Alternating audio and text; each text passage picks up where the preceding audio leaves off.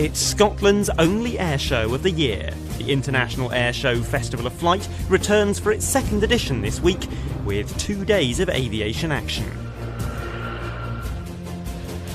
Yesterday night's twilight displays kicked off the festivities, and today a 4-hour daytime flying display featuring the RAF Typhoon, the Royal Navy Black Cats and some of the UK's top civilian performers.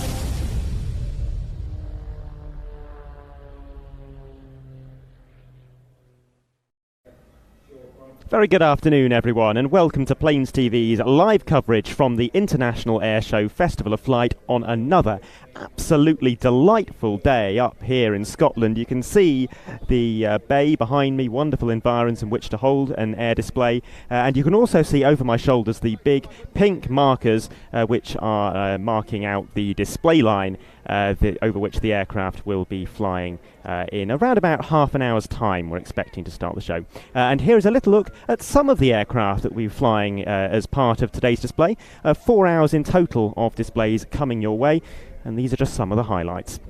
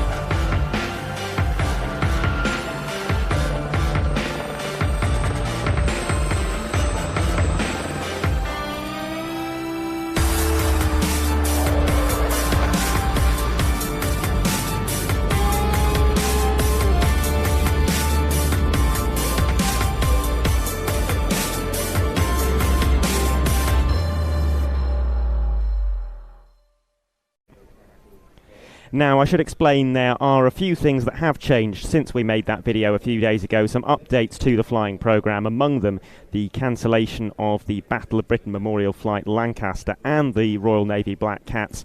Another aircraft that's dropped off the programme, a particularly rare one, is a Socko J20, which we were expecting to see. But nonetheless, a full and varied flying display coming your way. If you're not familiar with Plains TV, by the way, I thought I'd introduce the team. My name is Adam. I'm going to be one of your camera operators today, also providing the camera work. We've got Matt up on the roof of our trailer, and inside Ian is doing the vision mixing. But I thought I would jump on and chat with you all a little bit in the half hour leading up to the start of the flying.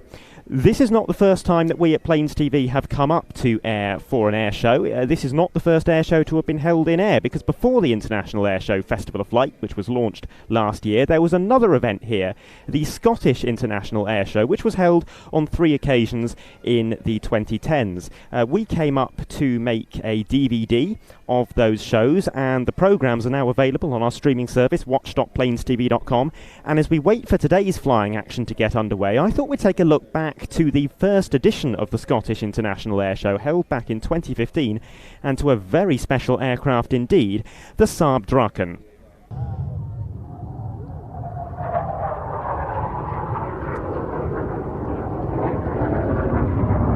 Now that looks like something out of Batman. Absolutely amazing. You can see the reheat on at the back as it comes round. Now the extraordinary thing is it has what is known as a double delta. And if you look very carefully, you'll find that there's one delta wing actually within another larger delta wing. So get those cameras out. The inner wing has an 80-degree angle for high speed performance, while the outer wing has only got about a 60-degree angle for slower speed flight.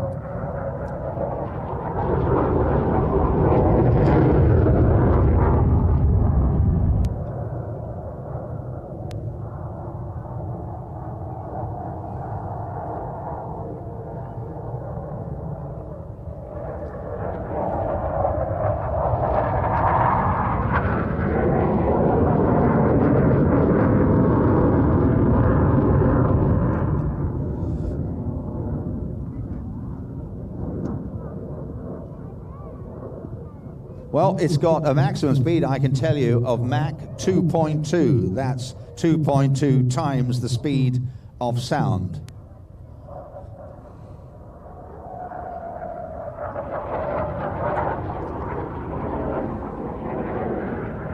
With external drop tanks, it's got an extraordinary range of over 2,000 miles.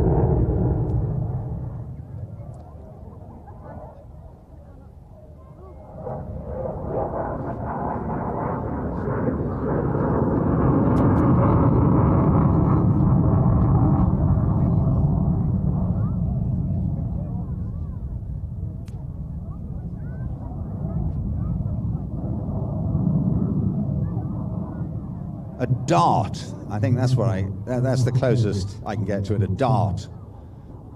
Extraordinary piece of kit.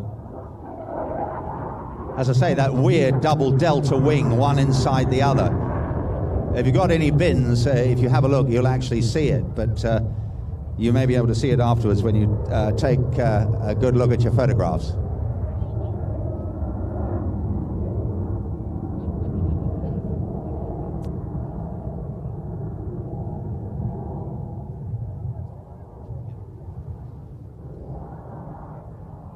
So here's his last run, I think, ladies and gentlemen. So give him a wave. He will be looking down there, even though he's doing the best part of 600 miles an hour. Thank you very much indeed, Lars. Outstanding.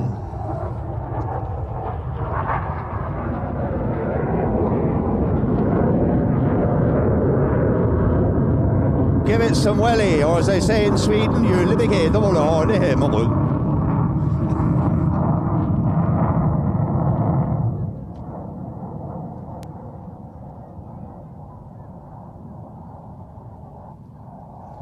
Great stuff.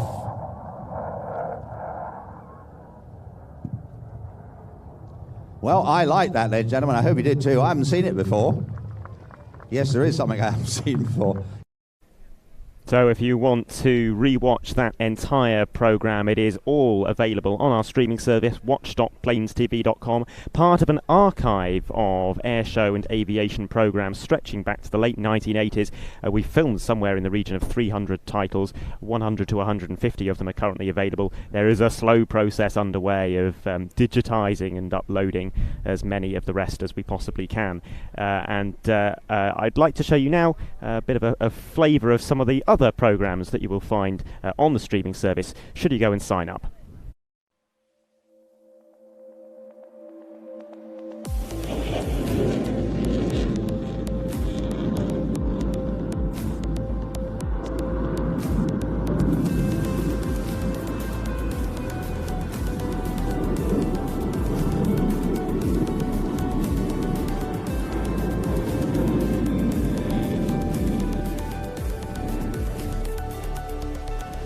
The Brazilian Smoke Squadron, or as they would call themselves, the Esquadrilha do Fumaça.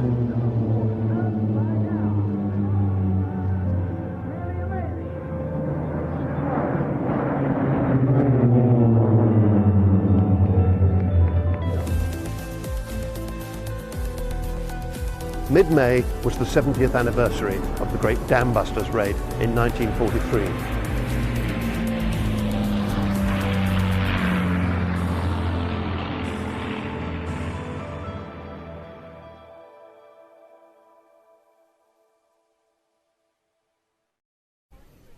As I mentioned, we are working to bring new programmes to that streaming service. That includes digitising some that were made in the past, but right now there is a new edit underway, and we are making a 2.5-hour highlights programme from the Royal International Air Tattoo 2024. That, if you are not familiar, is the biggest military air show in the world. We were there for 6 days. We produced somewhere in the region of 55 hours of live broadcasting, and that included 20 hours of flying displays, 13 fast jet solo display teams, 6 national display teams. It was a leviathan of an air show. If you're a member of the streaming service, you can go and re-watch all of those live broadcasts now, but around about the 1st of November we are hoping to release that highlights programme, 2.5 hours long, featuring every single one of the flying displays, choice moments from the arrivals and departures, and cockpit footage with quite a few of the air display performances as well. Here's a look at the sort of thing you can expect to see when we release that programme, hopefully at the start of November. A very good morning, everyone, and on behalf of the Royal Air Force Charitable Trust Enterprises, a warm welcome to the world's greatest military air show, the Royal International Air Tattoo 2024.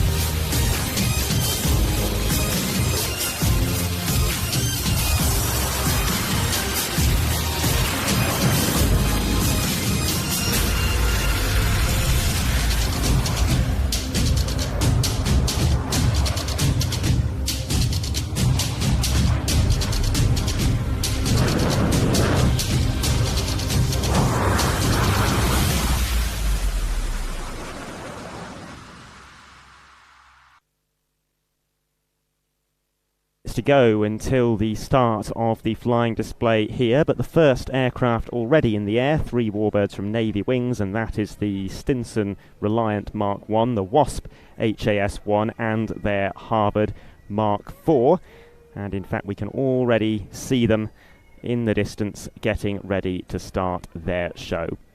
Now this is a very busy month for us at Plains TV. We've got potentially as many as 4 shows which we're working at in some capacity. You won't find all of them on our YouTube and streaming service, unfortunately, but one that we are going to be live broadcasting very soon, exclusively on our streaming service, is the Duxford Battle of Britain Air Show.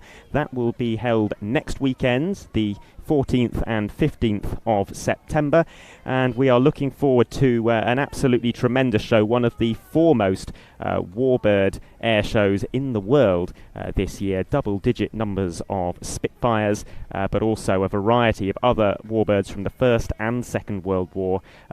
Chiefly 2 different types of B-17, B-17G Flying Fortress Sally B, which of course we are familiar with, but also the Swedish Air Force historic flight Saab B-17A. That's a single-engine dive bomber, a type that hasn't visited the UK mainland for many, many years, and I don't think it's a type that we at Plains TV have ever filmed before, so we are really looking forward to that. Here's a look at the sort of thing that you can expect to see if you join us from Duxford.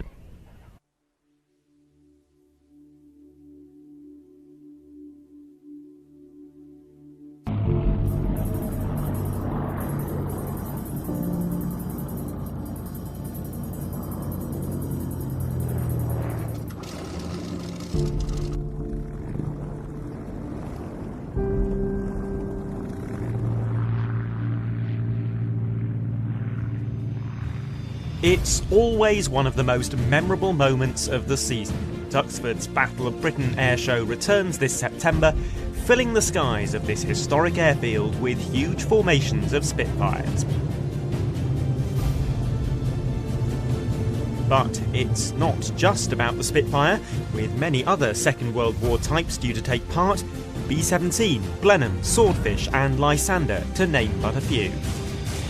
And contrasting the old with the new, the modern RAF will perform with the Typhoon and F-35.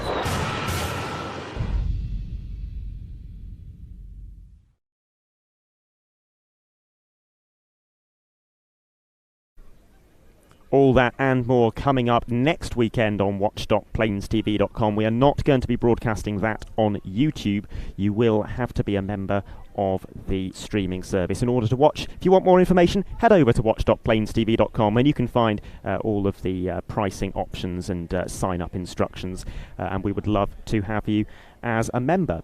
But with 15 minutes to go until the start of the flying display here at the International Ayr Show Festival of Flight, let's talk about air again, because it is really not long until we get this 4-hour flying display underway. We were up at the airport earlier today getting a look at some of the participating display aircraft, and actually lovely to have sort of uninhibited access to those aircraft as we walk around relatively early in the morning. A little bit of dew on them still from the night, and they were looking absolutely resplendent under glorious sunny skies that we continue to enjoy now. And among the aircraft that we saw at the airfield, and which we will be watching later on as part of the flying display, is the Gazelle Squadron. We didn't see them in the show here at Ayr yesterday. They are a Saturday-only display item, flying with a 4-ship of Gazelle HT2 and HT3 helicopters.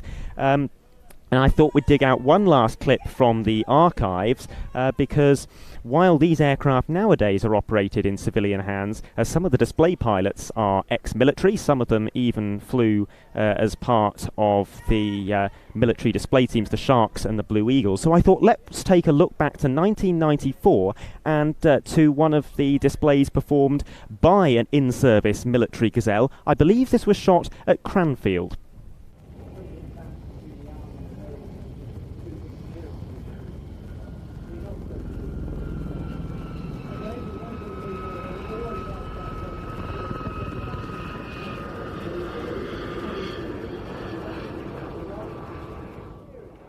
The Gazelle is operated by all 3 British Armed Services. This one comes courtesy of number 705 Squadron at Royal Naval Air Station Culdrose, and that's the biggest helicopter base in Europe.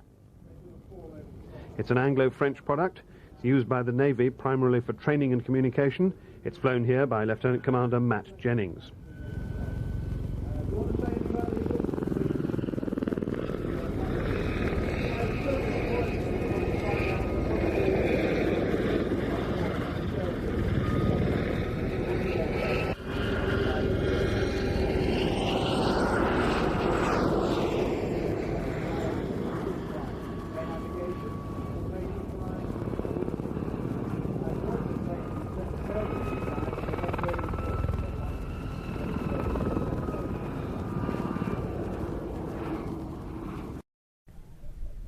Indeed, we'll be seeing Gazelles live very shortly and we didn't know that this was going to happen. We've just spotted a special formation forming up in the distance, and that is a formation of the 3 Navy Wings Warbirds with the 4 Gazelles of the Gazelle Squadron. The main Gazelle Squadron display will be coming up much later in the afternoon.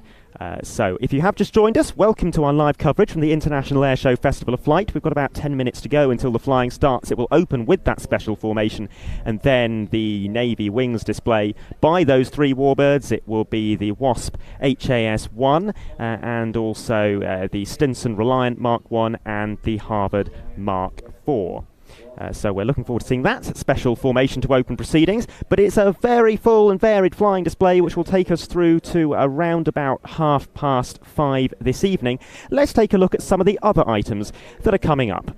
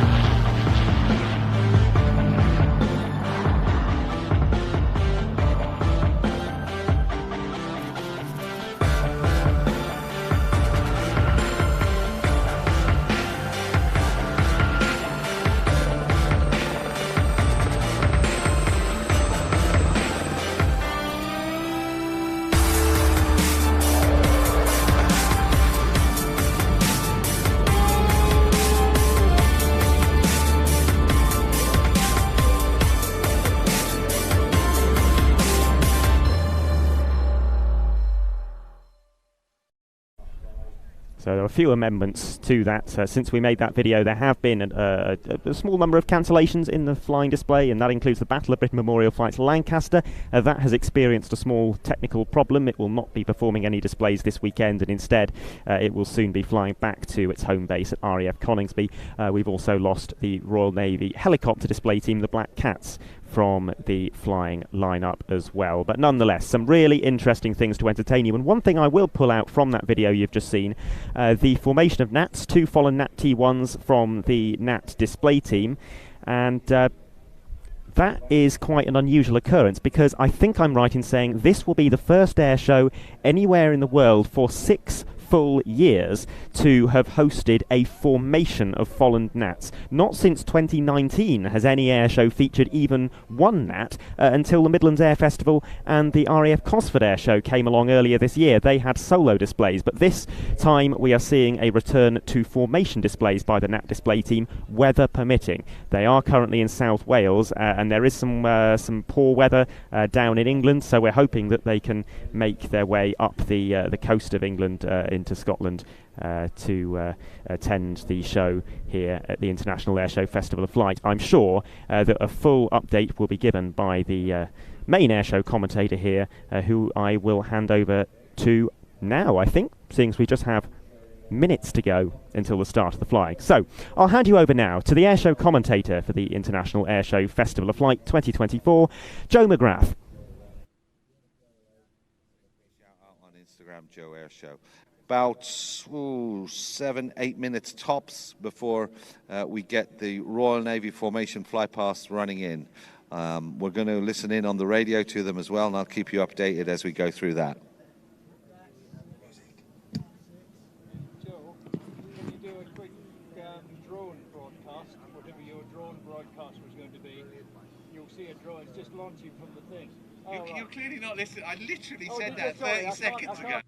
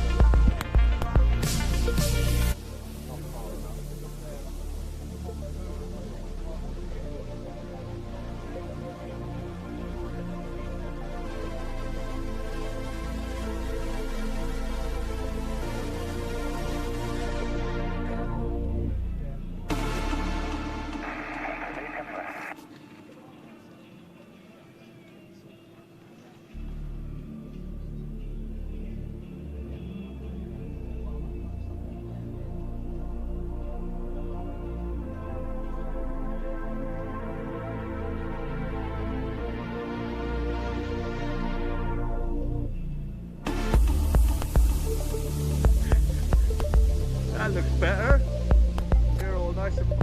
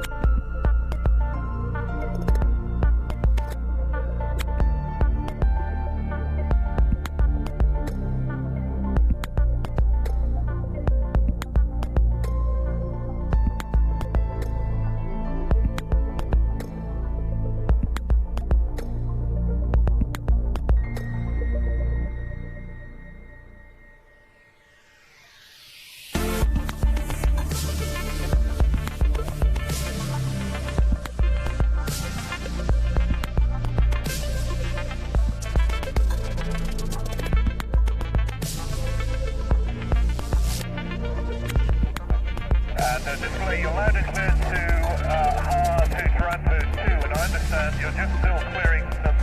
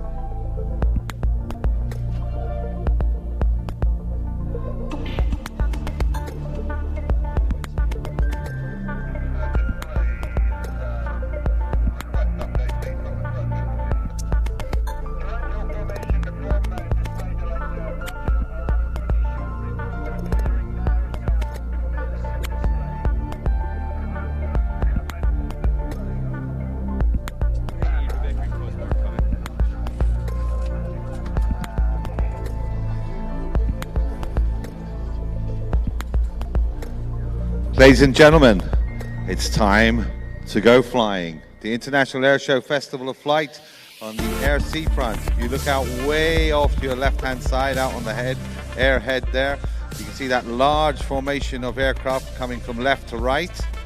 That is our Royal Navy formation flypast, consisting 3 aircraft from Navy Wings based out of Yeovilton. The Flying Navy Heritage Trust is a charity brand behind the Navy Wings. It works together to bring Britain's greatest naval aviation heritage, and it relies on public donation to support its work in maintaining and presenting the aircraft you're about to see. The Stinson Reliant, the Westland Wasp, and the Harvard. They are joined by the Gazelle Squadron, and the aircraft there is four Gazelle helicopters, as you can see. The lead one, that blue ex-Empire Test School one. Number 2 is the diamond formation, is a ex-Royal Air Force. Number 3 is an ex-Royal Navy from 705 Squadron. Number 4 from the original Royal Navy 705 Squadron, built back in 1975. They're only coming through once in this formation. Oh, twice, I've been told by the flying display director. Oh, they're doing a bit of a bend. Excellent. Thanks, Mike. So our flight display directors told me they're actually going to come back as well. Then the Gazelles are going to peel off and head back. So they're going to come up from left to right, then go back from right to left, and then the Gazelles will peel off. Get your cameras ready.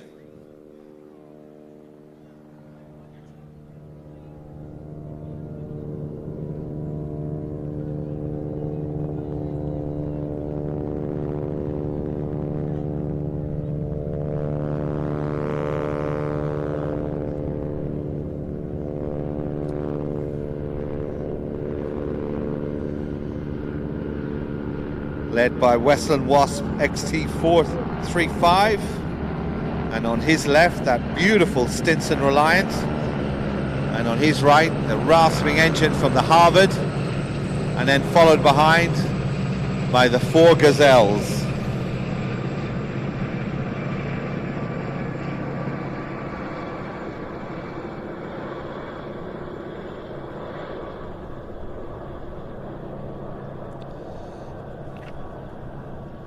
Now the aircraft are going to bend out, turn around and come back to face us from right to left.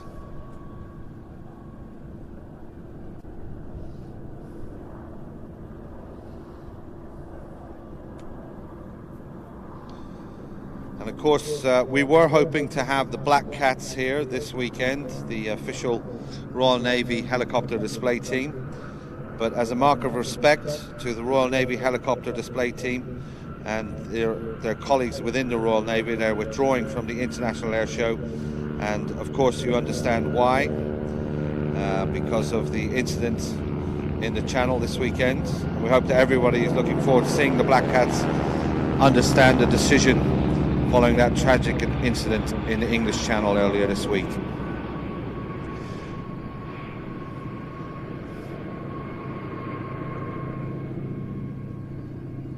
But a fantastic way to open the flying display here today. Now watch, the Gazelles will peel off. They're going to head back, land, refuel, and they'll be back later on this afternoon. They're going to be displaying about 4:20 this afternoon. You can hear that rasping engine from the Harvard. That's the tip of the propeller going supersonic. Did some time in Harvards myself. They look big, but trust me, inside there's not a lot of room to move around. But my favorite aircraft up there is that Stinson. That is a beautiful, unique aircraft.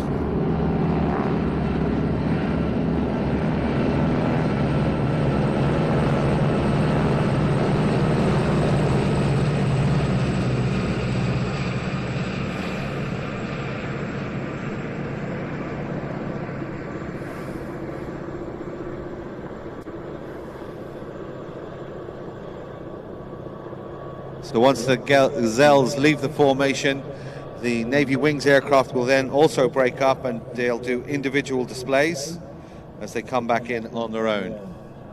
So Gazelles peeling off to the right, back to the airfield. Royal Navy Wings peeling off to the left.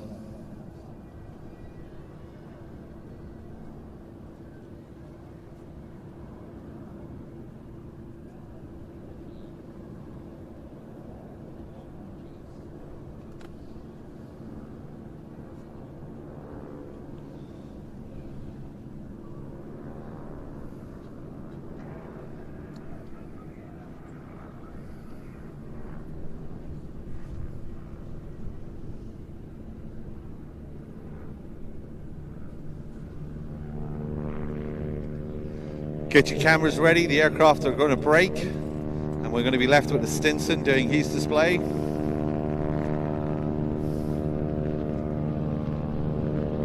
Ladies and gentlemen, the Navy wings.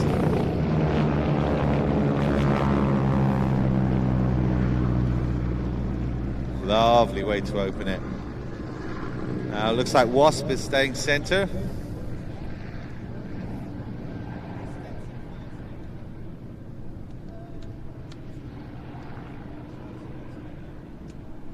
So just confirmed by the flying display director. First up to display will be the rotary version with the Wasp.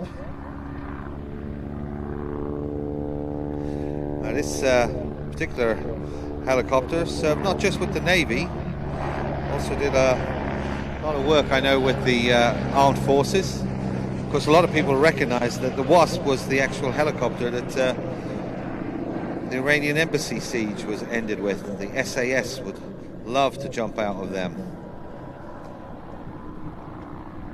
A good friend of mine was flying that aircraft on the day, Captain Norman Lees. This aircraft is Wasp HAS Mark I. It's a medium-range anti-submarine torpedo-carrying version, powered by the Rolls-Royce Nimbus 103 turboshaft. Just over 1,000 horsepower, shaft horsepower, so not a lot of power as you compare it with modern helicopters. Maximum speed about 120 miles an hour, but you'll probably be cruising near 190 miles an hour. As you can see, it's got that fixed landing gear, made it very stable on rocking ships. Some people refer to it as the bedstead landing gear. It looks like the bottom of your bed. But those 4 points make it very stable landing on rocking, moving boats. Can fly up to 12,000 feet, so clearly it hasn't got a pressurized cabin. Crew of 1 pilot, but up to 4 can go on board. And as I said, in its special forces role, they put skids on the outside, and the commandos would sit on the outside. Also famous for some activities down in the Falklands campaign as well. The Wasp was historically a 5-seat aircraft, multi-role, designed originally for shipborne use on frigates and destroyers, introduced into service as the match system, medium-range anti-submarine torpedo-carrying helicopter, as it was known, where a ship or a sonar-carrying helicopter detected a submarine. It was this aircraft's job to then bring the torpedo, the homing torpedo or depth charges to that site. And at the time, it was a huge step forward for the Royal Navy as a stand-up weapon delivery capability.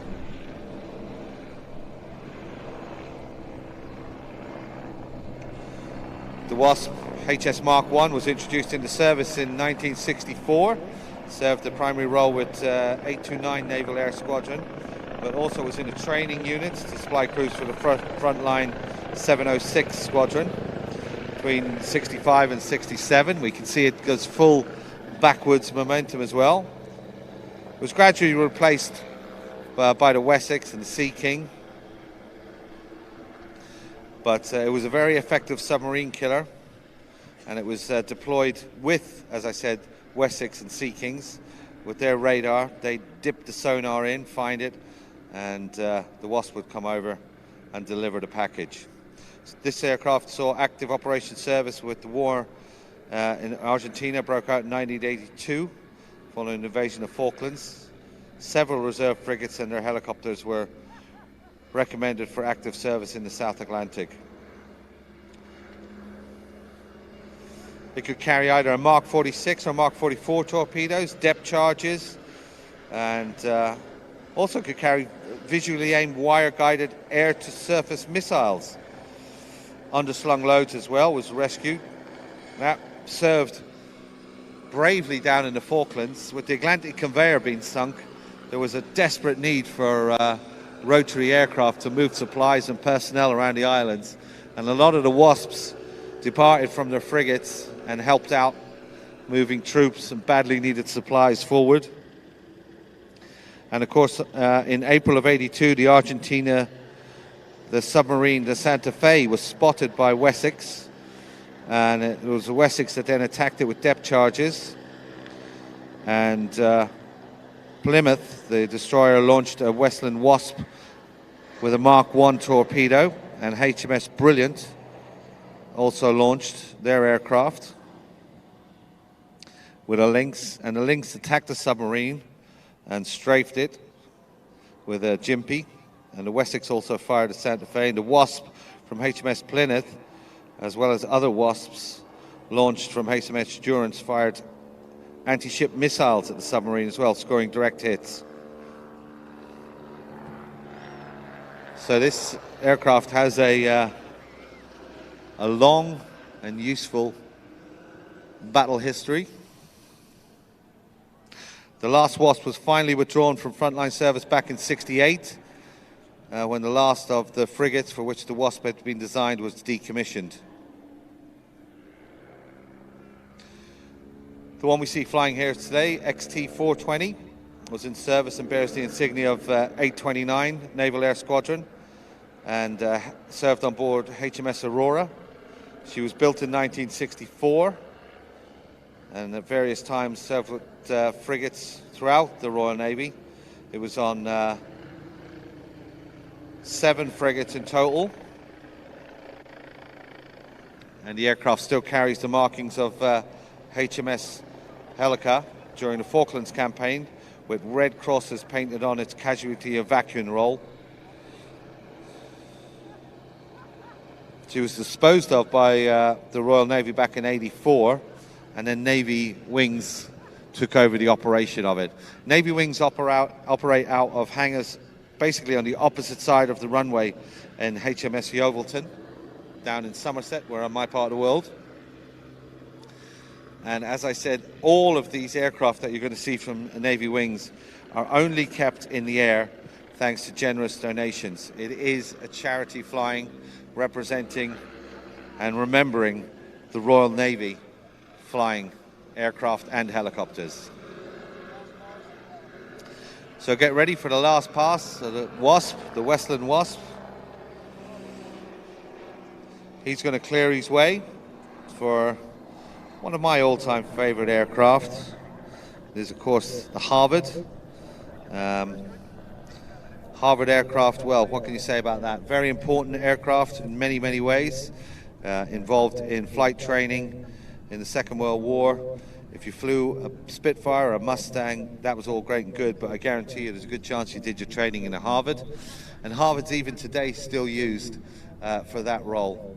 Most of the display pilots that you'll see flying the high-end aircraft, the fast Spitfires and Mustangs, they will have done training in a Harvard first.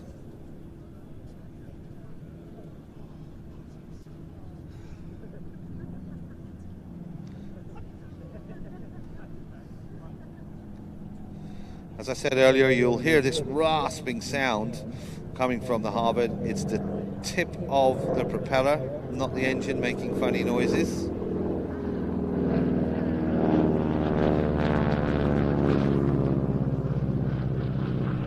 You definitely hear it as it goes past you. So this particular aircraft is a T6,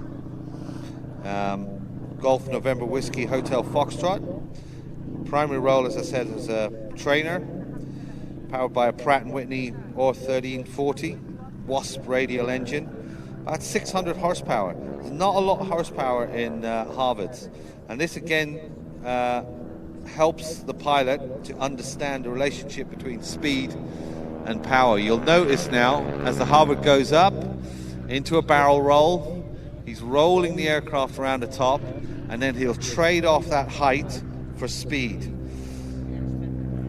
Most of the aerobatic maneuvers that you'll see him do will be from height. He has to dive down, build the speed up, and then pull back on the stick.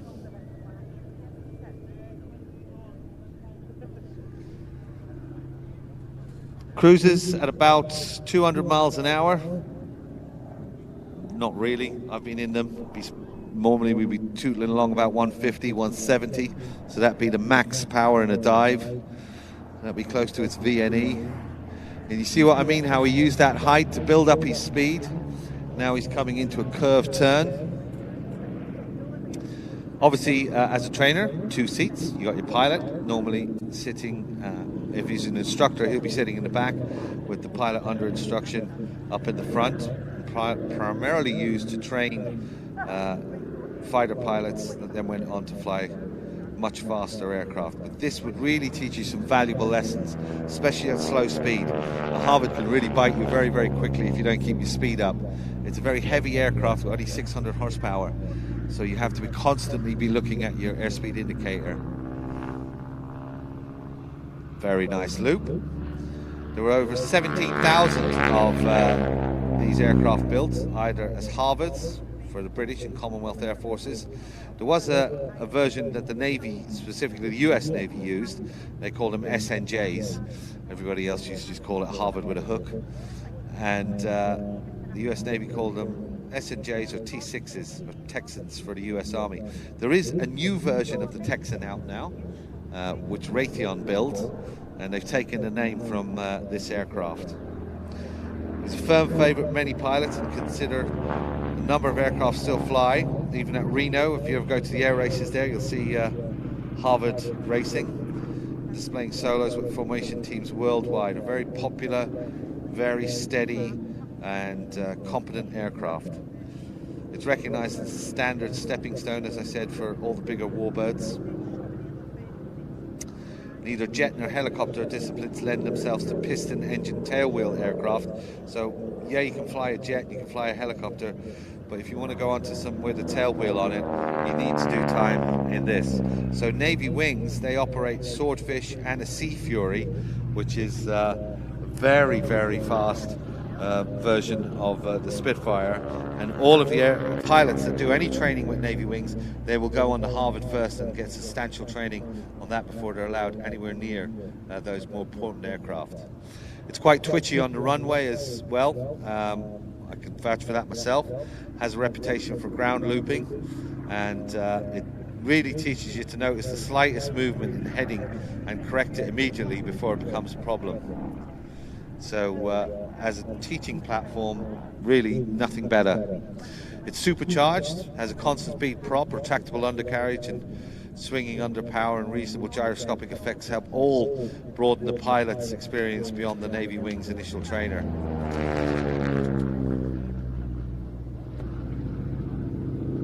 Now, good to see him at the top push out.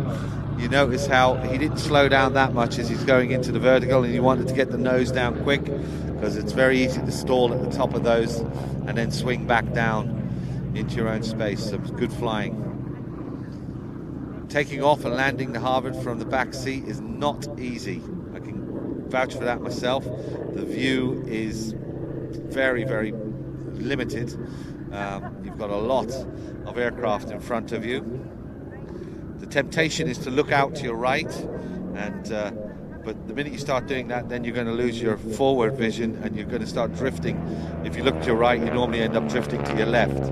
So it's very, very difficult, but it's a skill that you need to learn, because once you get into the bigger warbirds, if you ever get the opportunity to sit in a Spitfire or Mustang, basically the first thing you notice when you sit down is, I can't see anything, it's just all engine in front of me. Whereas the same with the Harvard, especially if you're training in the back. This aircraft was originally built by the Canadian Car and Foundry Company back in '54, and having been ordered by the American Mutual Defense Program. It was then displayed to the United States Air Force in West Germany, where it was designated the T6J and used by the Americans over there. It was shipped over to Europe, assembled by the United States Air Force Maintenance Depot at Burntwood, and then flown around in West Germany. So originally it was operated by the United States Air Force in Germany, but then as they started to do drawdown, the West German Air Force acquired the aircraft, and it flew for them for many years, between 1956 and 66. So a little wing wave, give it a wave, say goodbye to the Navy Wings Harvard. Golf November Whiskey, Hotel Foxtrot.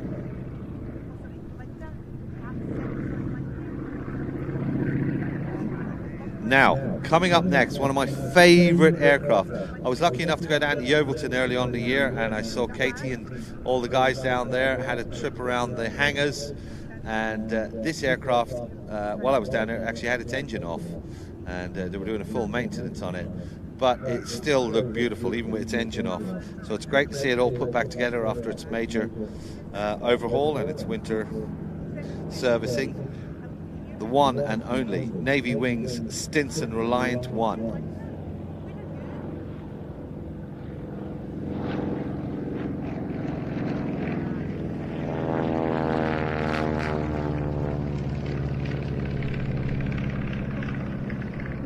Now, those of you that are into your Second World War aircraft, you'll look at that and you'll go, wow, that looks like a Lysander. Isn't that a Lysander? Sure it's not a Lysander. It does look a little bit like one. It's got that high wing, but once you get close up to it, you'll notice it's very, very different. It pretty much has the same role. It was used as communications and navigation training. It's got a Lycoming or 680 engine on board, range of about 850 miles, ceiling up to 21,000 feet. Cruises, as I said, about 120 miles an hour. That's a nice cruising speed. It was built by the Stinson Aircraft Company in Detroit in '43, and it's one of 573 aircraft that were transferred over to the Royal Navy under the Lend-to-Lease agreement during the Second World War. The American civil aircraft first appeared in 1933, and the aircraft type was employed extensively by the Fleet Air Arm between 43 and 46 for navigation training and communications aircraft for many second-line units. Most aircraft were retired to the United States Air Force after the war and eventually became civilian registered. You can see why. Nice high wing, it can get you into a field, it can take rough landings. It's pretty big inside as well. Fit some nice Connolly leather seats in there, and there you go, you've got a very nice gentleman's carriage. So the Stinson Reliant, as I said, it's a high wing monoplane. Pilot, 3 passengers. Unwavering solid feel, which is ideal suited. So with that high wing, and it's got a very thick cord, so you can see the distance on the wing. It's got a very good loiter speed, so you can pull back on that throttle, just cruise along, eke out your fuel. Perfect for communications, battlefield communications, or just moving around that space and being able to look down and get a God's eye view. It's 81 years old, can you believe it, in June this year. Very, very modern looking aircraft when you think it's 80 years old. She's the latest acquisition for Navy Wings. She's the ideal large wheel training aircraft as well for the pilot, that together with the Harvards. So you would do some time on the Chipmunk first, and then you would move up into the Harvard or onto the Reliant as well.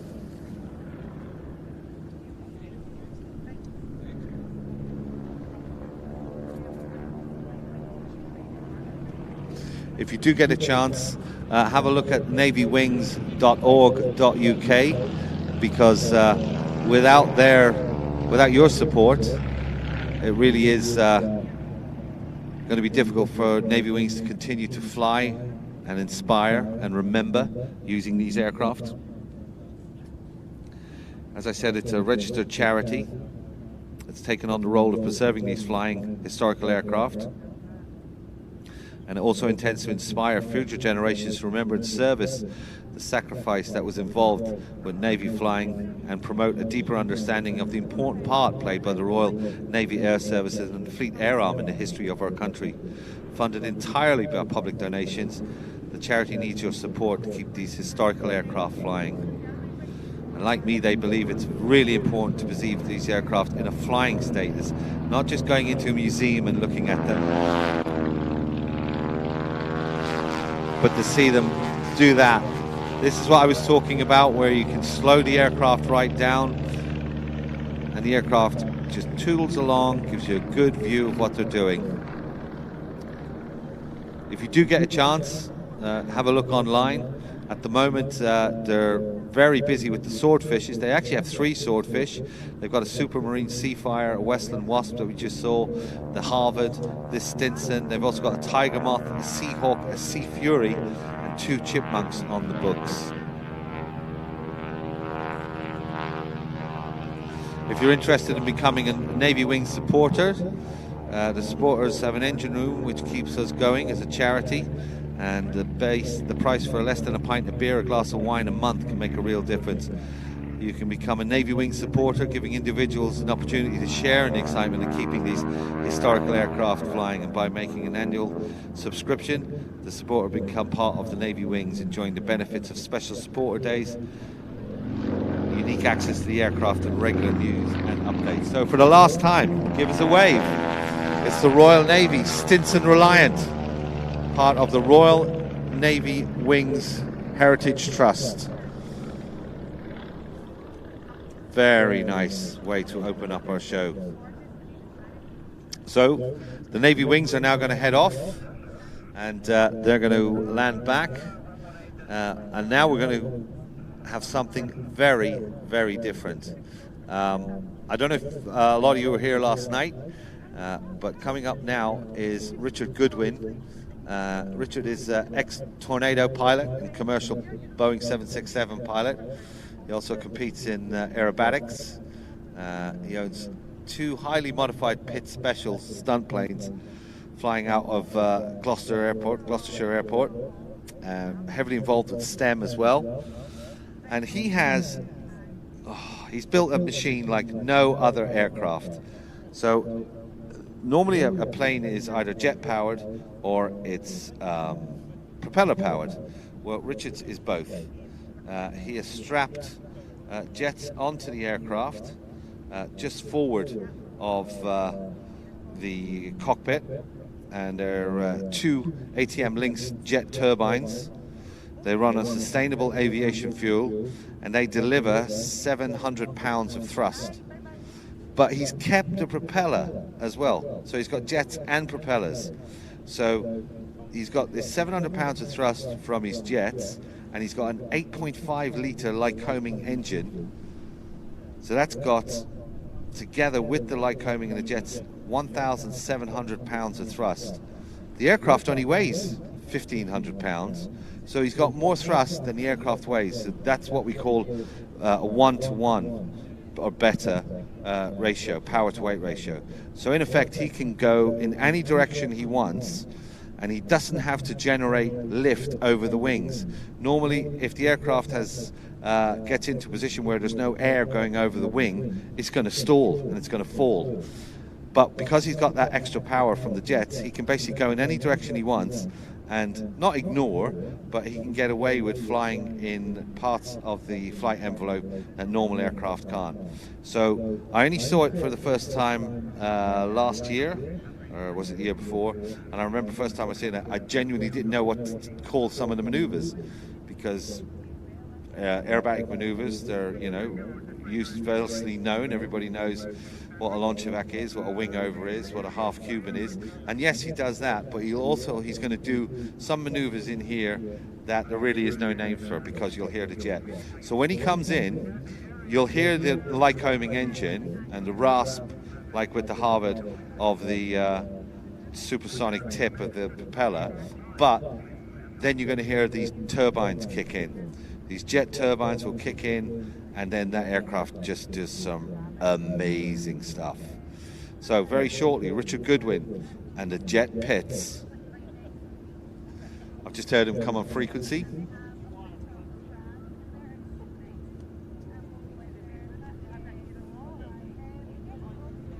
So he's coming from our right.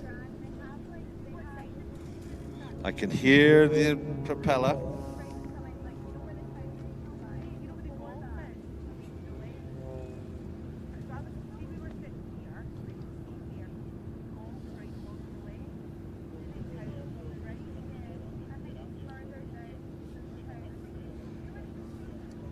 So Richard Goodwin, as I said, coming in from the right, RAF Tornado pilot and flying the 7.6.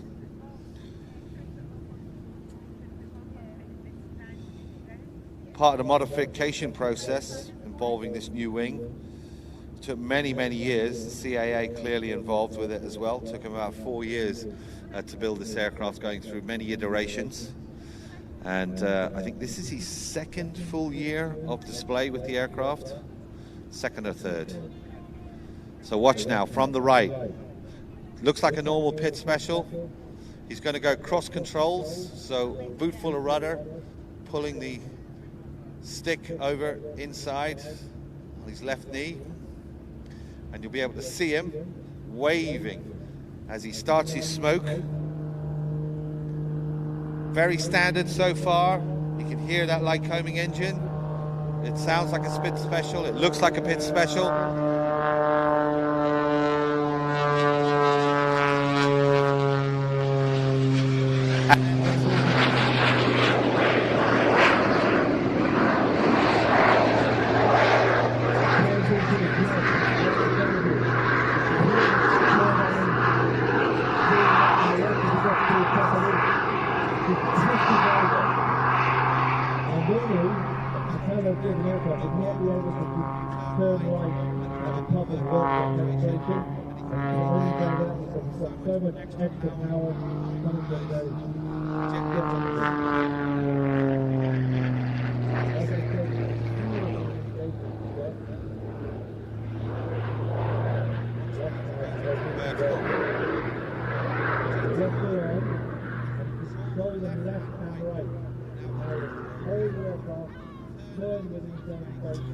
Tumbling down back into his own smoke, disengaging the turbojets. Those turbines turned off as he now goes back to his 8.5 litre light combing engine. Now you'll watch as well as the roll rate increases. This aircraft has ailerons on the top and bottom wings, so in effect he has 4 ailerons to do those snap rolls. He's got a roll rate of over 360 degrees a second. It's literally like being inside a washing machine. In 1 second, you've gone 1.5 revolutions around. Now, Richard keeps the aircraft inverted, so he's upside down, hanging on with his 5-point harness. Clearly, the light combing engine has an inverted fuel feed system. Snap rolling. Now, watch, he's going to invade.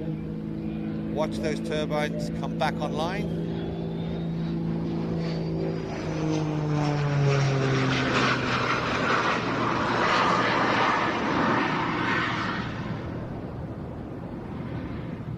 That is very fast into the vertical. A normal pit special would not be climbing that fast. It's right up there with the Typhoon.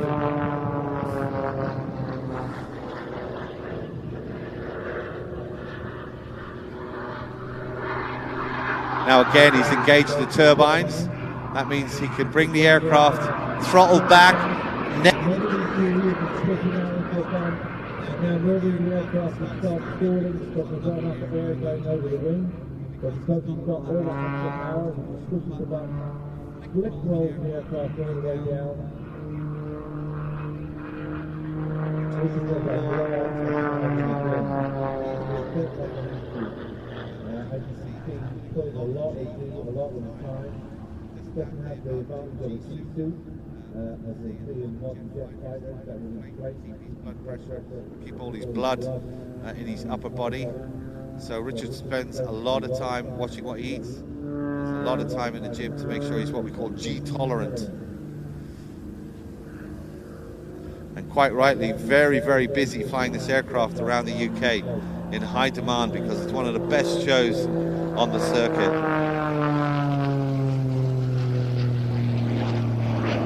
Now this is one of my favourite manoeuvres, if he's going to do it. First time I saw this, didn't quite know what to call it. He gets the aircraft, just holds it. Now look, it's just hanging there with the jets. Now watch. Just rotates the aircraft back around in his own smoke at the same time. Now there is a version of that you can do with just a propeller aircraft, a tail slide as it's known, but you can't do it that fast. And you can tell he literally just stopped the aircraft where he wants to, and it's almost like he put it in reverse and flicked it back on its tail.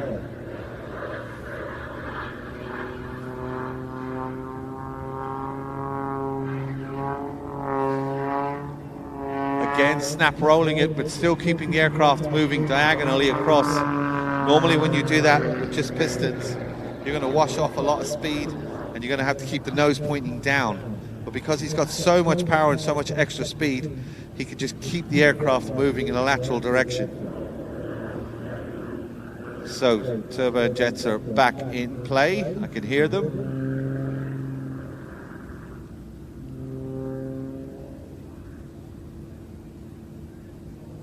Now again, we saw the Harvard trading off height for speed.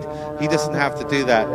At any height, he can execute the maneuvers that he wants because he has the power to do it. So he's going to bring the aircraft around into crowd center now.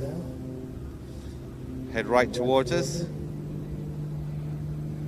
Listen, you can hear them spooling up.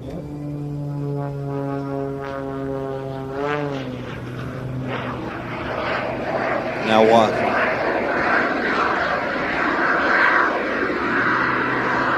Just hold the aircraft, pulling back on the power, hold the aircraft there, and now releasing and lying right on his back.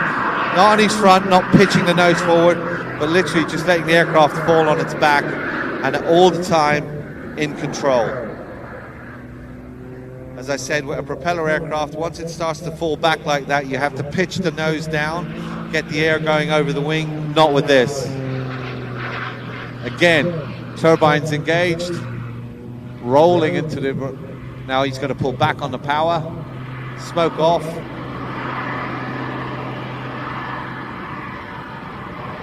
And just a gyroscopic effect of the turbine blades turning the aircraft, letting it roll on itself, keeping it nose pointing up, still nose pointing up, still nose pointing up, and then just at the last minute, pitching the aircraft on its back. Absolutely amazing. Massive control surfaces. Those ailerons have been heavily modified. They take up about 70-80% of the trailing surfaces of the wing, so they give him a lot of roll. It's like if you get behind a big Porsche car or something like that, they have these massive tires on the road. Well, those tires are there to grab the surface of the road, because if you had little skinny tires and it introduced all that power, they'd just wheel. It's the same with Richard's control surfaces. He needs big surfaces so he can affect the change and do those amazing roll rates.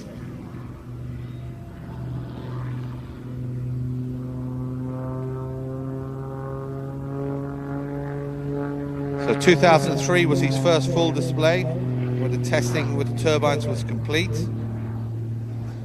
And now the aircraft is gaining great understanding throughout the whole of the aviation community. And as I said, it's a very popular display aircraft.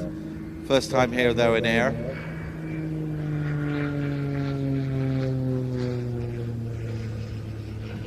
I can hear the turbines spooling up again.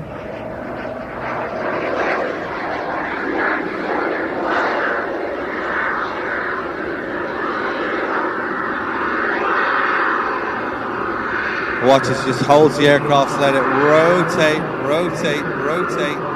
Gyroscopic effect of the propeller, pulling the aircraft down onto its back.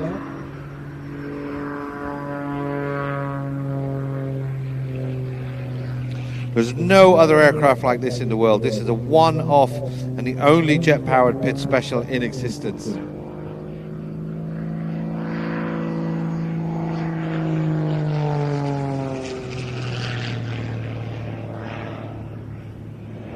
Now watch, as a demonstration of power, Richard's going to do a corkscrew, but invert as he actually climbs and does a corkscrew.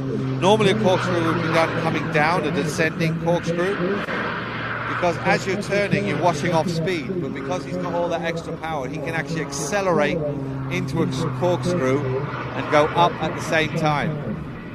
Again, only this aircraft can do this, or only his pits with the jet turbines on board can do this.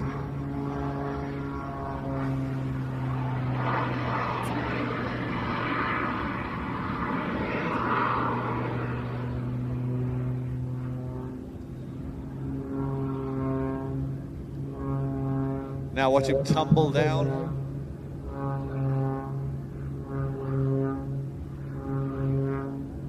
Amazing control. Coming back in on the 45. And now that outside negative G. So you've got positive G that keeps you pushed down into your seat. When he does that and inverts the aircraft and pushes out, that's negative G. So instead of the blood rushing down into your feet, it's rushing up into your head. It's very, very uncomfortable. Really don't want to do it.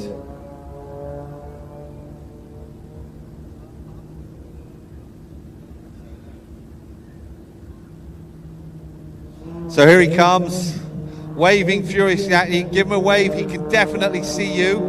Cross controls for the last pass. Richard Goodwin.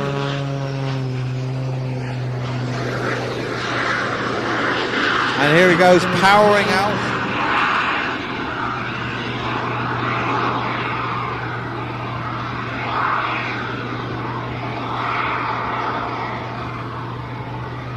It just looks so weird, doesn't it? All your flight training as a pilot tells you that shouldn't be able to do that. That aircraft should be stalling and falling out of the sky.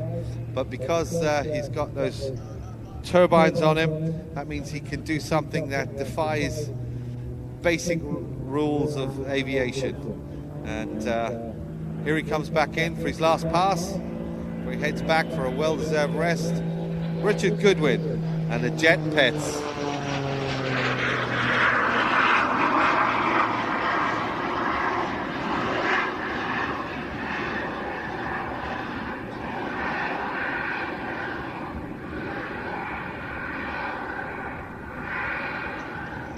Again, I couldn't even get the ending right because it's called a last pass, as in it goes past us. But because he's got those turbines, it really was the last climb. Just straight up into the vertical, then at the top, just push the nose forward and move out. Amazing. Okay, that is Richard Goodwin and the jet pits. A big thanks to him. He'll be heading back down to Gloucestershire Airport, I think, today, while the weather is good. Coming up next, we have the Vampire. So closing the show today is one of the world's most advanced 4.5 generation jet fighters, the Typhoon. But before all that, of course, jets had to start somewhere. Of course, we had the Meteor, of course, was our first operational aircraft for the Royal Air Force. And the Germans beat us to the first jet operational aircraft with the Messerschmitt 262. But soon on the heels of the Meteor was the Vampire and the Venom. And the aircraft that we're going to see today is the Vampire FB-52 from the Norwegian Air Force Historical Squadron. It, at the time, was the latest and greatest. And the aircraft really was pushing the boundaries of aviation knowledge at the time. Powered by a de Havilland Goblin engine. That was back in the days when aircraft manufacturers would also make the engines. They're pretty much gone now. We have engine makers, so people like Rolls-Royce and Pratt & Whitney, and aircraft manufacturers. Never the twain shall meet due to the enormous costs in development. But back in the day, this aircraft and its engine was built by the same company, the Havilland company, of course famous for their mosquitoes. And it's flown by Martin Tintin Tesley. Now, Martin Tintin Tesley is a very, very accomplished pilot. He's from the Royal Norwegian Air Force. He served many years with 338 Tiger Squadron, based at Åland Air Base near Trondheim. And he went through flight training out at the Air Force Base Shepherd in the United States, also attended the Air Force Academy, as well as NATO Defence Academy here in the UK in Shrivenham. Tintin has taken part in operations in Serbia, Afghanistan and Libya, and he's one of the Royal Norwegian Air Force most experienced fighter pilots. Many years behind the panel of an F-16, and also he's one of Norway's first F-35 pilots. He's very senior in the forces. He holds the rank of Brigadier General and also serving with the Norwegian Special Forces. So Tintin has logged more than 3,000 hours on F-16s and a total of 4,000 hours across all the platforms. He's still operational on F-35s and clearly a very accomplished pilot with the Norwegian Historical Squadron. He qualified on the Vampire back in 2017. So we could not be in better hands today. Martin Tintin Telsley. So running in right now, the Norwegian Air Force Historical Squadron Vampire FB-52.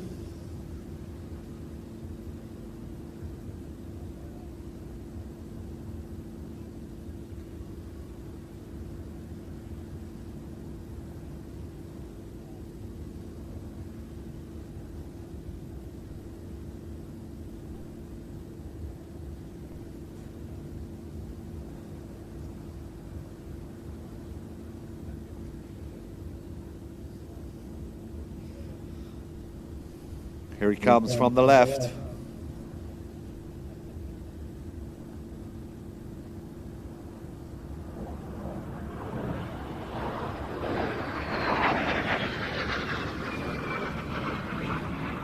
Now, de Havilland Vampire, the FB-52, was the export version of what we would have called in the UK the Mark 6.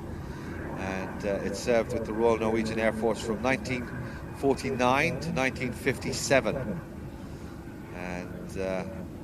This aircraft with the markings PX-K was built in 1952 and carried a serial number of 705. It also was in service with the Swiss Air Force as J1196 until 1990. And a French owner bought it, and after a couple of years it was then sold on to Sweden, where it was registered as SEDXS.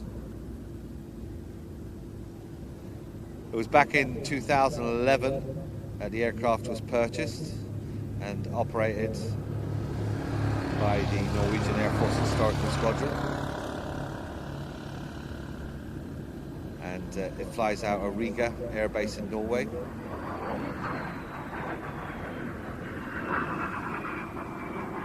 And the markings on it, for people that are looking at through the binoculars, as I said, Vampire PXK, that's an aircraft serving with 336 Squadron in the early 1950s. 336 Squadron was the first Norwegian Air Force squadron to be a pure jet fighter squadron. So that's why it's commemorating that, and that's why it's in that livery. Crew of one, clearly, and it's wider than it is longer. It's got that twin tail boom configuration, so that means it doesn't have to have great length, and about just over 30 feet in length and 38 feet wide.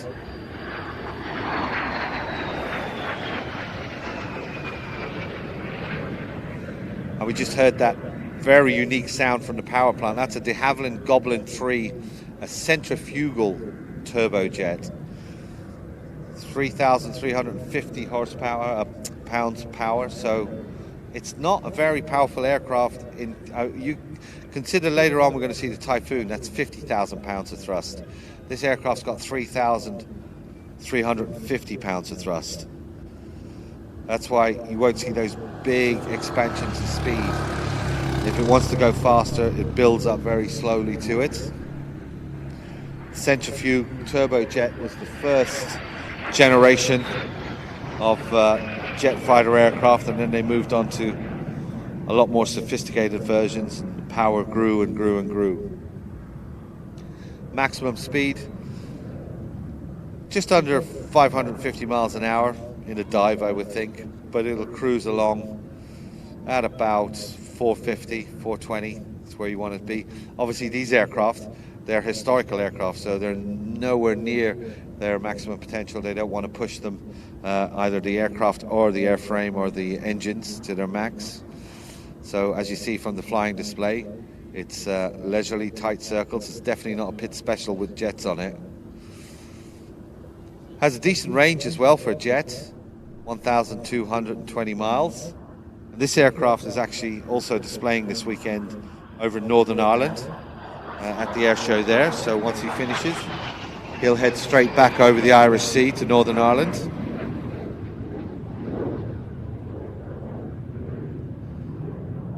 I remember when I started doing commentary a long time ago, there was lots of vampires, venoms. Always see them at an air show. Very, very rare to see them now. They're slowly becoming that sort of golden nugget that comes out of the stable every couple of years. These aircraft obviously have limited airframes on them, and it's not like you can just hop down B&Q and get some spares for it. So we're very privileged and pleased to see the Vampire flying here today. I think there's only one or two flying in the UK. Service ceiling up to 42,000 feet, and a pretty decent rate of climb as well. Just under 5,000 feet per minute.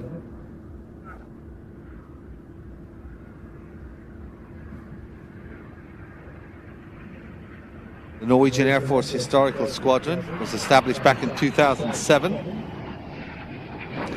They've done 18 years of displaying aircraft, and like Navy wings, they firmly believe that these aircraft belong in the air, not in a hangar where you can just come along and see them on the ground. They have many thousands of flying hours between them, and one of Europe's largest and busiest classic jet teams. A large team of experienced pilots and engineers. CA approved clearly, as they're here. They do all their own maintenance in the airbase in Riga, just south of Oslo.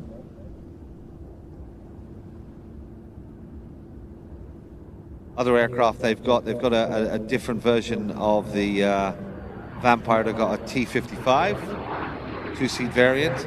They also operate a MiG-15.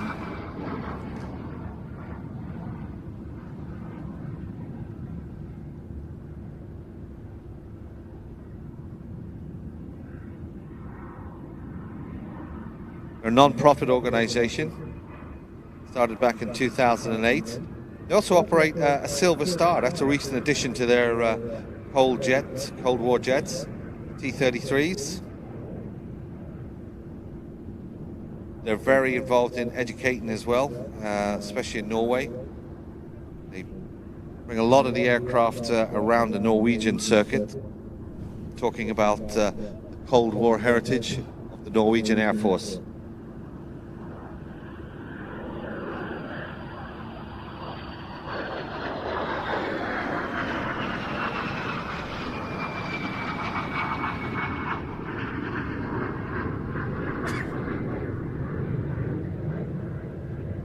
Wonderful outline of the straight wing of the Vampire. Of course, jets had just come along. Compressibility was not known at that time, so the advantage of a swept wing was still not widely known. So that's why you've got that straight wing reminiscent of a propeller aircraft. So here he comes in for the last time and the last pass. The Vampire FB-52. The Norwegian Air Force Historical Squadron.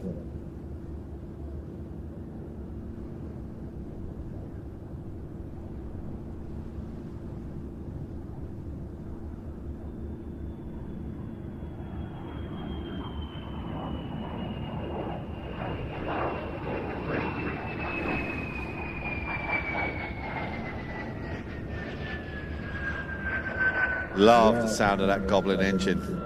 A big thanks to Tintin, Brigadier Tintin, and thank you for flying all the way from Norway, went to Ireland, did a show there, came back over to Scotland, did our show. Now he's going to head straight on back to Ireland and display later on today as well.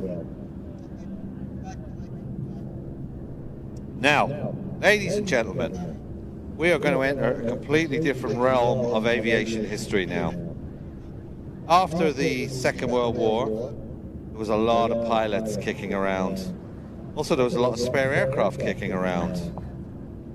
Someone came up with the idea of, hey, why don't we do wing walking? We can buy one of those training aircraft that we had. What were they called again? Sure, we can find one. And then we can get a lady to go on top of the wing of the aircraft, She can walk around a bit, we'll fly around a bit, and everyone will love it. That's where this came from. This is pure barnstorming. And I'm very pleased to say we have the best of the best with us with the aerobatic wing walking team. So get yourself ready, because these Boeing steermen and the ladies on top are going to absolutely amaze you. A 1940 Stern biplane, going to reach speeds of up to 150 miles an hour, but only when they're diving down. They don't normally go that fast. You can see them way off to the left they're holding. So when the aircraft come in, look on the top of the wing. On the top of the wing, there's like a harness. And harnessed to the top of the wing are two ladies. They are going to perform on a rig.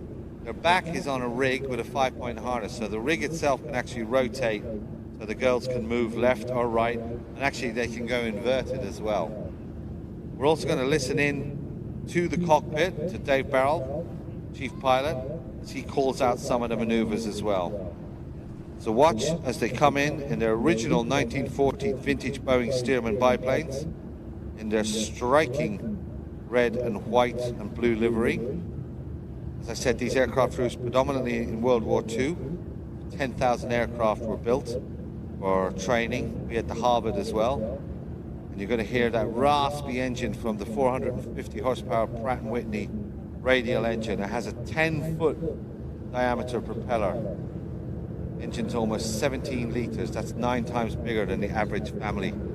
So here they are, up top. Let's get ready to welcome Aerobatics wing walking team. You can see the girls on top, watch them waving. We're going to listen in to Dave call out some instructions from the cockpit. They're upside down, strapped on top of a wing. Why? Why would you do that?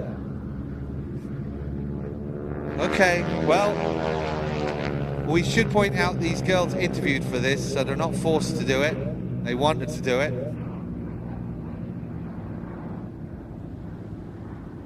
So we're going to listen in, see if Dave calls out some instructions.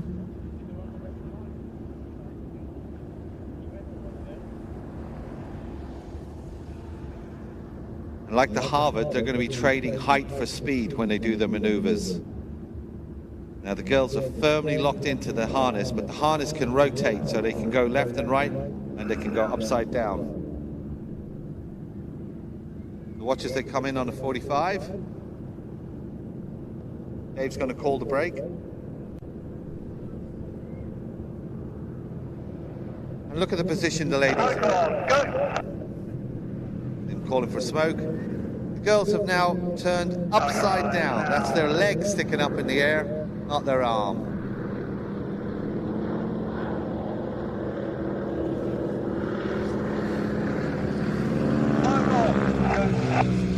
Right ahead now, climbing. So keep an eye on the ladies on top, see how they rotate. Look, see they spin back around now they're the right side up.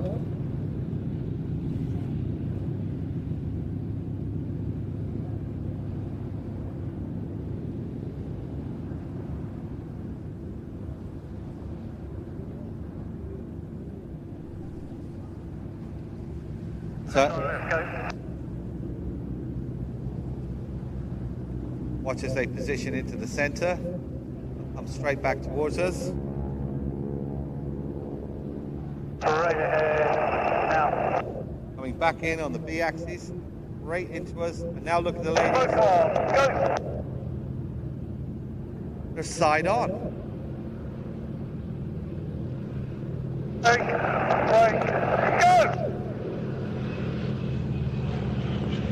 Smoke off, go.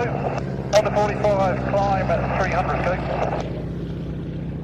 So now both aircraft will move out to the left and right. They're going to reposition. The ladies on top will reposition themselves as well. We're going to have a sequence of opposition passes where they'll come in from left and right. First one is going to be the opposition bump.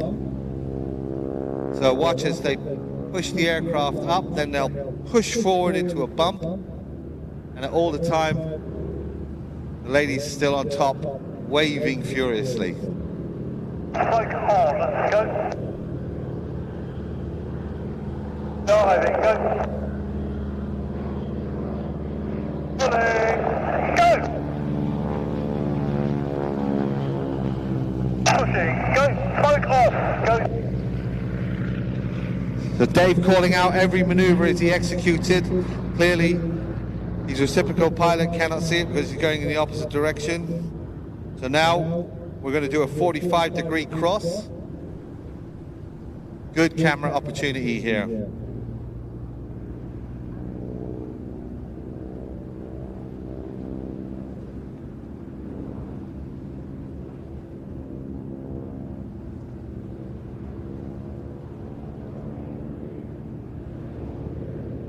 Watch the ladies on top. They're lying sideways now, 90 degrees.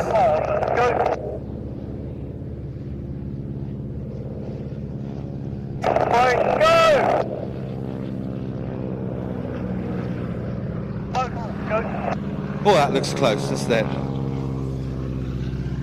Now the ladies correcting themselves, feet back down on top of the wing. Get ready for a 45 cross. Now Dave diving the aircraft down to 200 feet.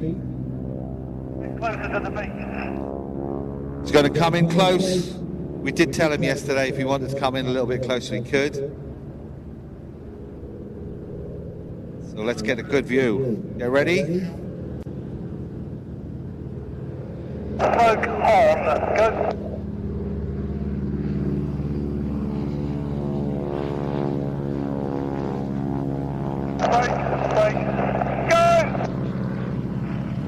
Oh, that was close. 45 cross. Now they're going to get into an opposition rejoin. So it's been pretty spectacular. It's nice to see the ladies on top waving, but you think, okay, Joe, they're pretty safe up there.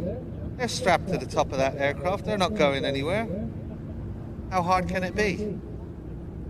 Coming up in a couple of minutes, the aircrafts are going to keep on flying, and the ladies are going to unstrap themselves from the top of the wing and start moving to the front of the wing, where they're going to sit down. That's right, they're going to sit down on the top of the wing of the aircraft as it's flying along. So a little bit of height first. The ladies invert themselves, still strapped into the harness. Watch this. Strapped upside down, diving down. And roll, go. Rolling upside down. And out the other side. Smoke off, go. Pulling. Can you imagine going for that job interview? Yes, so what we want you to do is, right, we're going to put you on top of the wing and then we're going to roll the aircraft upside down. Oh yeah, that's a great idea, let's do that. No, no thank you. So, as I said, the ladies have now really haven't had as much, I think, as they can take of being thrown around on top of the wing. So keep an eye on them, because very shortly you're going to see them start to unstrap themselves. Now you can see they're clearly still in the harness, waving away.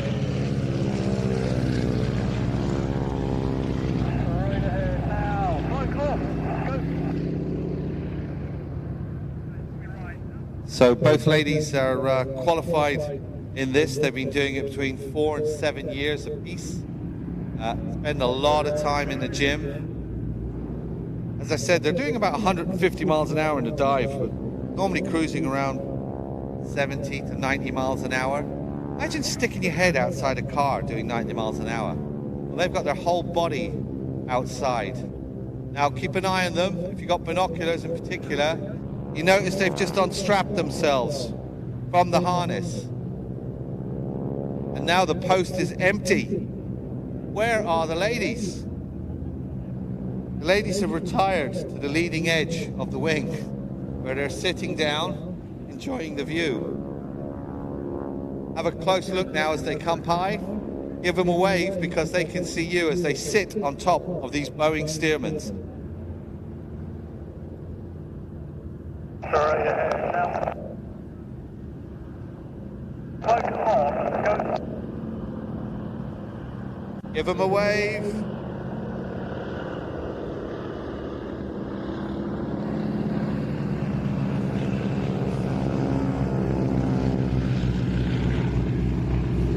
Go.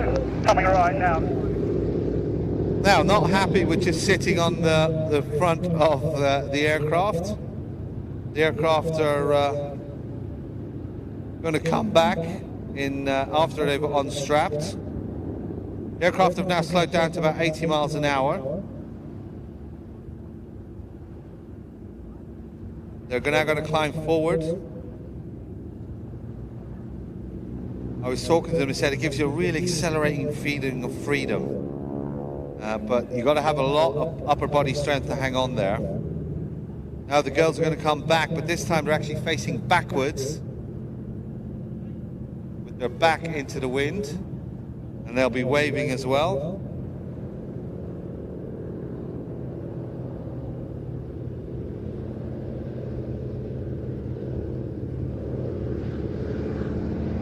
So you can see how they're back up, but instead of being in front of the harness, they're actually behind it,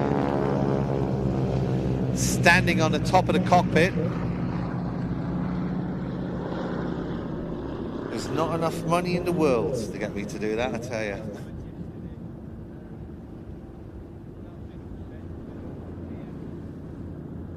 Now for the third pass, they're going to come back and stand on top of the fuselage and demonstrate their absolute peak of fitness as they grab the back of their ankle, twist their foot up around behind their head, stand on one foot on a moving aircraft doing 80 miles an hour. One leg in front of the pilot's windscreen, halfway between the cockpit and the wing.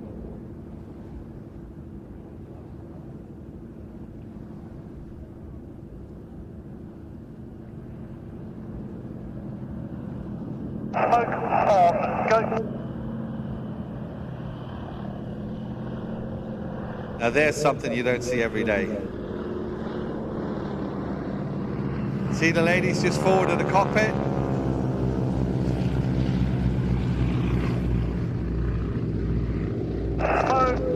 Go. How do they do that? I can hardly tie my shoelaces up. Okay, the ladies have now had enough of moving around the outside of the aircraft, and they've decided it's time to get back in to the safety of the front cockpit. That means it's time for their last and final pass. We have to say a huge thanks to Kirsty Popjoy, who's the wing walker at the lead aircraft. Also to Emma Broadbent, she's the number 2 behind her. And of course the 2 pilots, lead pilot Dave Barrell, flying the first aircraft, and then behind him is Brian Corns. And wing walking team, you've done us proud. You'll notice the girls are waving. Don't be stingy with your waves back. They can definitely see you. So please, for the last and final time, give them a wave. It's Aero Superbatics wing walking team.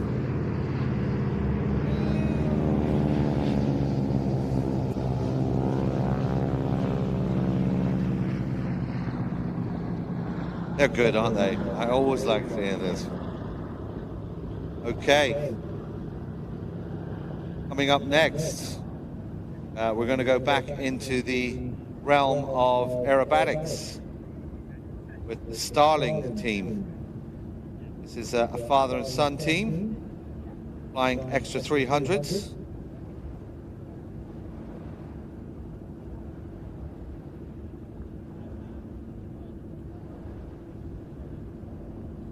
So I've just been corrected by Mike, my flying display director.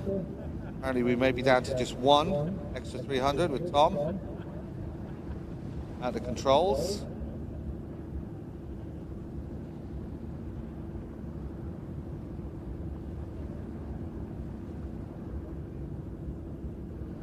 Now, if you've seen this team before, they used to fly different types. One was a cap, the other was an extra. But this year they're doing a 2 extra ship formation team. But as Mike was saying, we may be just down to the 1 extra 300. I'll let you know as soon as I know. Just to give you an update on what else is flying. Unfortunately, as I said earlier, we were meant to have the Lancaster just after the Starlings. But due to a technical reason, a mechanical reason, the aircraft has gone tech. So we've lost the Battle of Britain Memorial Lancaster.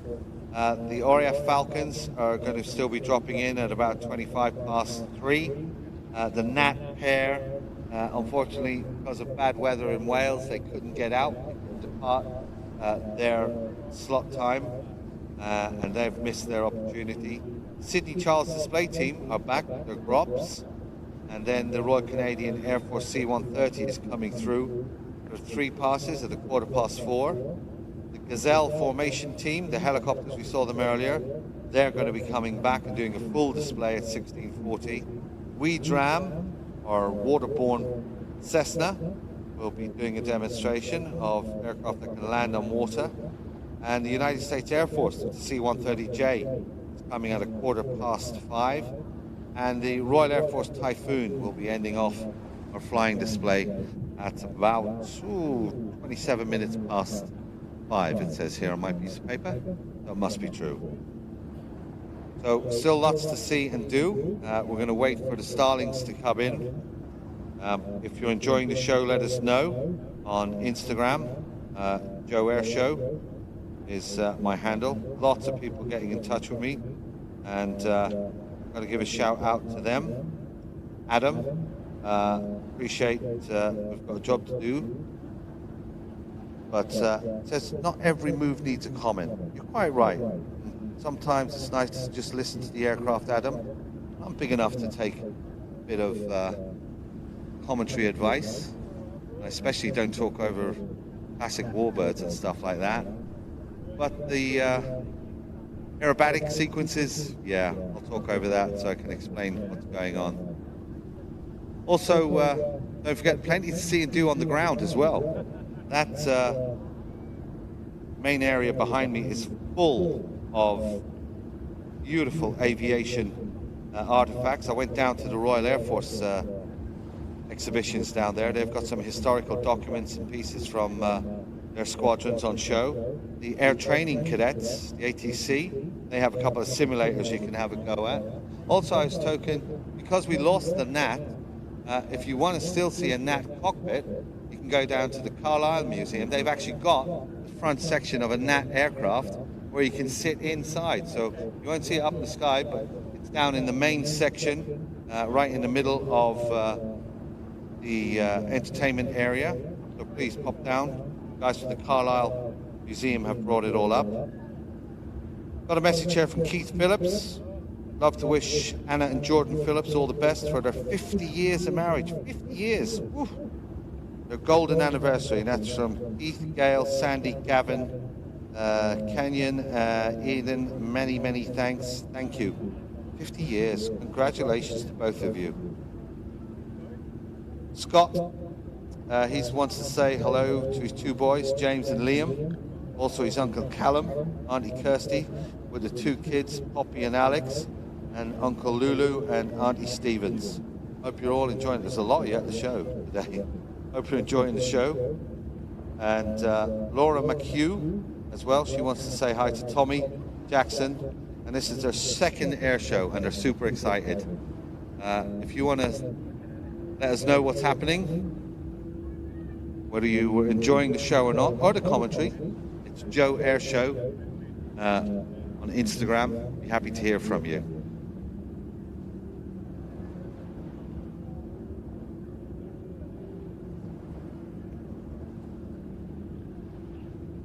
Also got to say hello to the guys from Plains TV. They are doing a great job live streaming this whole event.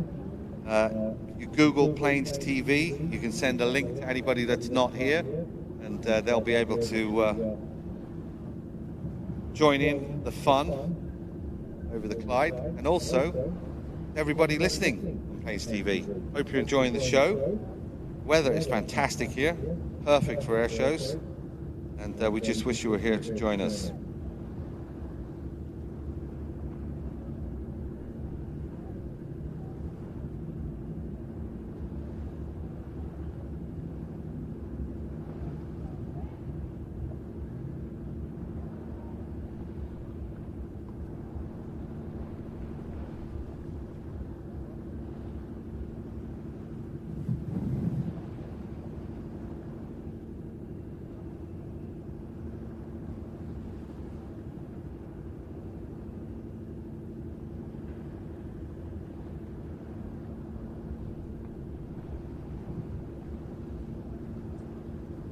I'd like to say a special thanks to Ashley Limited, our local base main contractor covering a diverse range of construction projects and sectors, including affordable housing, residential, education, healthcare, leisure and industrial.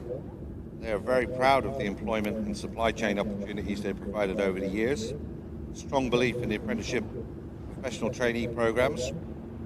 They're delighted to be the main sponsors of the International Ayr Show Festival of Flight for the second year running. Fantastic event. Brings a wealth of benefits to the local area. They're thrilled to be involved again, especially after last year's huge success. They have a great relationship with South Ayrshire Council. I hope this continues for many, many years to come.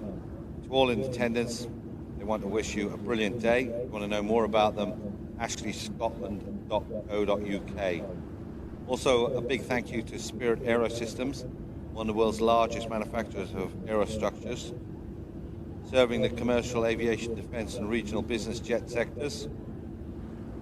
Spirit's expertise extends across aluminum and advanced composite manufacturing.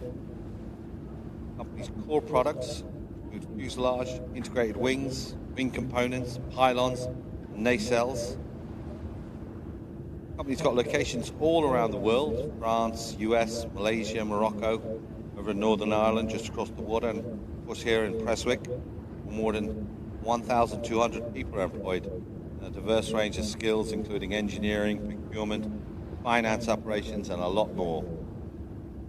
So if you want to learn more about the incredible work and contributions to the aerospace industry and the work in the local community, pop in and see them in the STEM marquee. They have a stand there.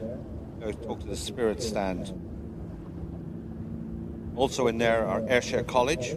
They're inside the STEM village. You can learn more about well-being in early years, hospitality, discover more about the courses, the hands-on training, and career opportunities.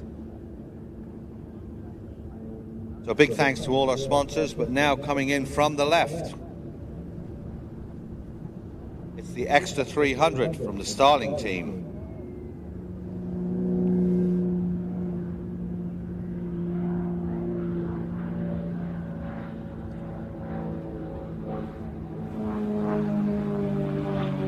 At the controls, we have Tom. Tom's been flying that aircraft since 1983, over 40 types. Got over 7,000 hours. That's a lot on aircraft. Also as a drop pilot, flew the Islander for 5 years, and the Slingsby. And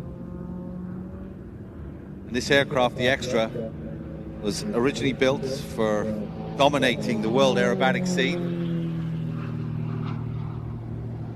And as you can see, very accomplished pilot. That's a wing over. That's your traditional wing over. But he then corrected it, boot full of rudder, and then bunted the aircraft onto its back.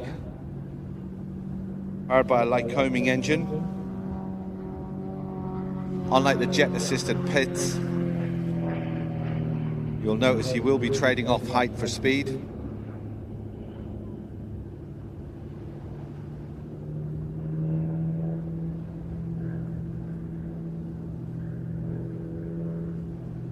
And again, up into a launcher vac at the top, just spinning the aircraft on its own axis, let it tumbling down, keeping it into almost a flat spin.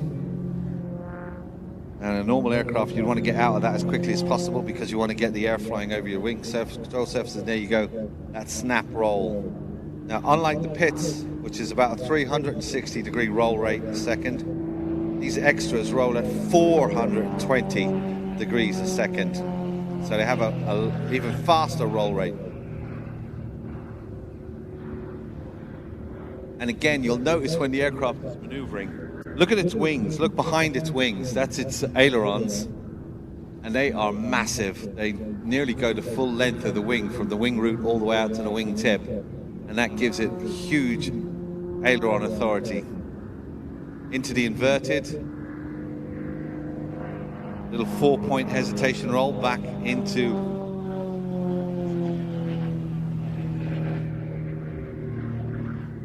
rolling Cuban. Ooh, little flick there at the top. Boot full of rudder. Hard back on the stick.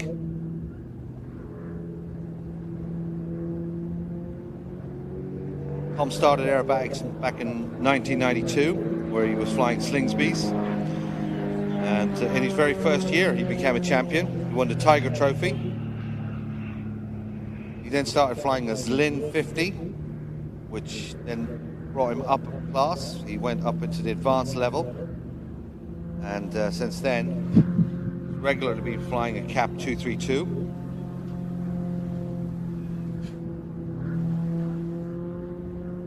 And competes regularly in national unlimited aerobatic championships, which he's won 3 times.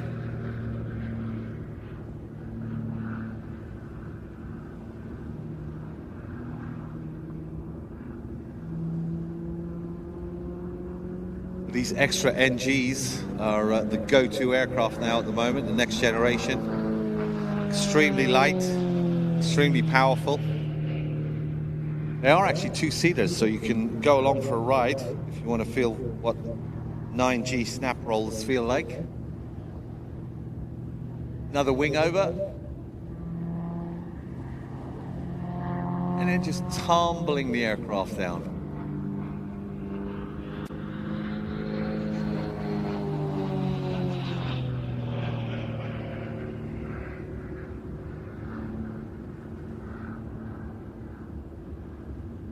Again, snap rolling the aircraft as he's going up and pulling hard back on his 5-point harness. If you're sitting inside the aircraft, you're not actually sitting like a traditional pilot would be, pretty much upright. The aircraft are built so that you're leaning back. You've got about a 15 to 20 degree pitch back into the seat.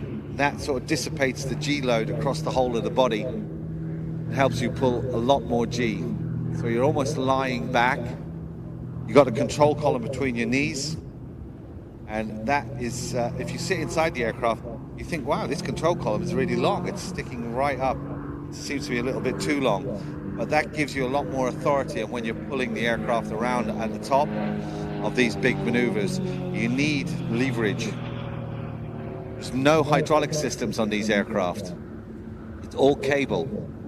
That keeps the weight down, so that means you want a big control column because it can give you more leverage. So you're reaching up. It's almost like your hands are level with your chest, and so you're pulling back or moving left or right with them. It's a little bit unnatural, but you get used to it.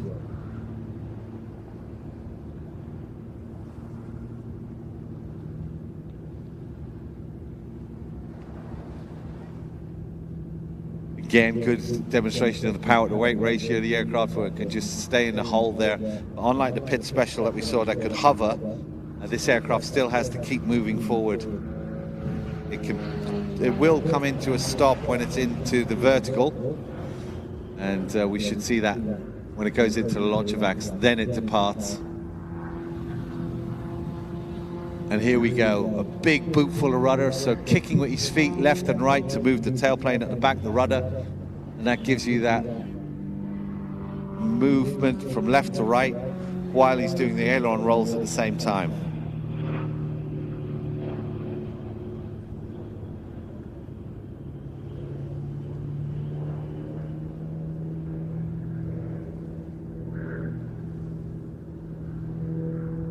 Now again, He's bunting the aircraft over at the top, flipping it around on its back. Now he's inverted and upside down,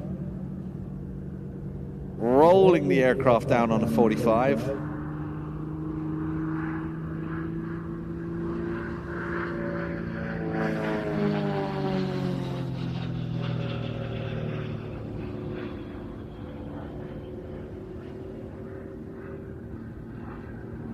Four-point hesitation roll into the vertical. Starts to do a wing over to the right, then corrects and comes back to the left. Now flat spin.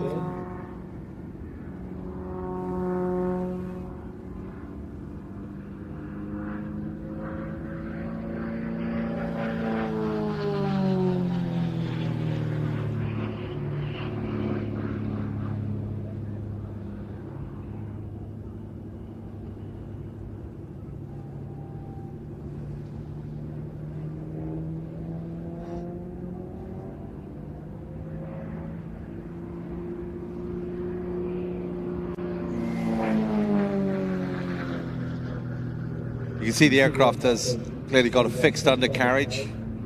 Early versions, they were talking about putting a drop version on it, but the hydraulic systems and all that's included in making a retractable undercarriage added too much weight to the aircraft. So they decided on that fixed variant.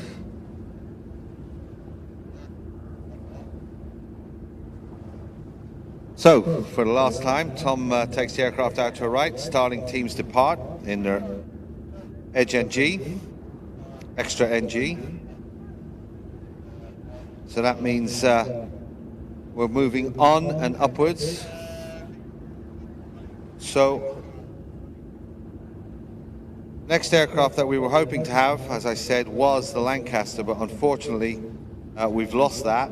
So that means the next display item will be the Royal Air Force Falcon display team.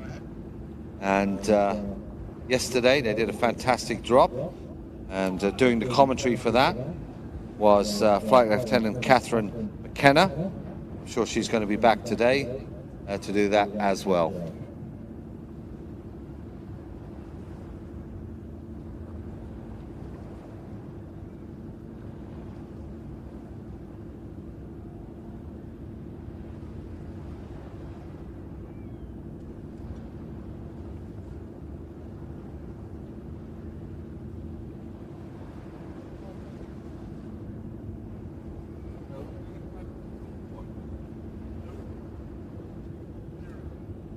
So the next voice you hear on the microphone should be Flight Lieutenant Catherine McKenna and the Royal Air Force Falcon Parachute Display Team.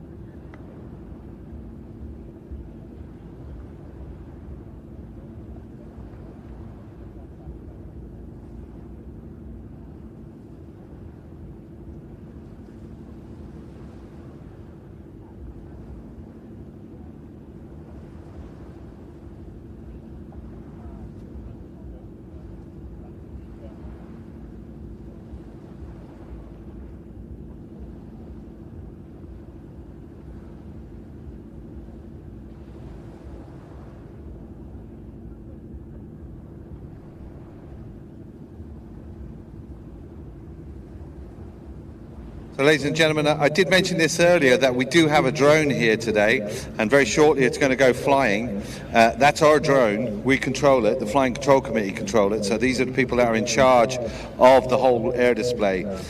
Do not launch your own drone when you see that. Oh, look, there's a drone. We can all go flying with a drone now. That's not how it works. It's incredibly dangerous. We're controlling this drone ourselves up here at the Flying Control Committee. So please don't take this as an invitation to everybody start putting a drone up. Also, I should tell you, the drone is being launched because we're going to be recording this for Air Show TV, or Planes TV, I should say. So feel free to wave at it at any time if you want to see yourself on the video. Also, very shortly, the Royal Air Force Falcon parachute display team will be in the overhead, and we're going to hand over to their very accomplished commentator. They'll be able to take us through everything that the Falcons are doing. It's Flight Lieutenant Catherine McKenna, and it's all over to you now, Catherine. Thank you very much. Good afternoon, everybody. Is everyone having a good time so far? Give us a bigger cheer than that. A bit better. Sure, we can do better when they actually get here. So as introduced, my name is Catherine. I'm going to talk you through the Falcons display today. They've been practicing all year. They're going to put on an exhilarating and a highly skillful display, demonstrating the RAF's parachute capabilities. They can jump anywhere between 2,500 feet and 12,000 feet. For reference, the Empire State Building is only 1,500 feet. And today, because the weather is so good, they'll be dropping at 7,000 feet. This allows them to free fall for 2,000 and carry out maneuvers for 5,000. You'll see there's already some of the Falcons out on the ground today. This is called the drop zone, the DZ. Today's drop zone safety officer is Flight Lieutenant Alice Rogers, and she's assisted by the survival equipment technician Dan Welshie Edwards. The team are responsible for preparing the landing area. They check the cloud cover and the wind speed and direction. And it allows the drop zone officer to calculate which direction the aircraft needs to approach and when the Falcons need to jump. The Falcons today will be jumping out of a Dornier, which is a small white aircraft. Now I'm going to need some help spotting this, so if you can see a small white aircraft, start pointing it out for everyone else.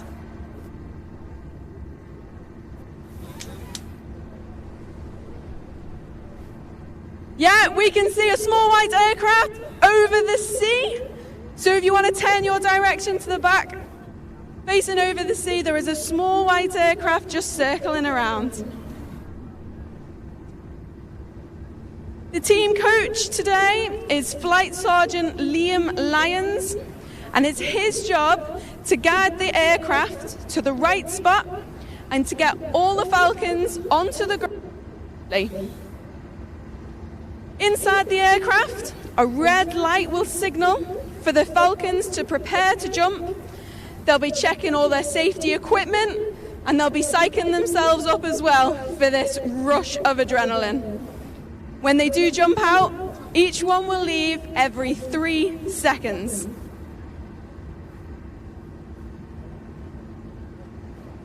For those of you that can see the drop zone, you might be able to spot a large orange and green cross. These are the left and the right indicators for the Falcons to guide them down into the right landing area. We'll also ignite some smoke so that we'll also be able to see exactly where they need to go and which direction the wind is going. So our drop the officer has just announced there are 2 minutes out. So do start keeping your eyes up for that plane. We'd love to see your photos today that you can get. You'll find us all the social media platforms. Just search for RAF Falcons.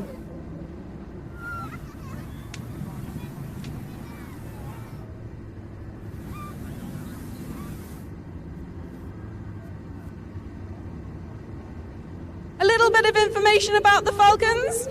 They're made up of 2 parachute jumping officers and 9 parachute jumping instructors, and they're supported by the Survival Equipment Technicians, also known as Squippers. They're based at RAF Bryce Norton, down near Oxford, and form part of the Airborne Delivery Wing. Their motto, "Knowledge dispels fear," is perfect for their displays. They originally formed in 1961, and their skills have developed a great deal since then. They started as 6 people, and they called themselves the Big Six. And for the next 4 years, they developed their performance, and they only improved their skills by trial and error. In 1965, they were invited to the Farnborough Ayr Show, which was their first performance as the RAF Falcons, and they doubled their numbers to 12.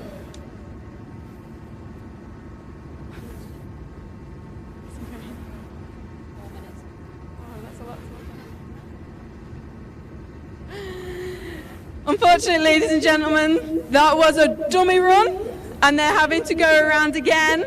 They weren't quite in the right place at the right time. So again, there'll be another few minutes, but do keep looking out for that white aircraft. It's a bit easier to spot now. It's got the slipstream clouds behind it.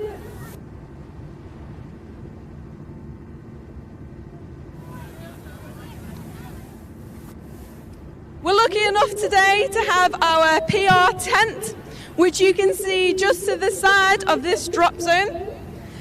We've got some nice brochures, some stickers, pin badges, pens, pencils, all for you to take away. And once the Falcons have finished their display today, you'll be able to do a meet and greet roughly about 4 o'clock.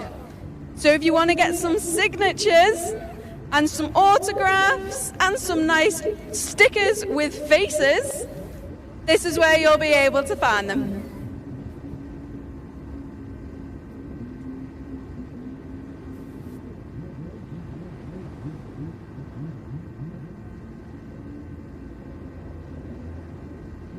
Okay, we're 2 minutes out again. So keep your eyes peeled. Can we still see that aircraft? My mistake, it's not the one with the 2 slipstreams behind it. At least I hope it's not.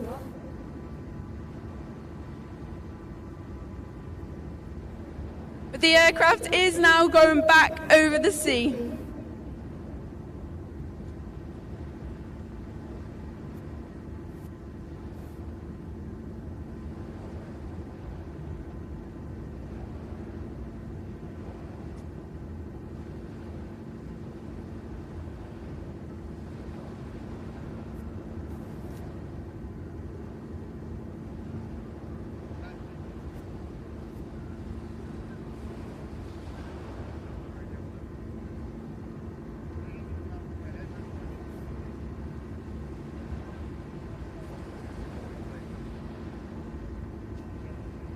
To help us spot the Falcons, we need to be looking for the red smoke that's going to be trailing from their ankles.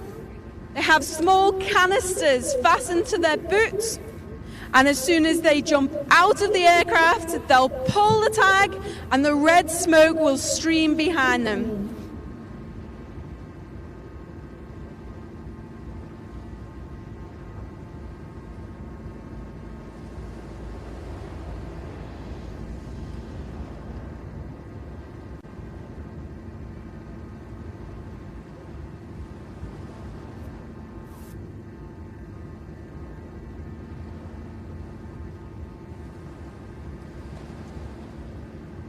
Keep those eyes peeled. There'll only be a minute or so now. Can everyone see the aircraft?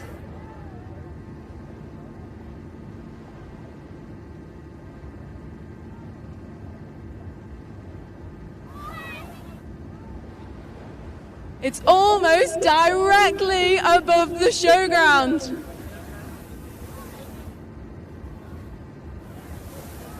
Here we go. The door is open and they're ready to go.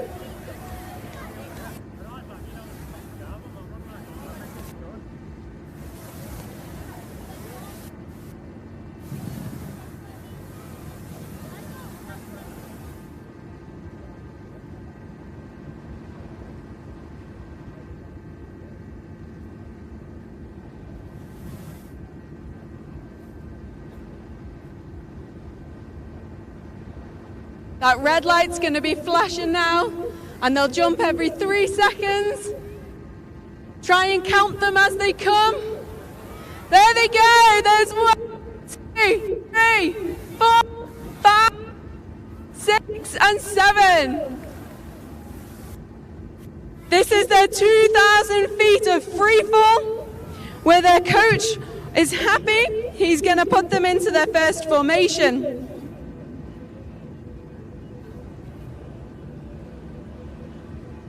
You'll see the Falcons lining up side by side.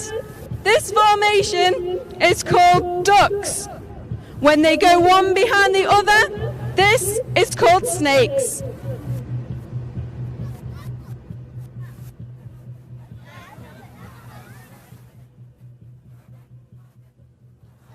Once the coach is happy, the first formation today is the heart.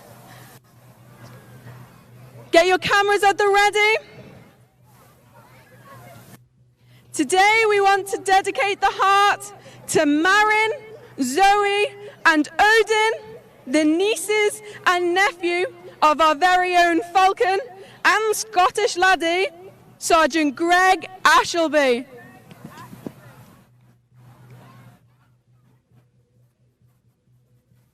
On the coach's command, they'll lead straight in to crisscross.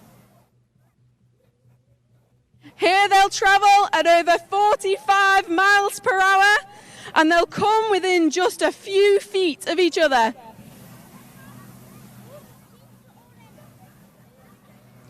Another photo opportunity. This is the team's signature move. It's called carousel. And they'll keep spinning and spinning and spinning.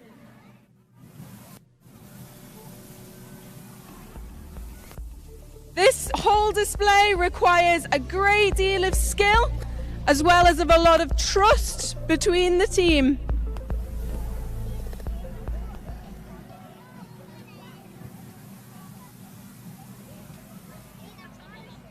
They're out now and into saber chase. It's essentially another snake, one behind the other, but with dynamic left and right turns. This is going to get the team nicely into the correct order for landing.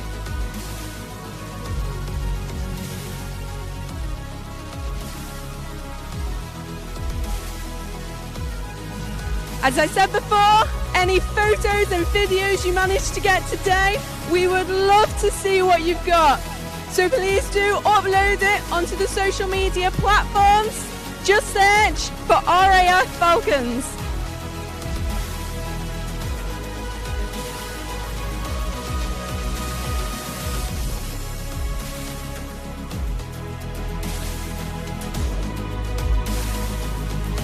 Now those of you with good eyes will notice there is one Falcon that's not with the rest of the team. Today, this is Sergeant Greg Ashleby, and he is carrying the ensign of the Royal Air Force.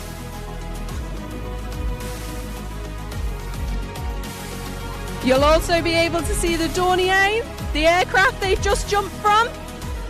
Perfect photo opportunity if you can get the aircraft and the Falcons. Here's your competition. We'd love to see who can get the best.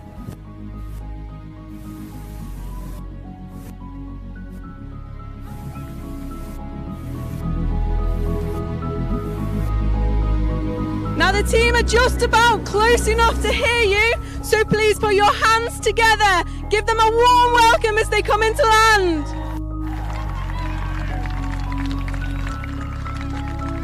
Coming in first, we have the team coach, Flight Sergeant Liam Lyons. Followed closely by Sergeant Joe Finch. And in comes Sergeant Sean McCabe.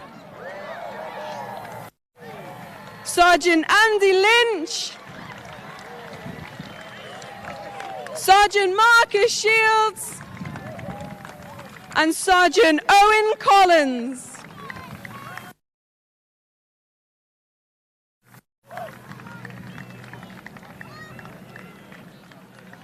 And coming in beautifully with the Royal Air Force ensign, our very own Scottish laddie, this is Sergeant Greg Ashleby.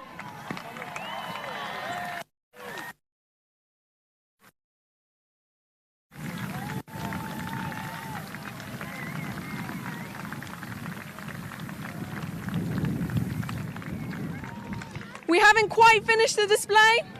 The team are now going to pack away their kit. They need to make sure their parachutes aren't going to blow away. And that red smoke on their ankles is really hot. So they need to make sure they keep that away safely. They're then going to be called forward to give an official salute.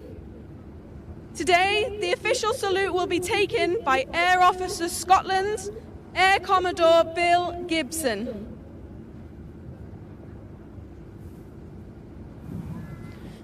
Once all of the Falcons have their RAF berets on their heads, this is a sign that all the drills are complete. The Drop Zone Safety Officer, Flight Lieutenant Alice Rogers, will call them over, bring them to attention, and deliver the salute.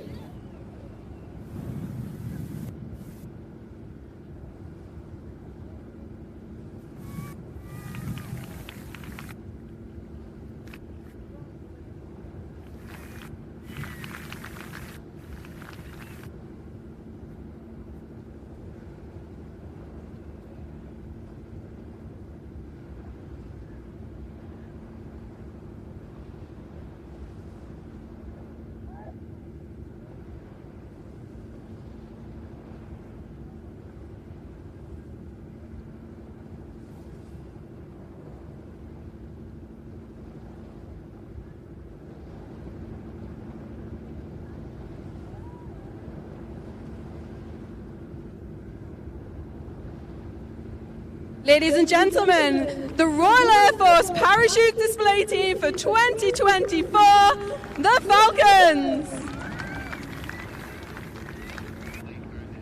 The team will be available for signatures, meet and greet, any other information you've got about the RAF at around 4 o'clock at the Falcons tent, just to the side of the drop zone. One more time, please, the Falcons.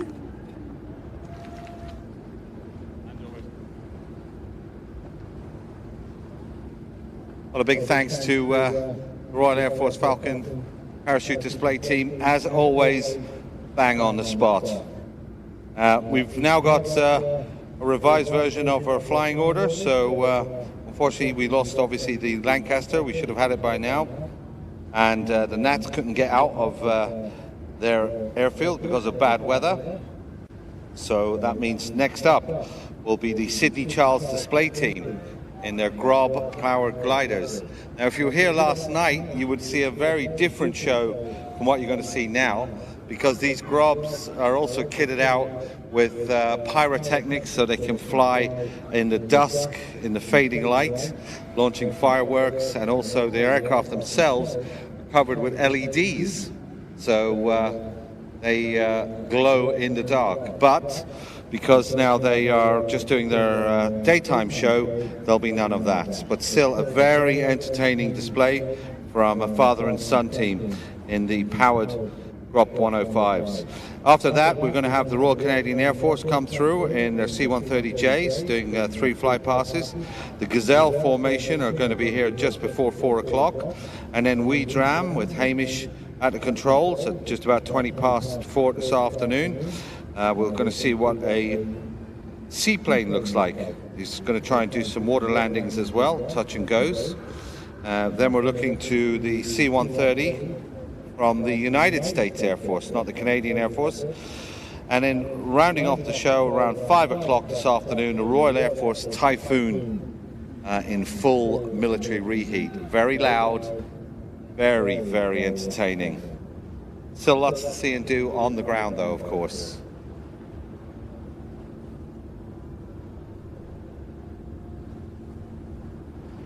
I've got an announcement here for Alice Wallace. Alice Wallace, would you please go to the meeting point to see Charlie? Alice Wallace, please head over to the meeting point. And if you don't know where the meeting point is, ask anybody with a tabard. They'll know where it is. Or it's in the program as well. There's a map in there where you can see Charlie.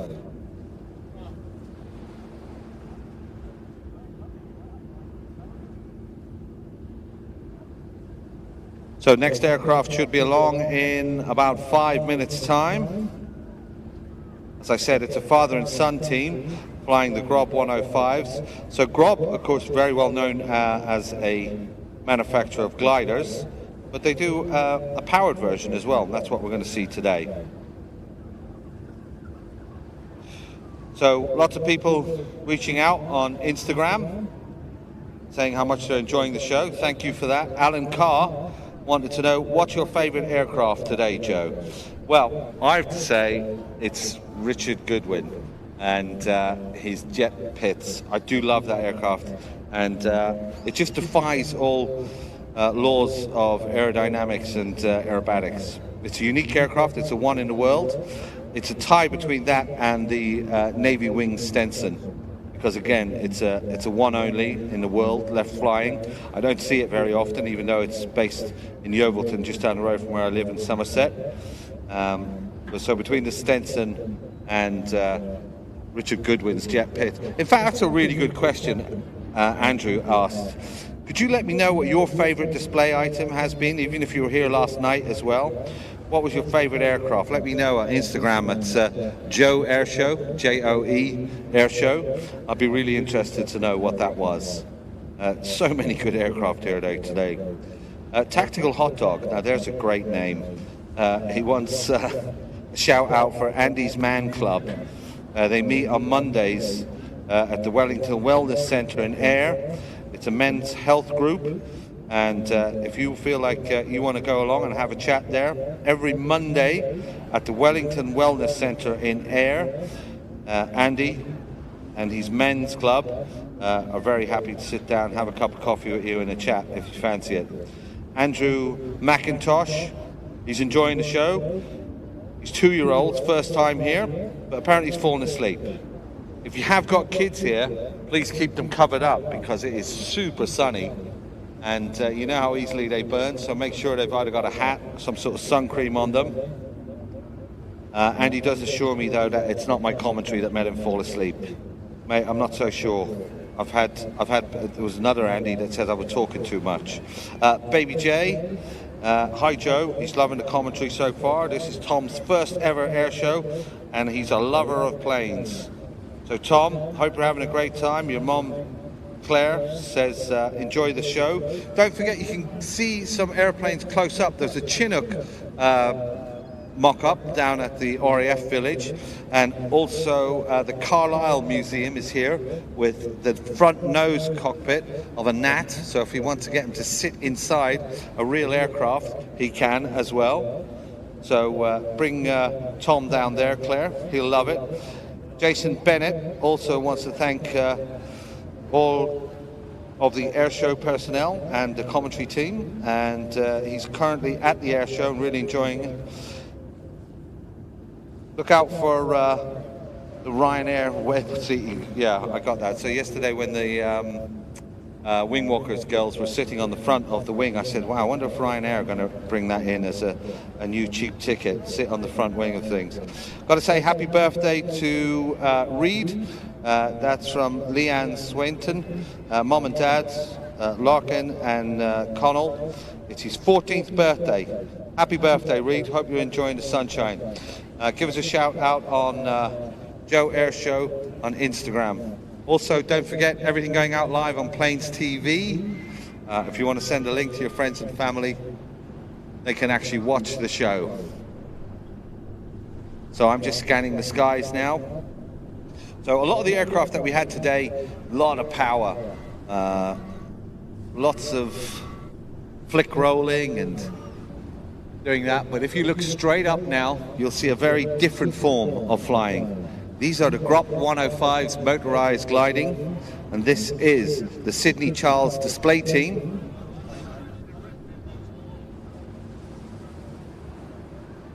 And as you can see, they're doing a very graceful heart in the sky.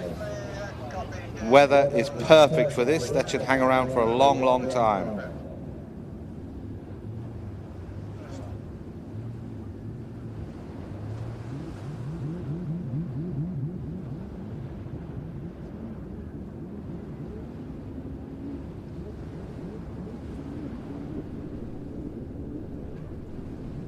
So Airborne's Pyrotechnics, which is what we saw last night, are sponsoring the Sydney Charles Aviation Insurance Services. And they're a father and son team from a farm strip down in Wiltshire. Tim Dews is the father, grew up around the Duxford airfield flying models aircraft while his father flew a glider as well. At 16, he started his apprenticeship repairing the gliders down at Lasham, very famous airfield for gliders, and has never really stopped. He went solo at the age of 16 in Lasham. Then he started repairing aircraft as well in the Grob family. Yeah, his first aircraft was a 109, and back in '87 it was totally written off in a storm, but he still managed to repair it.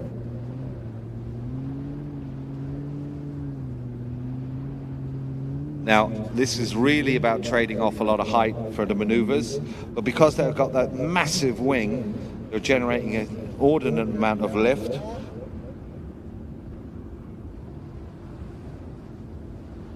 Tom, who's his son, is flying with him today. He went solo, also on his 16th birthday. He's managed to do over 300 hours in his first year on his pilot's license. Taken the Grob to all over Europe and been in exhibitions as well. And his second son, his younger son, Matthew, he actually went solo in his glider at 13.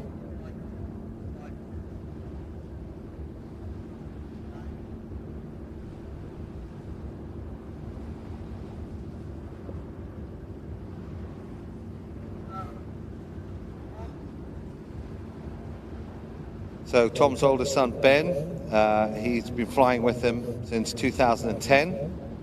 Again, very into the Grob family. He went solo on his 16th birthday. Moved on to be a flying instructor as well.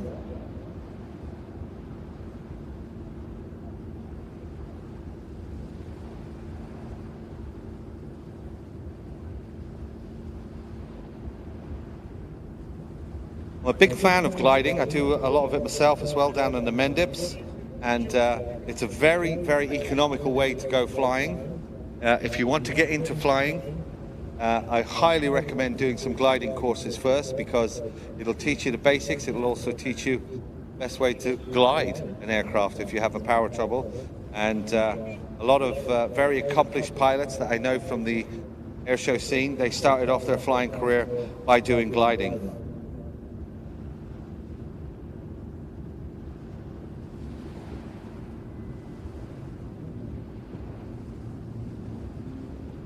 Now you can see how with the powered motors, they keep the aircraft up there.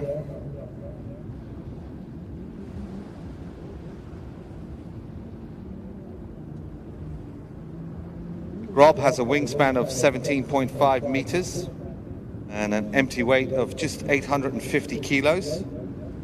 And the small engine in the Grob is 2.5 flat 4 based on a VW engine.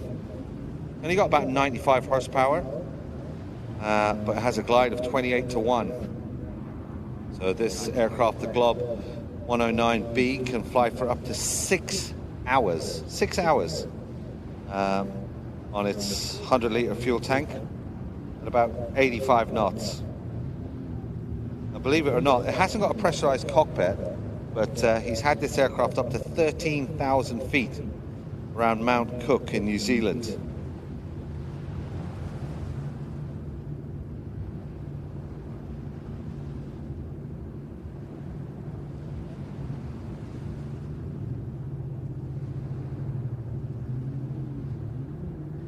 Rob is the perfect platform, as you can see, with those long wings and graceful flights for also doing the pyrotechnic shows. And if you were lucky enough to be here last night, you would have seen some pretty amazing flying.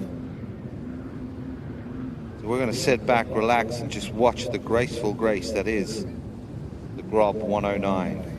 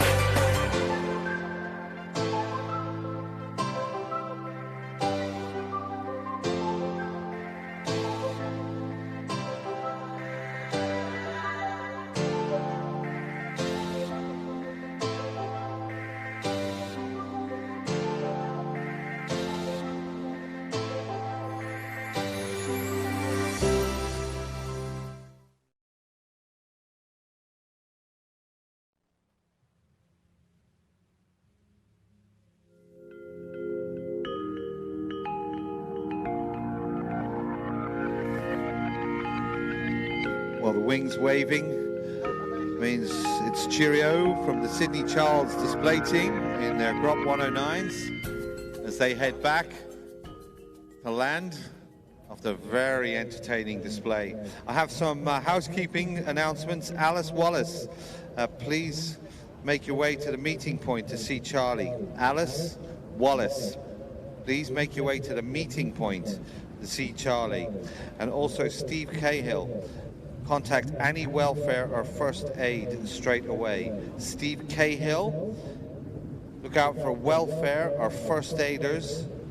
Please contact them immediately as they need to talk to you. I have some good news, ladies and gentlemen. We've got the Lancaster back. See? I'm not all bad news, Joe. Okay, it's nice to give you the good news now and again. Apparently they fixed the problem that was wrong with it. So what we're going to do is, we were going to end the show with the Typhoon at 5 o'clock. Typhoon's still going to happen at 5 o'clock, and then after the Typhoon, the Lancaster is going to come in. So we're actually going to close the show with the Lancaster from BBMF. Brilliant. Perfect news. That's what I like to hear. So, that means the ROPS will be departing off to my right. Now, the first of our overseas visitors. This year, the Canadian Air Force celebrates 100 years of its existence. The Red Arrows have actually gone over to Canada, where they're displaying at the moment on a tour there to help the Canadians celebrate. Of course, the Canadian Air Force and the Royal Air Force share a very long and mutual history, especially in both World Wars. The Commonwealth came to the aid of the UK in many ways. Canada itself was instrumental in training a lot of pilots as well. They set up a lot of flying schools over there where the pilots could go train in safety. And of course, Canada is a very strong and active member with NATO as well. And they're no strangers to the area. The Canadian Air Force C-130J that we're just about to see would like to say a huge thanks to all the people of the UK and of Scotland, specifically living in the Prestwick and Ayr area. They operate out of Prestwick regularly, and their crews are very, very knowledgeable about Ayr and the local area. And I talked to their captain, Steve Hadley, the aircraft commander, and he said, Joe, please, when you're on the mic, tell all the people of Prestwick and Ayr thank you for making them feel so welcome when they're here.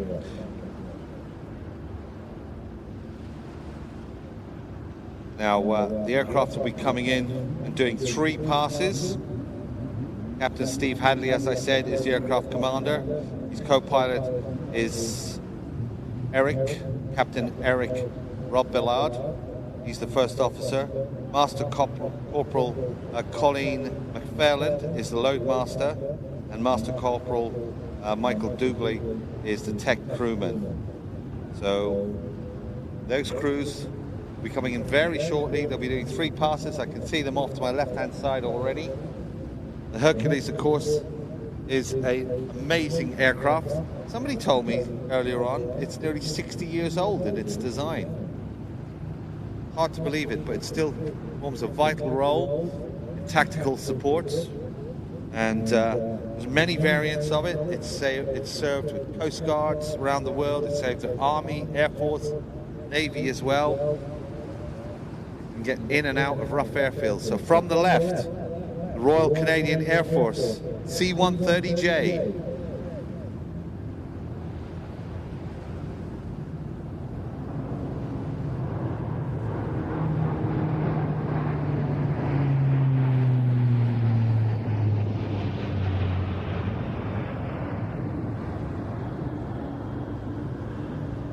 The Hercules will be around for many, many years as we know it, and even with the advent of the A400 and the C-17s, which are the new variants or the new versions for tactical airlift, the Hercules will continue to provide tactical support in both logistics, maritime patrol, special operations, gunship versions, air-to-air refueling.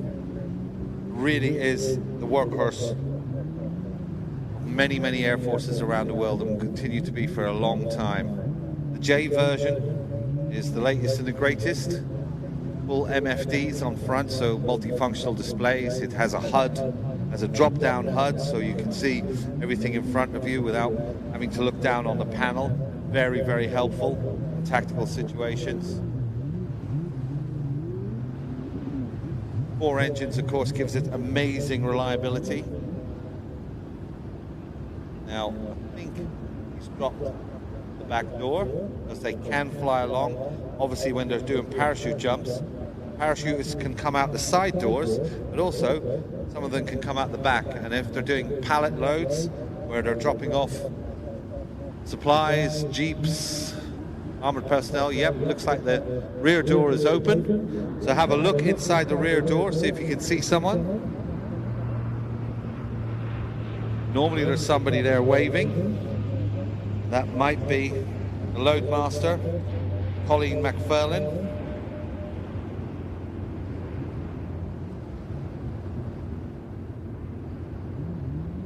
Also Master Corporal Michael's in there. He's the tech crewman. And as I said, the Royal Canadian Air Force regular visits to this area, Prestwick and Ayr, and on their 100th anniversary, it's right and proper that we say thank you to them.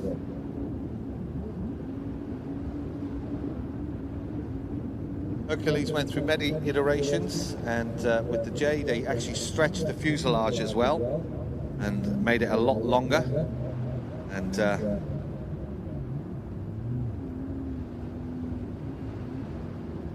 this will be the last iteration with the advent of the A400, the Airbus 400 tactical transport that will be taking over the duties of the C-130.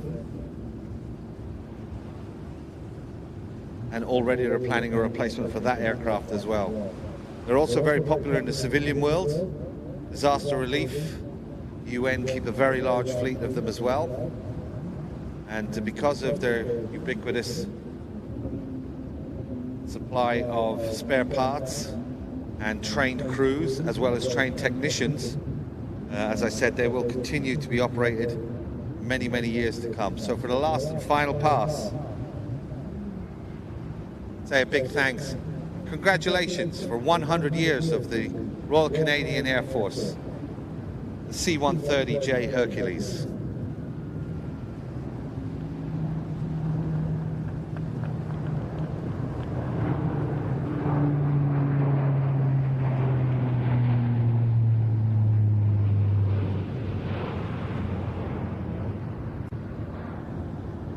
Perfect as they run through.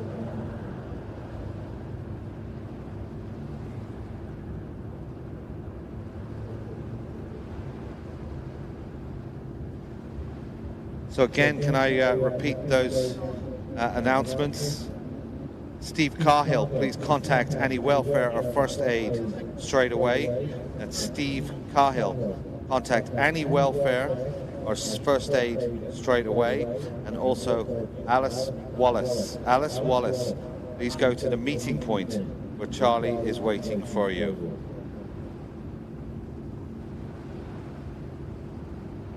So with the good news of the Hercules coming back online, means we're going to have more aircraft coming in as well.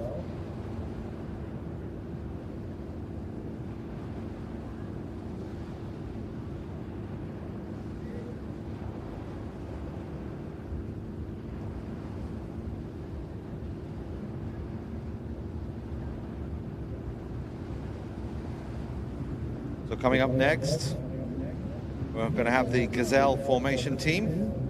We saw them earlier coming in with the Navy wings as they did their fly past, but now we're going to have pure Gazelles.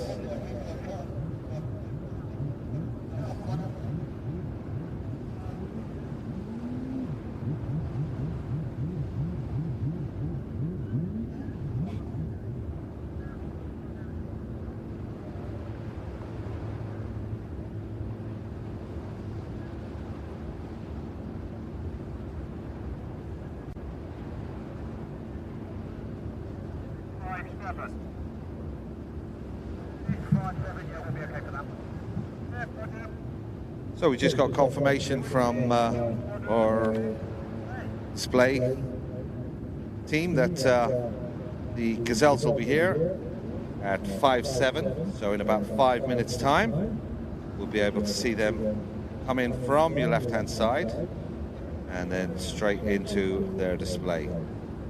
It gives me time to say another thanks to our major sponsors here, Ashley Limited.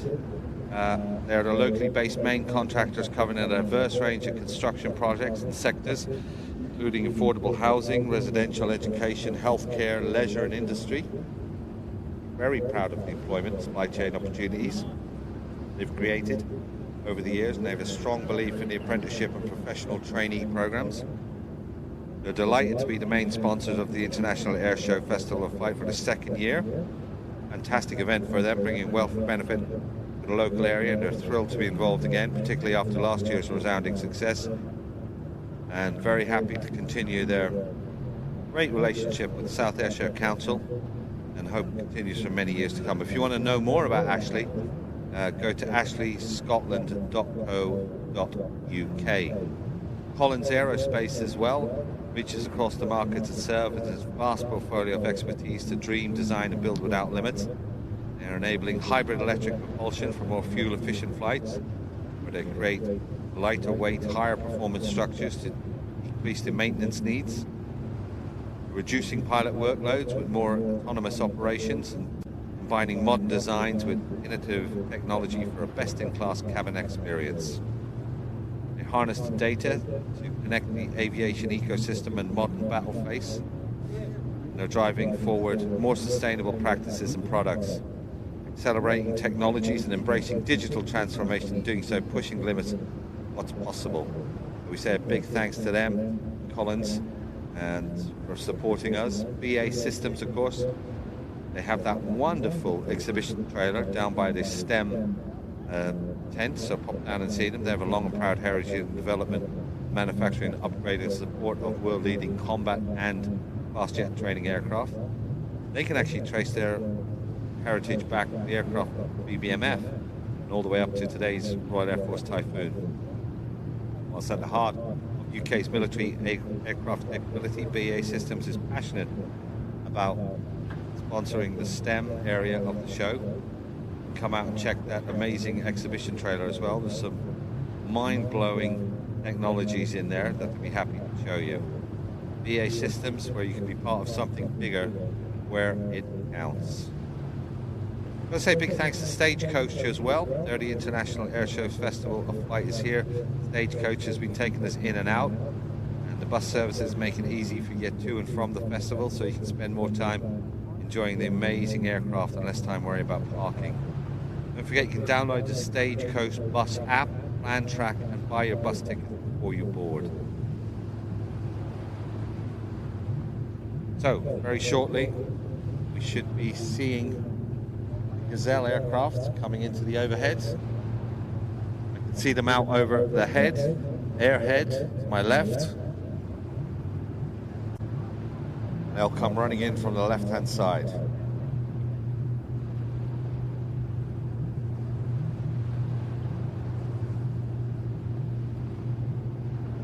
Of course, the Gazelle Squadron are the only civilian helicopter display team in the UK, and if you ever operated a helicopter and knew about what the costs are involved, you'd know why they're the only one.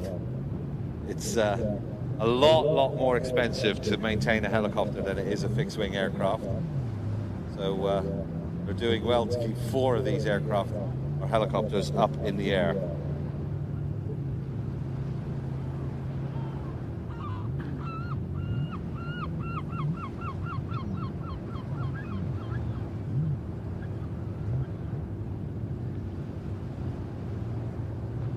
So some of the helicopters you're going to see here are going to be representing the Royal Navy Sharks as well as the Army Air Corps Eagles. Gazelle helicopter was, of course, designed by Aerospatiale in the south of France back in the late 60s. It's a 5-seat aircraft and pretty much all service pilots would have flown in them in some time back in the 70s and 80s. Fast helicopter as well. It's got a Fenstrom tail. Fenstrom from the French word for window. And if you look, the Fenstrom tail, it's an enclosed blades at the back. So they're coming in on the B axis, just straight ahead of us. As I said, all three services use this aircraft, and the Gazelle display team are representing three services as well.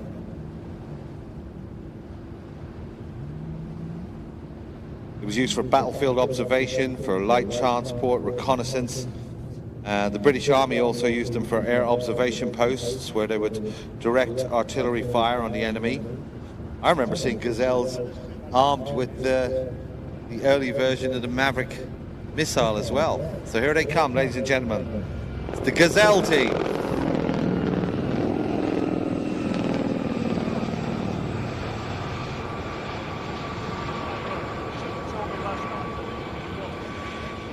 As I said, it's a pretty fast helicopter as well. Normally helicopters will be cruising around 140. That's a pretty average speed for your helicopter. These can cruise at about 164 miles per hour and a maximum speed of 193.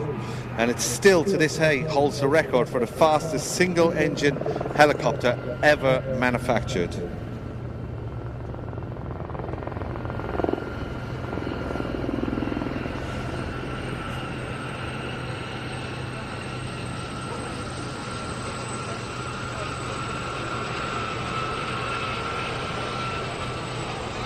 The team operate from their base at Landmead Airfield near Wantage.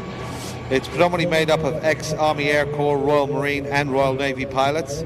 Additionally, the team is very lucky to have a volunteer group crew who give up their time throughout the year to assist in bringing these fantastic aircraft to the display circuit. Of course, none of that is going to be possible without the generosity of the owners of Falcon Aviation. And if you do get to look at these aircraft close up, you will agree they are an immaculate presentation and arguably in better condition mechanically and cosmetically than when they were serving in the services.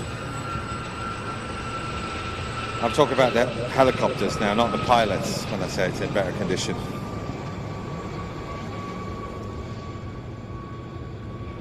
All of the pilots, of course, united in the love of the aircraft. The Gazelle has a reputation of being incredibly powerful and responsive. No real vices to speak of. Considered to be a true pilot's aircraft, with a lot of the pilots christening the aircraft the E-type Jaguar of the sky. I also know that some of the army people used to call it the screaming chicken leg. Because if you look at it side on, it looks like a chicken leg. See? That's that distinctive high-pitched whine is called by the compressor intake system at the front of the engine. So the aircraft that we're seeing today, the lead one, that is that blue ex-Empire test pilot. It's a HT2. You can see that extension probe sticking out of it right at the front. That's used to measure the aircraft movement very, very accurately. That was originally XZ939, and it was down at Boscombe Down between 91 and 2016, so I had a long career down there. And number two on the right of that diamond formation, that's an ex-Royal Air Force HT3, originally delivered as XZ934. It was sold into civilian use in 2002. I've had a lot of people ask me, Joe, why do you give out the registrations of the aircraft? That's not really relevant, is it? Well, believe it or not, there's a lot of people that have either worked on that aircraft or some have even flown it, and until I tell them on the microphone, hey, that's XZ934, they won't realize, wow, that's the aircraft I used to work on, or that's was in my squadron.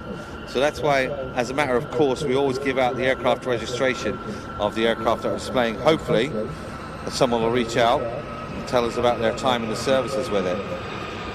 And then number three on the left side, that's an ex-Royal Navy HT2 from 705 Squadron, Royal Naval Air Station Culdrose.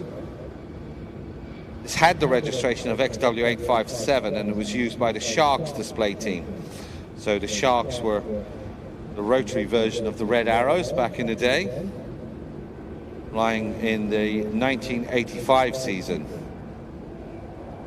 And number 4, bringing up the rear, at the back, is the original Royal Navy Squadron 705, machine built back in 1975.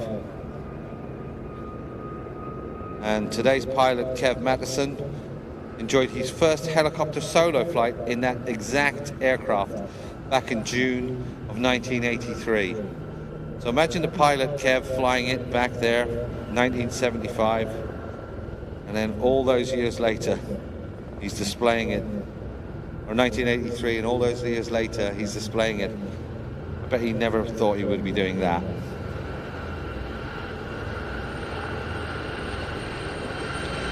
Leading the team is Tim Gray, a former Royal Marine and current Royal Air Force officer.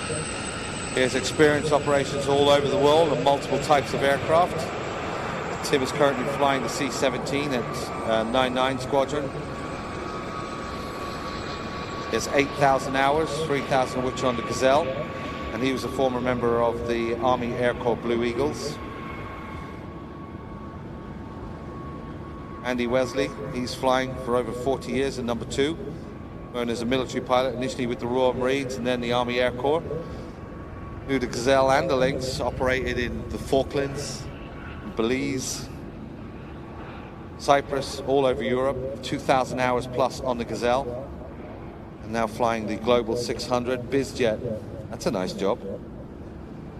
He has 7,000 hours flight time, and when he gets time off, he enjoys a bit of running, cycling and skiing, playing golf badly, and he also owns a Piper Arrow.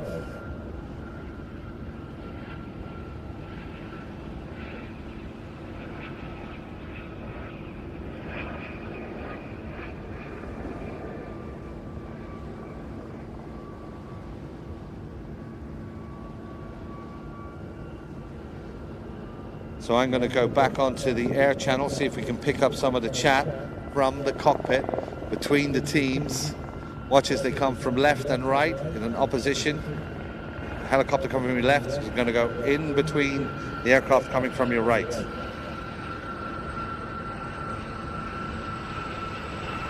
Line of stern, go. Brake, go. I like to call that maneuver parking the car in the garage. Concorde, go. Clear. 2 in.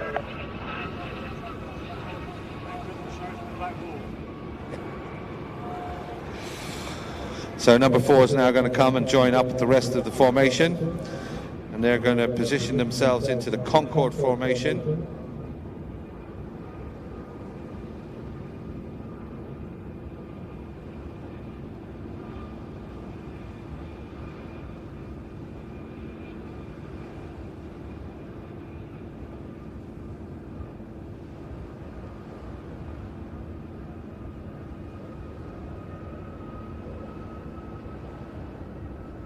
Watch as they join back up in Comfort. They're going to come back in for what's called the final roulette break. So get your cameras ready for the final time for the Gazelle formation.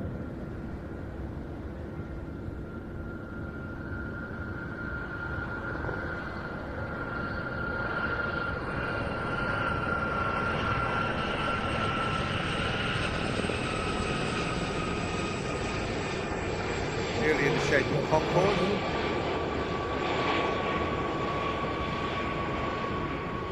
Line of stern, go. Order clear. 2 in. 3 in. The team leader calling all the aircraft back into position. Number 4 gets in position. We're going to come back in the B axis, and by that I mean straight towards us.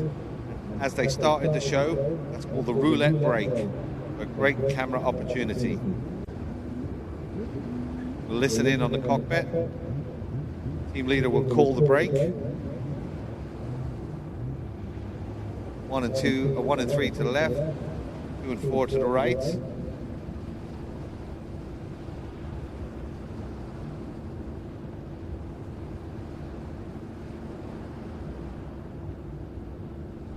So let's listen in to Tim Gray call the roulette break.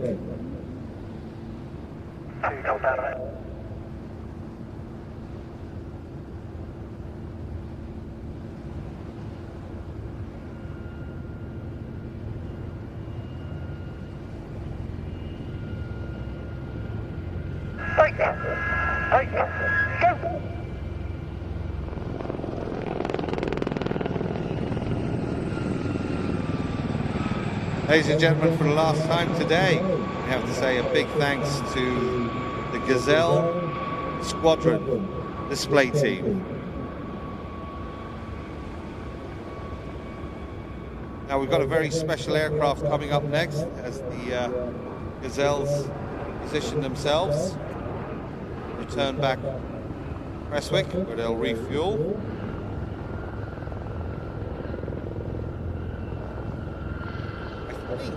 Only the second time I've commentated on a float plane. One once for America, but only the second time I've seen. First time I've done it in the UK for sure. And Warbirds is the name of the aircraft. It's a Cessna, well, a French-built Cessna 172, and it's used by Scottish seaplanes, provides seaplane training adventure flying all over the west of Scotland. It's based out of Prestwick, so you would have seen this aircraft flying around. Been operating out of there for 16 years. Now Hamish is flying the aircraft, and he is a very accomplished pilot when it comes to seaplanes. Pilots from all over the world come air, train on Warbirds, experience the freedom and the beauty of Scotland, west coast.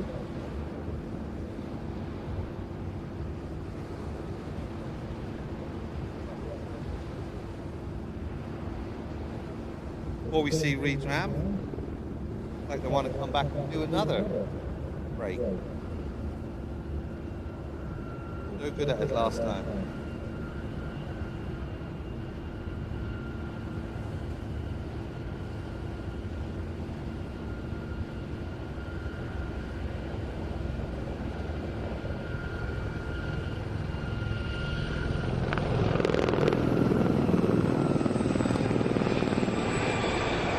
Second roulette break, Gazelle team.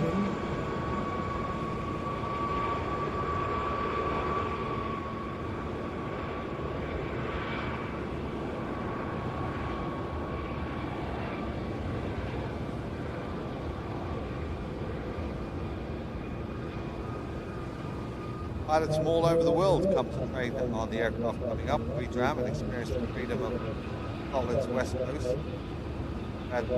From US, France, Ireland, South Africa, Canada. Primarily train up in Ayrshire, in the Galloway Hills, Loch Doon, regular location. Loch Doon was actually a former World War I seaplane base.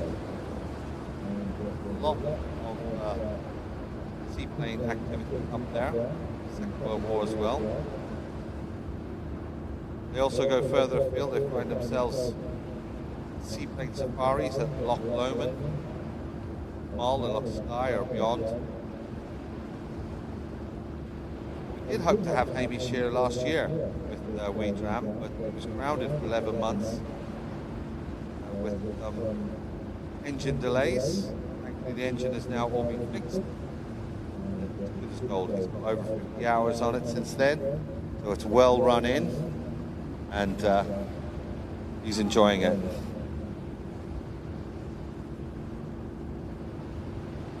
Now it's got a brand new 210 horsepower 6-cylinder 5-litre Continental engine with a variable pitch propeller, fitted with a whip-line Amphibious floats. He's back in the air since the start of July, keen to make up for lost time.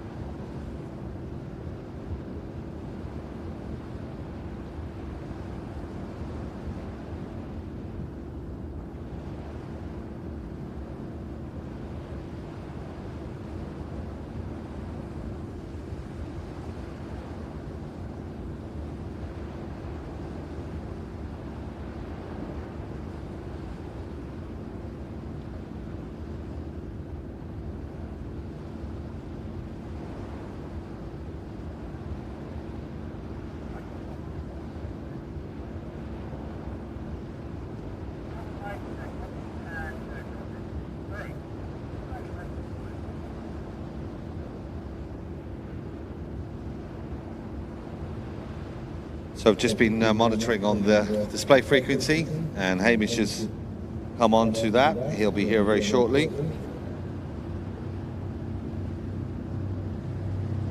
Now, flying with float planes, it's very, very unique type of flying. Obviously, you've got a massive aerodynamic drag with the float planes below you.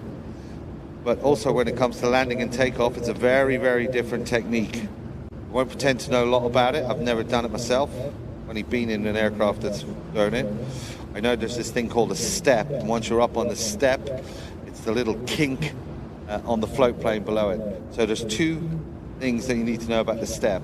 There's the step, which is the little kink in the middle of the float plane, and then it's on the step. So when you're on the step, it means the aircraft is skimming along. So you've raised out of what's called disbursement, where you're sitting on the water. Not the whole of the float has come out of the water, just half of it from the step forward, and it means you're on the step. And as long as you stay on the step, you can pretty much skim along the water. But the minute you slow down and then the aircraft sinks down into the water, that's called displacement. You're in displacement mode. Then that's it. You've got to put a lot of power and energy and a lot of length to take off again. So Hamish is going to come in, and he is going to do some landing on the water in front of us, but he's not going to do a full landing where he stops and the aircraft sinks down into the water, into displacement. He's going to stay on the step. The weather is pretty good. I did ask him a couple of days ago, so what are the limits on doing a touch and go on these aircraft? And he pointed to his foot, and he said, if the wave is bigger than my foot, I'm not going to try and land on it, okay? And also, he's not going to land into a wave. If you see these programs, TV, they won't actually land into a wave, because that'd be silly, because it's just bouncing up and down. So he's going to land right to left or left to right in front of us. He'll land along the waves as well. So it's a very unique skin, like skinning stones, as Les has just said, our flight display director. So he wants to just land left to right. We, of course, have got an slight on-crowd wind, but also the waves are coming on the crowd, so he'll be going from left to right in front of us. That's the part I'm looking forward to the most. Now, also, WeDram is doing its thing by raising a lot of money for UNICEF. And so far, Hamish has managed to raise over £8,000 for UNICEF with the ducks. So it has what's called Seaton the Duck. Now, if you've got a program, you can see a picture of Seaton the Duck. Looks remarkably like any duck that you would put in the bath. And Seaton the Duck, if you click on the QR code in the program, will tell you all about it. But now, coming in from our left, the Cessna 172 WeDram.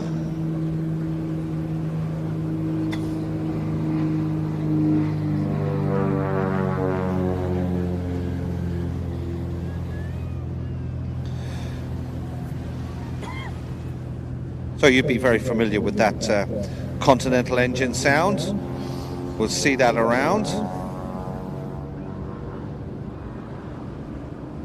But unlike most 172s, this is sporting a wonderful pair of floats underneath.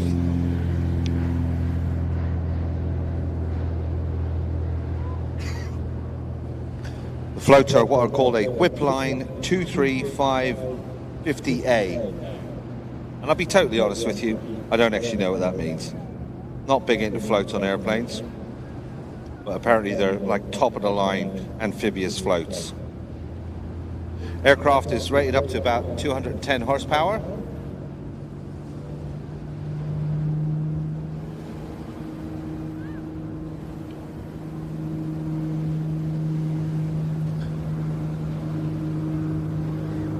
And as you can see, Hamish is doing a great shot of the 172 in front of us. 172, of course, if you've done any flight training, you've flown a 172 or a 180. They're ubiquitous all around the world, and nearly all PPLs would have flown a 172, so they're relatively inexpensive to maintain because they're very popular. There's new versions coming out now, all singing, all dancing, fly-by-wire and what have you, and displays, multifunctional displays, and it's a very sturdy, well-proven airframe.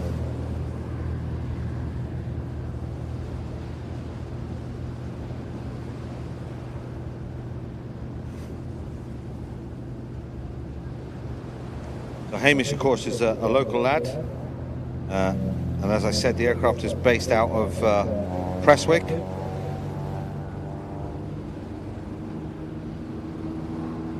You'll see it out on the ramp there regularly, and regularly bringing trainee pilots up into the locks. Does a lot of TV as well, because it's the only one up in Scotland. You know that David Beckham whiskey ad? Apparently he was in that. This was it. Beckham's been in it. It's also been on Horizon. It's done part SBO films. It's been on Channel 4, Channel 5 and the BBC. So yeah, it's a bit of a media lovey, this aircraft. Now, depending on the weather and the maximum takeoff weight, you can take 2 students at a time. So if you want to go flying with your buddy, this is one of the few aircraft here that you can actually go flying in. If you want to know what that's going to be, have a look at Hamish's website. It's scotlandonfloats.com. That's a great name. scotlandonfloats.com. Or hop on Facebook. WeDram is there as well.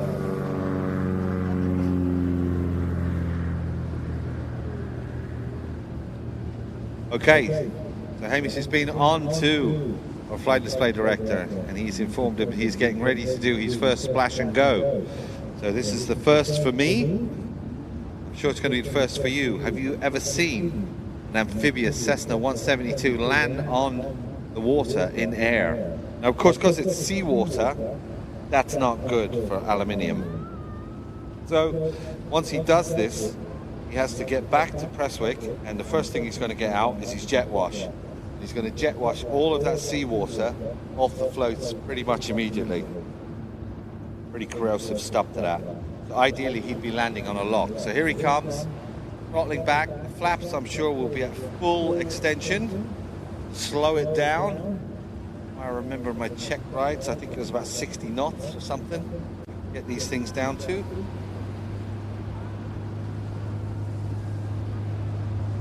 Okay. Approaching the water. A very shallow descent, quite surprised, but watch the step. You see how he's keeping the aircraft powered up, not letting it settle. And then power, power, power, back up off the step,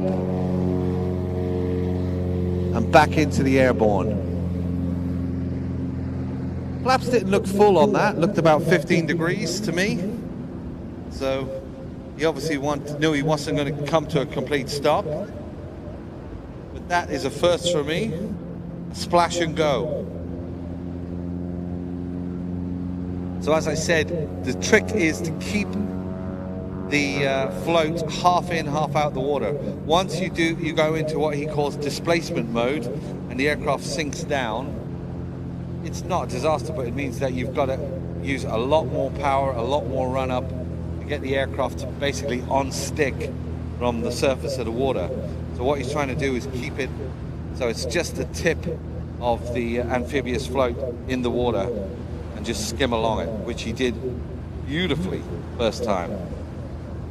Was it luck? Can he do it again?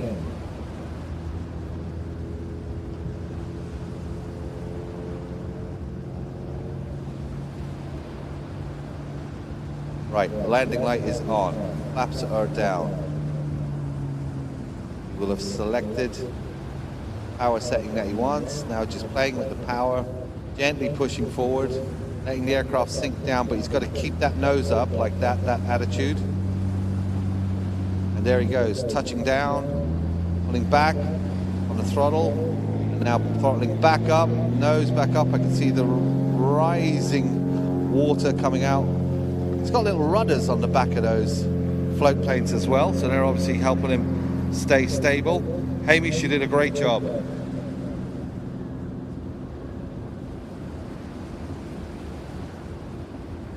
Okay, well, I've just been listening on the water, and Hamish has said he can do one more. He's obviously got a taste for it now.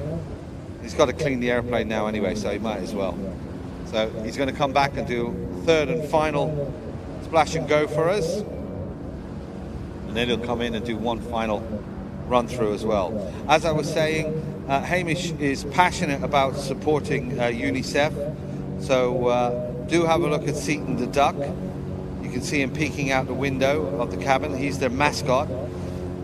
He's decided he started training the next generation of rubber ducks, and Seaton and 50 of his colleagues set up for Portsmouth in September last year on a yacht called the Perseverance as part of the Clipper Round the World yacht race. 10 months and 45,000 nautical miles later, they sailed into Oban, and they were then auctioned off. And as I said, he raised a large amount of money from Seaton the duck. So if you want to win a flight in this aircraft in WeDram and donate to the UN UNICEF, you can do that by sponsoring a Seaton. Have a look on the QR code in today's program. Right, here he comes in for the final touch and go, flash and go, sorry. Holding off a little bit longer this time. Perfect. Landing just forward of the step. Tickling the throttle a little bit there. Oh, he's getting cocky. He's keeping it going. And there you go. Power back on. Build up your airspeed. And away. Interesting, he keeps the flaps down at 15 for a long time. Doesn't clean it up yet.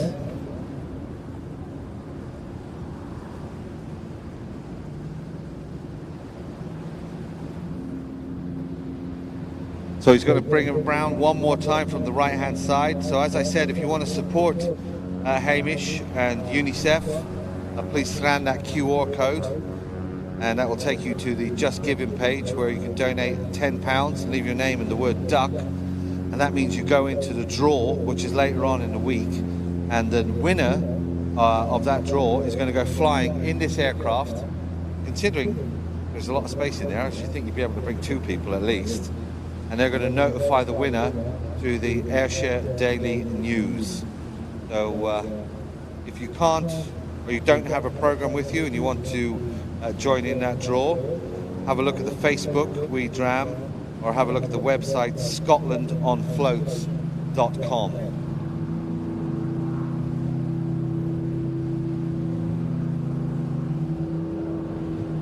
So a little wing wave from Hamish. Thank you very much, Hamish, and thank you, WeDram and Seaton the duck, and we will see you again. Got to thank Jeff for bringing such a wide variety of aircraft. Jeff will be on a little bit later with the American Air Force, but it really is every aspect of aviation covered. We've had aerobatics, we've had military, we've had amphibious. It really is a festival of flight, and not just one type of flying as well. Hamish, great display, my friend. We'll see you again soon, I'm sure. Right, the United States Air Force is coming up next, and the man that's responsible for getting them in here, Jeff, is here. He's going to be doing the commentary for that. So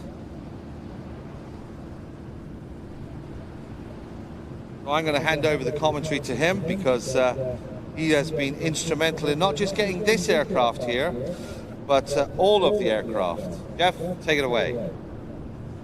Oh, hello everybody. So I hope you're all having a really, really good day. I've just been handed the microphone about 10 minutes earlier than I thought, so if I talk complete nonsense, I do apologise. Anyway. Right, so how's it going for you, Joe? Good. Commentating, yeah? Good, good. So you're not going to join in with the commentary then, are you not? So how long have we got before the United States Air Force C-130 comes, Joe? 5-10 minutes? We're just working it out here, don't worry. Like 10 minutes. That's all right. So we've got loads of waffle time. So one of the things that we've tried to do an awful lot over the weekend, and you will see this when you first came on into Low Green if you're coming from the Wellington Square entrance, there's a huge, massive marquee as you come in.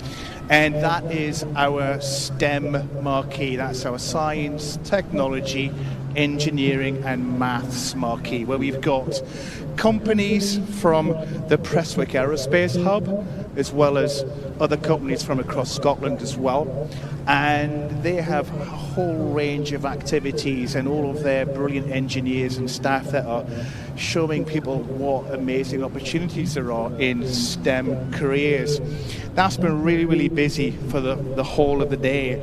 But as well as the weekend last night and, of course, today, many of the engineers in that marquee have been busy the whole of last week at Prestwick Airport, where we've had our International Ayr Show Festival of Flight STEM Week, where we've had around about 750 S2 pupils from across South Ayrshire have been involved in really engaging activities from companies like Woodward, GE Aerospace, Collins Aerospace, Spirit, Ryanair, so forth. So we've had all the engineers busy for the whole week, so they put in an awful long shift this week.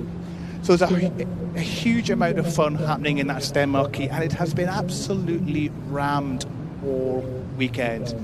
So that is a real delight for us here. So if you haven't been in the STEM marquee, go across.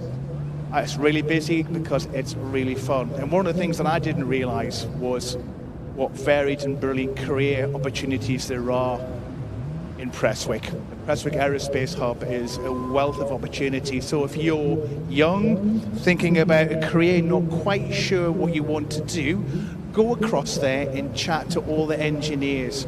They're really also very welcoming. There's a huge sense of community there, and you'll be quite amazed at the job opportunities, the salaries, and some of the holidays they have as well. But of course, that doesn't just mean young people. Anybody who has skills or wants to change career, doesn't matter how old you are, go across there, drop in and have a chat with them.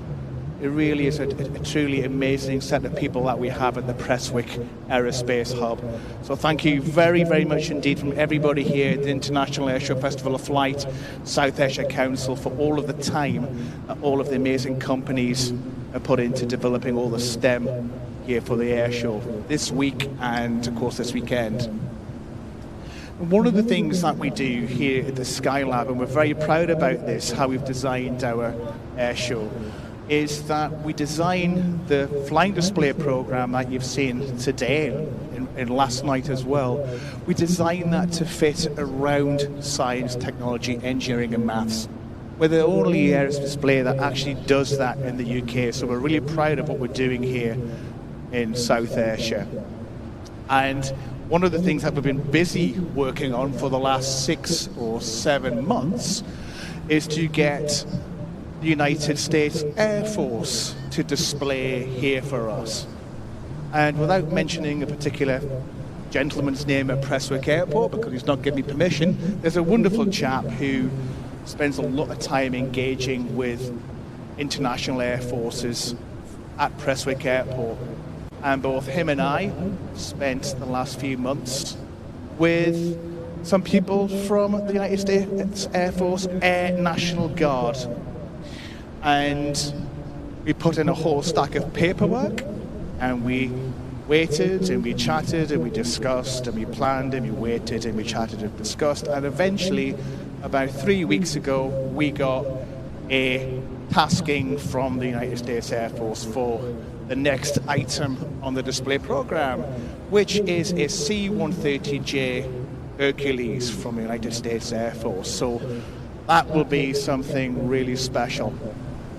Now, one of the things that we were trying to do to convince the crew to come and display here was we promised them that the Scottish crowd, we said, look, the crowd you're going to have at Ayr will really, really appreciate you guys coming all the way from America via an international drop-off down south in the UK. They will really, really appreciate you coming and displaying here for us. And I said they will give you a huge roar when you finish your display.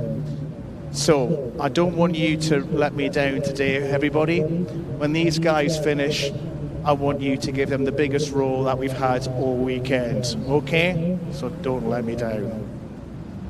So they'll be joining us in about 5 minutes. And I think in the meantime, we'll have a little bit of a chat with Joe about what he did this summer. Did you go to any Taylor Swift gigs this summer, Joe? Who? Taylor Swift? Never heard of her. Never heard of Taylor Swift? Or there's a delivery company? Well, couriers? Not really. Swift couriers? No. No, never heard of them. Good link. Swift couriers. I like that. That was quite good. Well, Joe, because you're not in the know, you're not really hip and with it, Taylor Swift did 3 concerts in the middle of June this year at Edinburgh, and it kind of took over the whole of Scotland. Really? Yeah. So really, really, really big thing. So I said to my 2 daughters, I says, I bet you any money I can get a Taylor Swift link into one of the Ayr displays. Okay.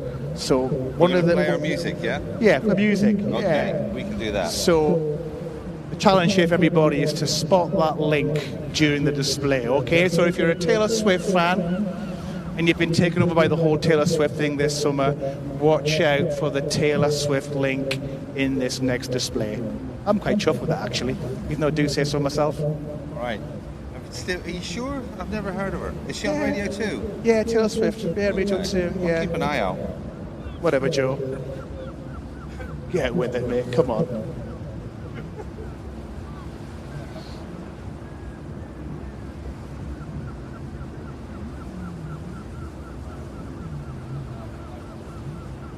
So we've got about 5 minutes before the C-130 comes across, which means there's 5 more minutes for me to try and fill in with chat. Oh, look at that about Hugo Boss. Sorry, bit of a private conversation going on here on top of the display with everybody. Just please ignore it.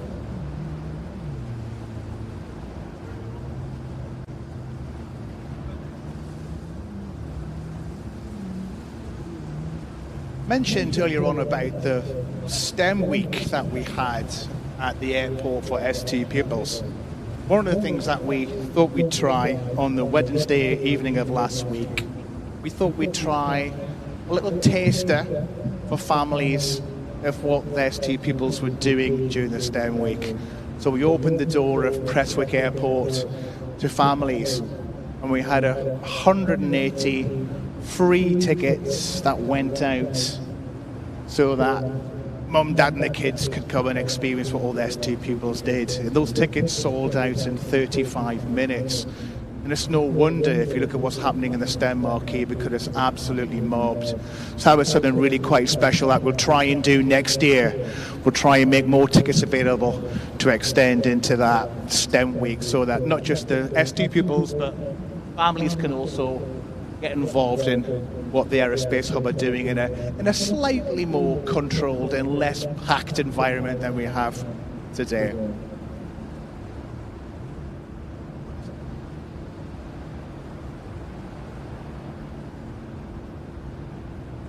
I've got to say hello to some people on Instagram, Jeff.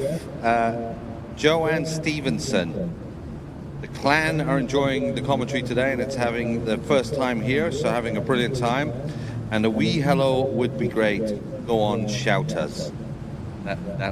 Is that a thing, a Scottish thing? Well, probably, yes. Okay. I've been here for 23 years, so I should know this stuff. Also, Liz Brady, watching on Plains TV, because Plains TV are broadcasting all of this on a live link.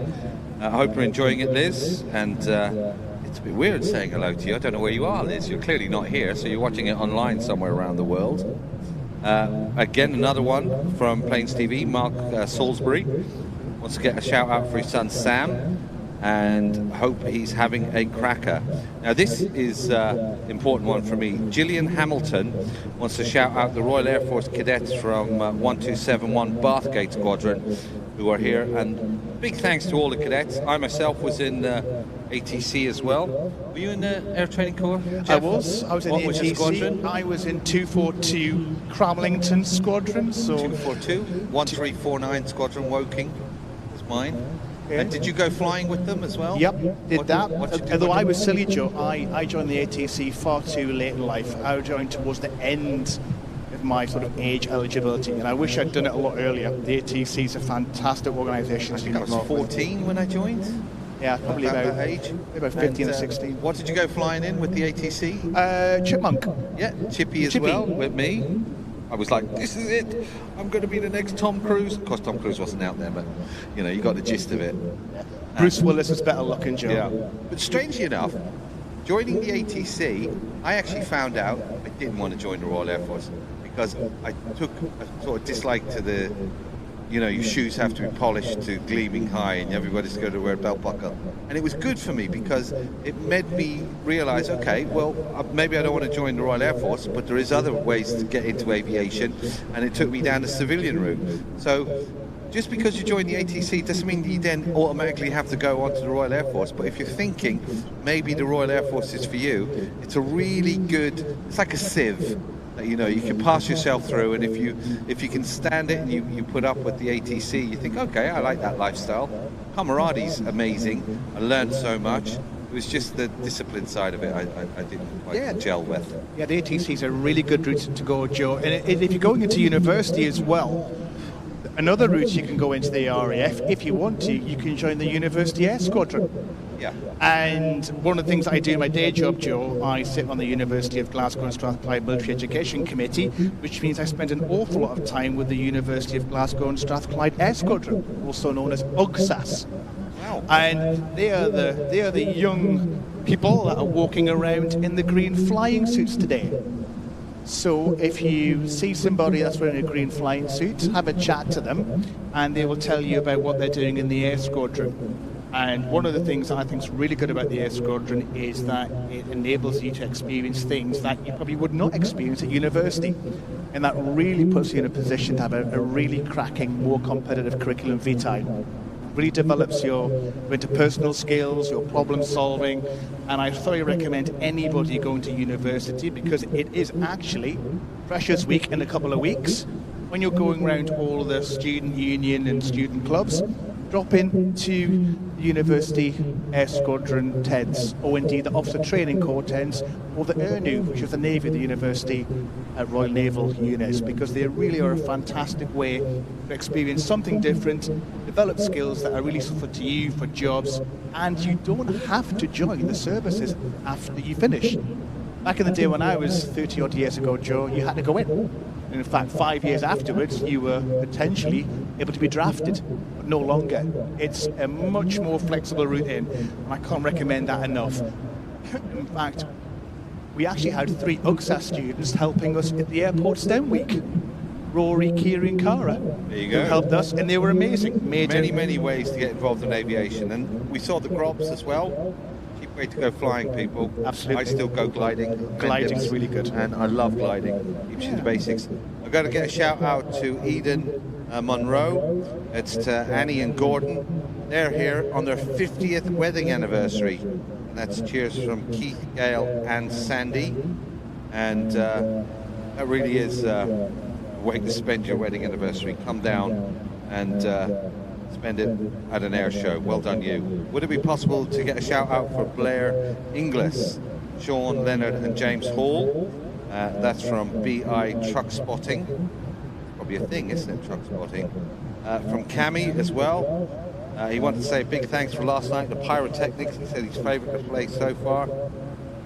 It's different from any other display he'd seen. It was a magical end to the show. He wants to give a shout out to his papa, Donald, who's with him today and having a great day. So, Cami, glad you enjoyed that pyrotechnic show last night. It really was something, wasn't it? And also for Not So Fast, Although I haven't said that, this picture's got, I think it's a Ducati on there. I think it's a play on words. Thanks for the commentary today. Too difficult to call between the awesome Typhoon or the pyrotechnics flight last night. And this is because I've been asking people, what has been your favorite display here at the show? I want to know what your favorite aircraft, and so far the pyrotechnics and the Typhoon display seems to be taking the lead. If you've got a favorite aircraft you see, not just last night but today as well, hit me up on Joe Ayr Show on Instagram. I'd love to know. I'm going to pass you back to Jeff, because I can hear on the scanner now that the C-130 from the United States Air Force is just about to come into the overhead. Jeff, take it away. Great, thank you, Joe, for that.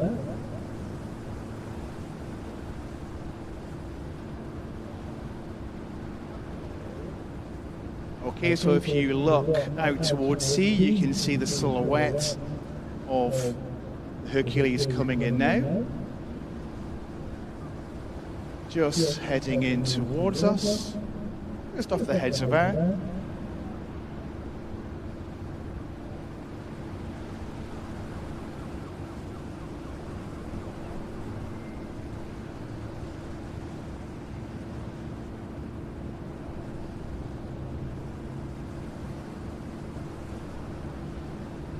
Not long now, just turn in any moment.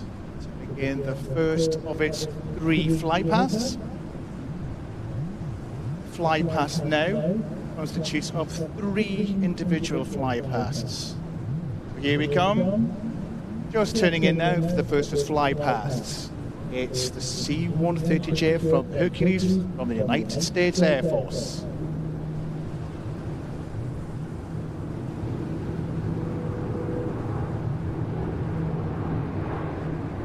So the aircraft that you see here is the C-130J Hercules, also known as the Herc. And it's the longest continuously produced aircraft in history, with original production from the Lockheed Company way back in 1954. In that 70 years, the aircraft has continued to demonstrate its brilliant design as the most versatile aircraft in history. Serving as a gunship, an airborne firefighter, air ambulance, weather reconnaissance platform, and a primary transport, the C-130 has been delivered to almost every nation in the Western world. And in fact, C-130 has just left service in the Royal Air Force very, very recently, being replaced by the A400M. This particular model is still stretching her legs. She's completed production at the Lockheed Martin facility in Georgia in the autumn of 2021. Today's Herc is seriously improved from the original models, carrying up to 128 passengers, 22 tons, a combination of both. The aircraft has a range of approximately 2,000 miles at speeds of up to 400 miles per hour. She's outfitted with defensive systems, capable of decoying infrared and radar missile, and has an impressive array of communications capability. And while she's not the speediest bird, the Herc can land on short, unimproved runways and even beaches. If we look outside now, the back of the aeroplane, you can see Josh and his crew dropping that transport door. Look closely, and we'll see some of the loadmasters giving you a wave. So if you look up, wave back, they will definitely see you. She's also capable of airdrop, delivering most of any supplies at any location. Most notably, the C-130 is a preferred delivery vehicle for humanitarian airlift, providing relief anytime and anywhere. This aircraft is operated by the 165th Airlift Squadron of the United States Air Force and Kentucky Air National Guard. Today, she's crewed by pilots Lieutenant Colonel Josh Ketterer, Lieutenant Ty Greenett, and Loadmasters Sergeant Kyle McAllister and Jacob Maloney, all hail from near Louisville, Kentucky. And the 165th wishes to thank our friends in Ayr, Prestwick, for inviting to participate in the International Ayr Show Festival of Flight. And these guys really, really are incredibly grateful for being able to come here. So when this aircraft flies past, because it's beginning to commence its final flyby, remember what I said? I promised the team, the crew on this plane, that you would give him the biggest shout out ever.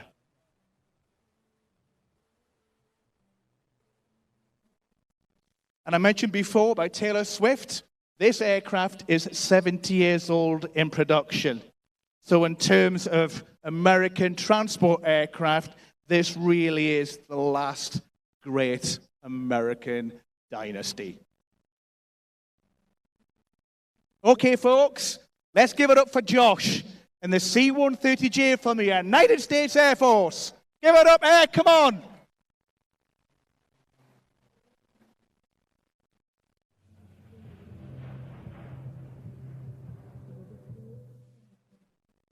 There you go. How was that, Joe? You impressed? So, good, Jeff. So that's who Taylor Swift is. Now you know. Now I know. You've educated me, and well done you for being the proper dad and taking your kids out to Taylor Swift. Yeah, thank you. How much exactly were the tickets? Well, actually, with 89 quid, we were really lucky. That was good. It's a shame we spent more this weekend giving them money for the fairground and having all that food and stuff. But anyway, right then, Joe, I am going to leave you now so you can commence your job after your break. Thank you very much, Jeff. But can I just actually stop 1 second and just say thank you for a great load of commentary. You've been great today, Joe. Thank you, Jeff. Thank you so much. Really appreciate it. No, it's a great crowd. Absolutely superb. Most of them are sober. Really impressed. Thanks, Joe. Right, I'd also like to thank everybody at Prestwick Airport as well, because Prestwick Airport have been fundamental in not just that display, but doing all the STEM week, and enabling all the aircraft to come in and out for this air show. So Prestwick Airport, they are phenomenal people. Thank you so much. Absolutely, Jeff. Pleasure working with you, my friend. Look forward to seeing you again next year. Doing a great job. So, as I said earlier, we'd lost the Lancaster. Now the Lancaster is back, thankfully. So this was going to be the final display of the day. But after this, very, very pleased to say we're going to have the Royal Air Force Battle Group Memorial Flight, Lancaster flight, and that will close our show. So coming up next, the Royal Air Force Typhoon display team for 2024. The pilot on board is Flight Lieutenant David Turnbull. And one of his big fans, Jay, is here. Jay is by the commentary box. Hello, mate. And he's going to be watching the Typhoon soon. You're going to watch it, Jay? Good man. Get the binoculars out, go out and watch the Typhoon. Flight Lieutenant David Turnbull, or as he's known, Turbo, full sign, was born in Welwyn Garden City, grew up in Cambridge. So that's dispelling a rumour of somebody that I met yesterday that was assuring me that the Royal Air Force Typhoon display pilot was in fact German. And I said, no, sir, you're wrong. I'm pretty sure the Royal Air Force was not put a German Luftwaffe pilot inside their Typhoon and fly it. So just to confirm, the pilot is from the UK and he is serving Royal Air Force. He's also joined the Royal Air Force where he was flying in GR4s, in the Tornado, of course, at Marham. He's been flying since he was 17. First flight in a Tiger Moth at Duxford. I've spent many a happy day. And he's been also representing the Royal Air Force Officers football team. So he's a bit of a footballer as well.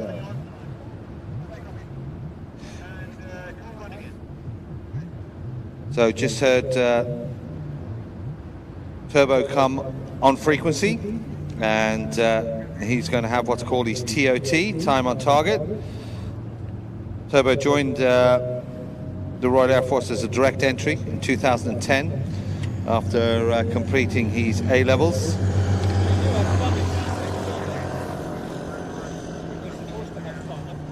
He was streamed on fast jets after elementary flight training and then completed 2 seasons on hold with the BBMF. So he's lucky enough to find a passenger back in the D-Day 70th anniversary in France. He was awarded his RAF wings at Lyndon-on-Ouse and then went on to advance fast jet training on the Hawk T2 at Valley. And then his role disposed to the Typhoon, the GR4 variant.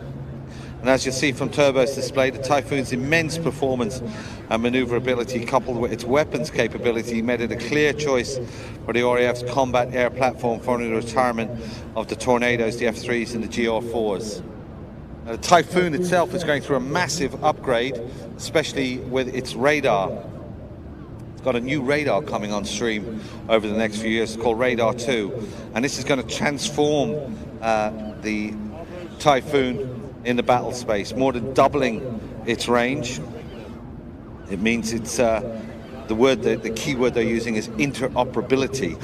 Its interoperability means that it can communicate with not just other air-to-air assets, but also air-to-ground. It can communicate with naval, and it can communicate even with individual soldiers. So that gives it a huge advantage. Imagine this aircraft can penetrate the radar of some hostile force. It can then communicate with another aircraft that's 100 miles away plus, and it can send all the information that it has on a target, let's say a tank or something like that, to that other aircraft who can then fire the missile.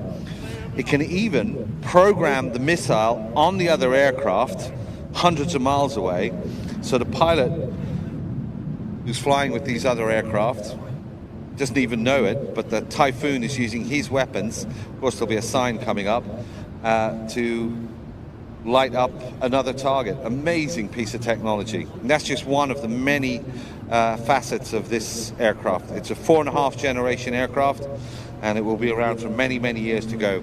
And that, working together with the F-35s, is a very, very lethal package.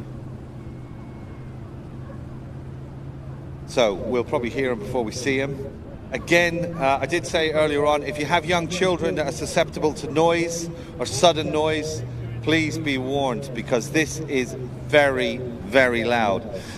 Most of the display is done in full afterburn, so those EJ-2000s are going to be trucking out about 50,000 pounds worth of thrust. So we saw the Vampire earlier on today, 3,000 pounds of thrust. This is 50,000 pounds of thrust. So it's incredibly loud, so please be aware of that if you're sensitive to that. Now, yesterday he came in from my left. That means he's probably going to come in from my right. Going to catch me out again.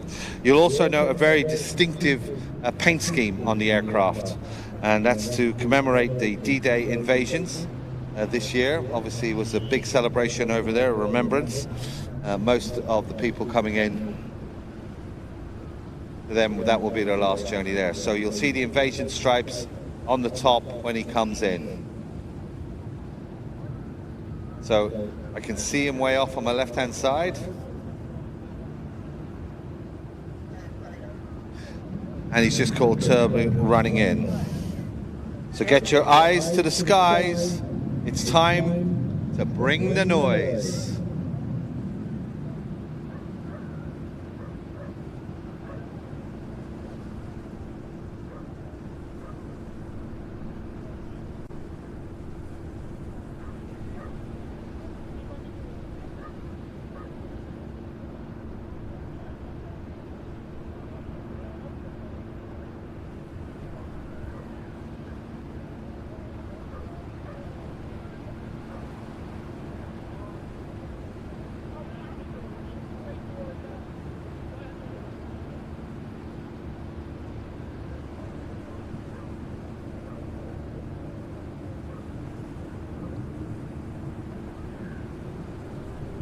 Ladies and gentlemen, Royal Air Force Typhoon Display 2024.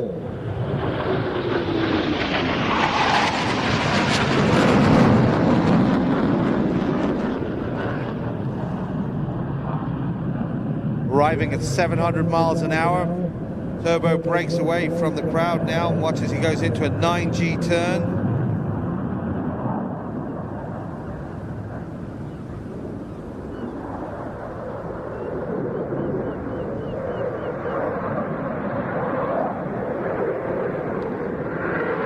Leaving reheat engaged, and a 9-foot turn into the barrel roll, straight in front of us, and a rapid roll away into a double corkscrew.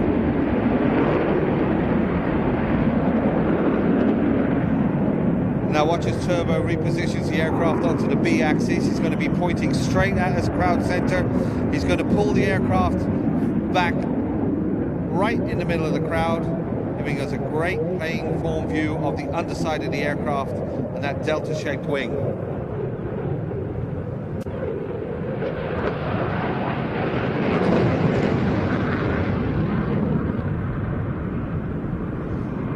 Now as he moves away off crowd into a barrel roll.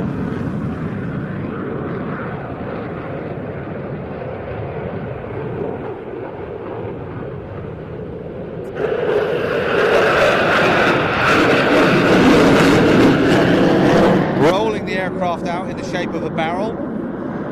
He's going to pull another hard 9G turn. Come back from your right in a max rate turn. Again, full reheat engaged, 50,000 pounds of thrust. You should have been here last night. It looked amazing. See the flames all the way along. It was brilliant. The EJ200 engines now in full effect. Back up to 600 knots along the crowd line at 100 feet.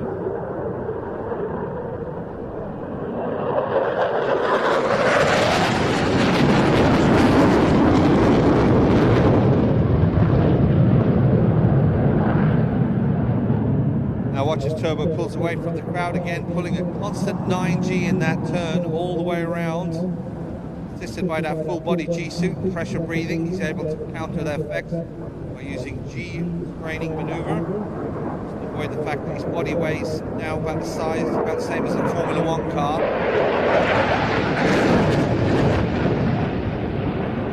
Another blast of reheat, 360 roll before climbing rapidly up into a half horizontal. It just shows how powerful and maneuverable the Typhoon can be. Holding the aircraft inverted, then a 550-degree roll before skidding away.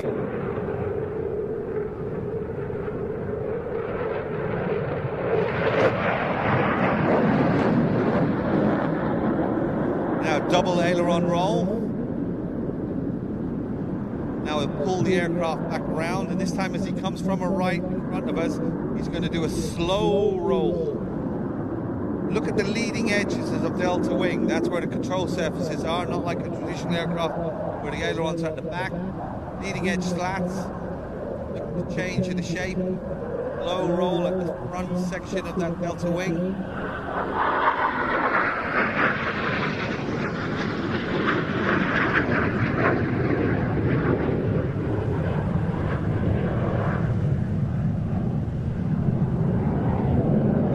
Break into a slow barrel roll, and then we're going to see what's called a slow high alpha pass. So even though they accelerated into 500 miles an hour, 9G in that turn again. Watch as he pitches the aircraft up from that barrel roll, rolls out of it. He's going to go into a high alpha pass, so throttle straight back, out of reheat. Engine management is now fully awake. All the sensors on these aircraft kicked in. Computers telling him, okay, we can go a little bit slower into that absolute sweet spot. And then that high angle of attack, alpha, call it. Have binoculars, you see the canards in front, the stubby wings in front. They're the guys working overtime now.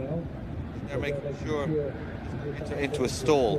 But don't worry, he's got 50,000 pounds of thrust, so he's just going to push forward right now and power straight out.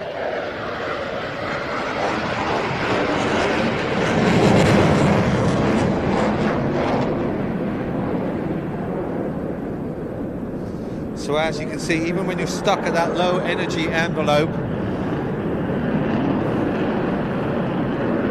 you still have massive power, instantly climbing up into the loop and then accelerating into the vertical.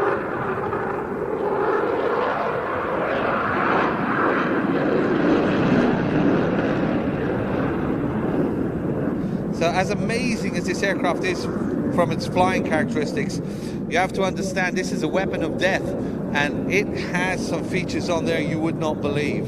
So not only has it got this amazing ability to fly and fly it does, it also has some incredible software on board. Go look at the BA Systems tent, have a chat with them, they'll tell you. There's the top side.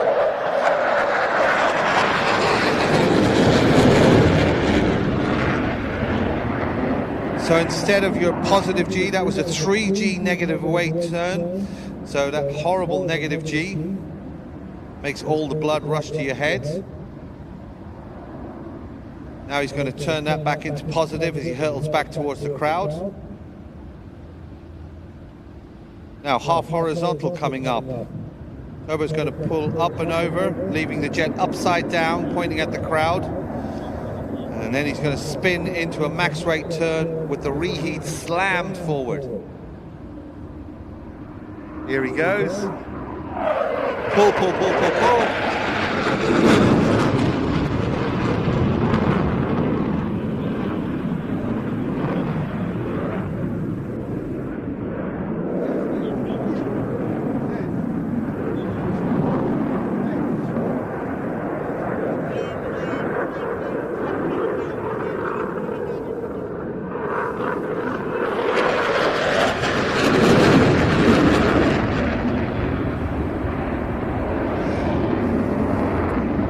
Get ready, ladies and gentlemen, for the max rate turn as Turbo pulls the aircraft hard around again, loading up to 9G. You can see the leading edge of the aircraft, those shockwaves forming on it. But the best is yet to come.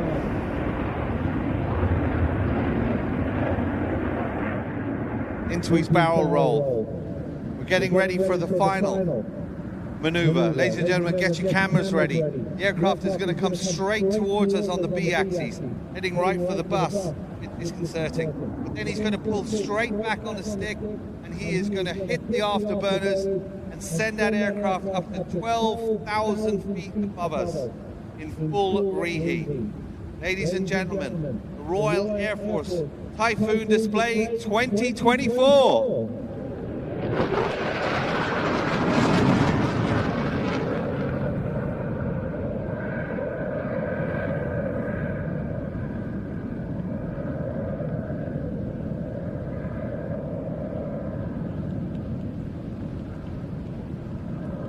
How about that?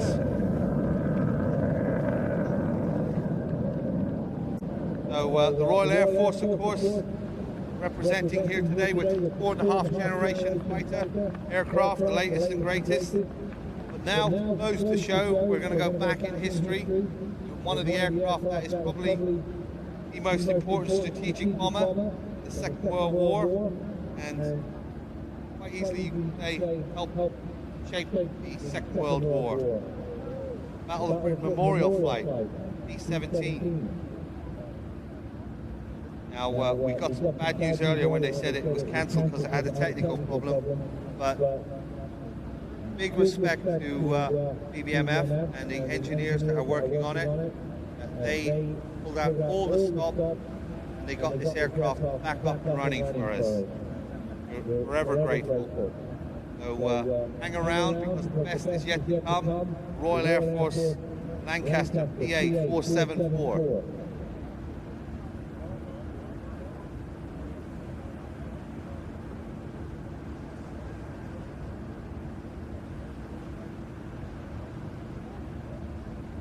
Don't forget, I want to know what your favorite aircraft was from the show. You can hit me up on Instagram, Joe Air Show, J-O-E Air Show. Have a look at the Lancaster first before you make a decision. I'd love to know what was your favorite aircraft here this weekend.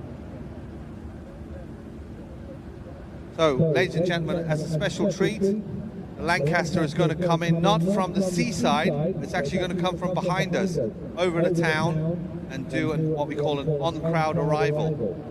So if you ever want to turn around, look away from me, look away and shy. Face in towards the town, we're expecting the Lancaster to come in from that direction. And I can actually see it now way off in the distance. See those block of flats in the middle?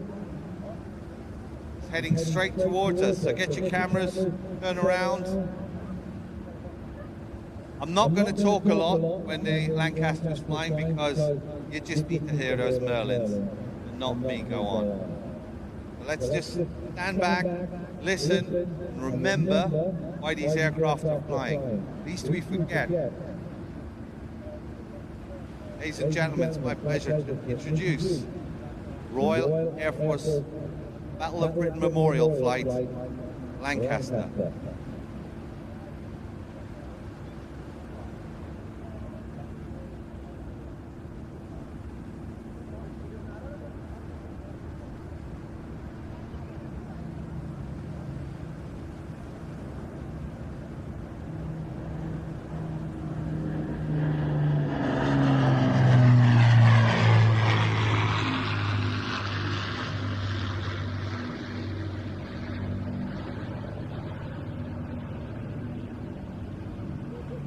I love my job. Lancaster PA-474 was built at the Vickers Armstrong Broughton factory, Auden, completed in May of 1945, and the war in Europe had ended a few weeks before. The aircraft was shipped out for Far East operations where Japanese were still at war, part of Tiger Force. It was first flown in that configuration in August of 45. Combat operations then ceased in the Far East, and the aircraft was deployed instead to be stored 3 hours and 10 minutes on its airframes. Had many excursions with mapping, and it also ended up in 44 Squadron throughout the years. 44 Squadron actually saved this aircraft from going into the scrap heap, a lot of the others did.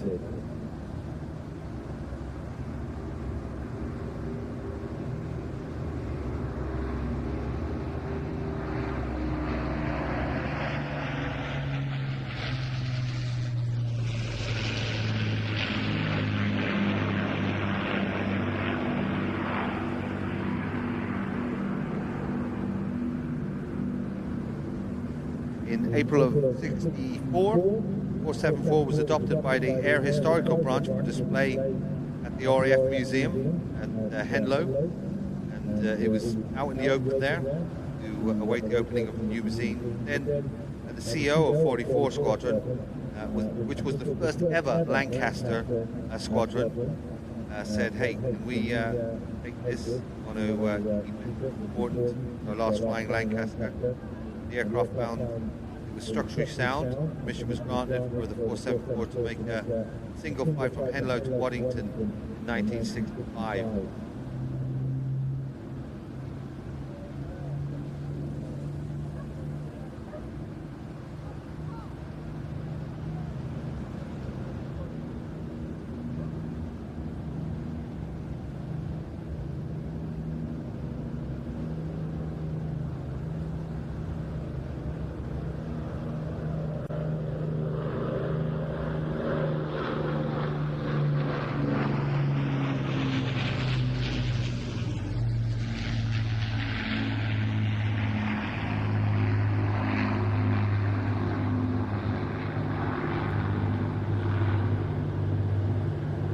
After refurbishment, 474 joined the BBMF in 1973, initially down at Cotteshold, moved on to Coningsby, 76.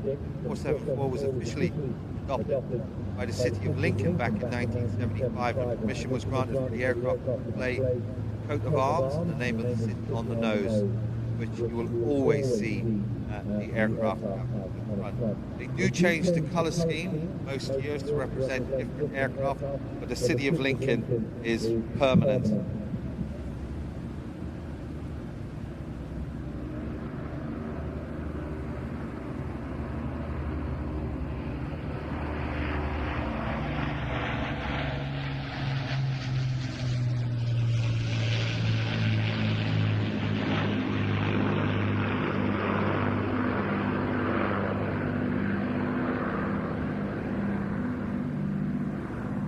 The A474 is now painted on the port side, to the left side, as Lancaster Bill 5005 ALR, you'll see for leader, with the nose art depicting a kangaroo and Wellington booth playing the bagpipe.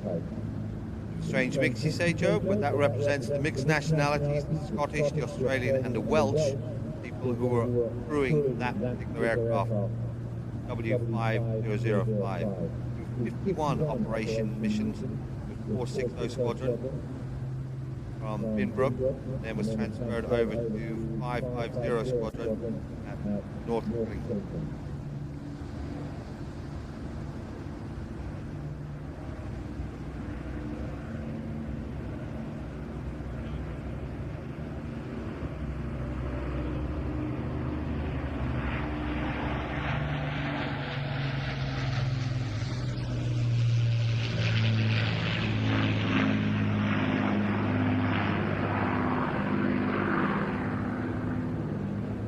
On the starboard side, the aircraft is representing 474, whereas the 50 Squadron code letter BNT. These belong code letters of an aircraft which Flying Officer Dougie Milkin flew for 27 of 35 ops on his tour with 50 Squadron. So now you can see the aircraft has changed its shape and its silhouette. It's doing what we call a dirty pass now, with its undercarriage down. Came through with the bomb bay doors open last time. So this time, undercarriage down. I'm sure he'll select flaps as well. You can't go as fast as you normally can with those wheels down. It will have a restriction on the speed. So here comes the Lancaster, gear down.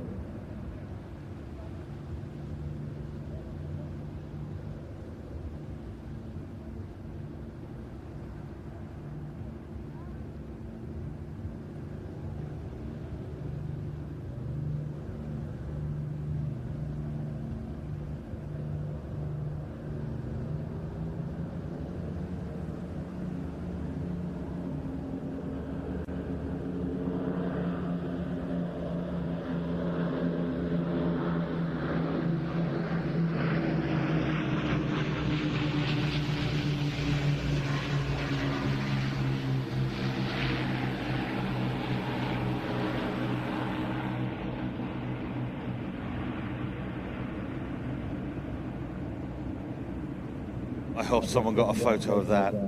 That was pretty cool. Even now, look at the sun glinting off the top of it. Feel free to send me all those photos on my Instagram. I will steal them outright from you. Amazing. So, we have to say huge thank you to BBMF. The aircraft, as I said, went technical. Had a maintenance problem a little bit earlier on, but the crews really pulled everything out. Coming in for the final pass. We're so glad it made it, and it's a fitting close to today's show. The International Ayr Show Festival flight on the Ayr shoreline. Thank you all for coming. Thanks to the BBMF, thanks to all of the pilots and the aircraft that helped make this a successful flying day. Don't forget tomorrow as well. Lots going on site. But for now, final pass. The Battle Britain Memorial Flight Lancaster bomber, City of Lincoln.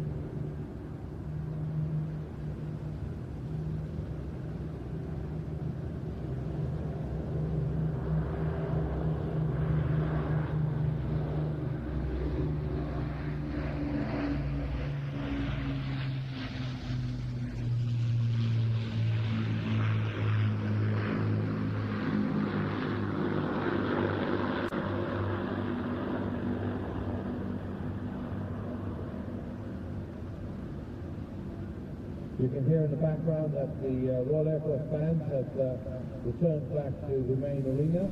Please feel free to head down. Well, our thanks to Joe McGrath for talking us through the action over the last 4 hours or so of flying displays here at the International Ayr Show Festival of Flight. Thank you for watching our live broadcast here on Plains TV. And if you're wondering who the voice is, my name's Adam. I've just been doing the main camera for most of the afternoon. We've also got Matt doing the wide-angle camera up on the roof, and Ian has been in the trailer trailer doing the vision mix. But before you all go, there's a couple of other things that I wanted to talk to you about, including an opportunity to see the aircraft we've just witnessed, the Battle of Britain Memorial Flight Lancaster B1 again in just a few days' time. That will be at the Duxford Battle of Britain Air Show on the 14th and 15th of September. We will be broadcasting that show live exclusively on our streaming service, watch.planestv.com. So if you want to sign up to watch the Duxford Battle of Britain Air Show, head over to watch.planestv.com, where you can find all of the pricing information and instructions on how to sign up. It's not just the Lancaster that's going to be there. We're also expecting to see double-digit numbers of Spitfires, a large contingent of Hurricanes, a variety of other First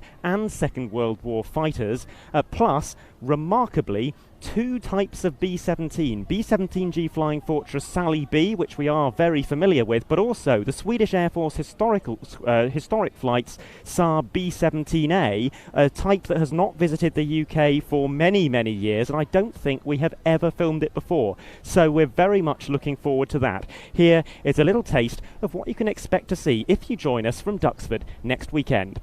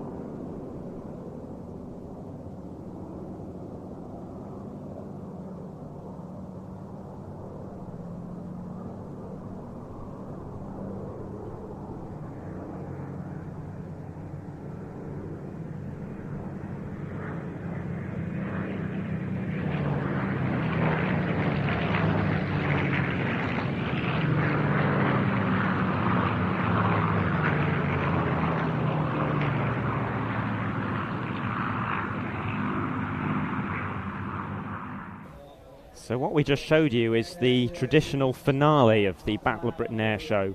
A huge formation of Spitfires, sometimes joined by Hurricanes as well, and that is how we expect next weekend's show to conclude, but only after around 4 or 5 hours of other superb flying displays, including those vintage aircraft that I've already mentioned, but also some modern representatives of the Royal Air Force, the F-35B Lightning roll demonstration, new for 2024, and another aircraft that we've just enjoyed today, the Typhoon FGR-4 solo display. So that is going to be an absolutely tremendous show. We are really looking forward to it, and we hope that you will join us. If you do decide to sign up to the streaming service to watch that, then you will also gain access to many, many other hours of aerial entertainment, thousands of hours, from 100 to 150 titles, airshow and aviation programs stretching all the way back to the 1980s. Here's a little taste of the sort of thing that you'll find in our archive over on watch.planestv.com.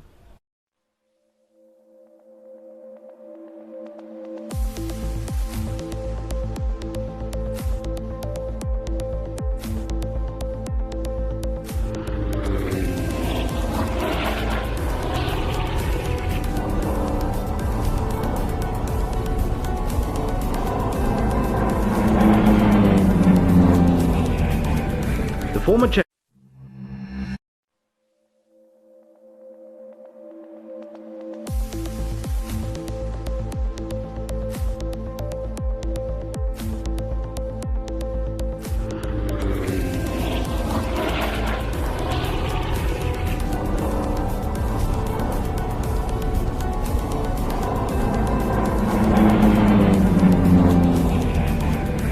former Czechoslovakia is now split into Slovakia and the Czech Republic. Slovakia inherited the White Albatross team.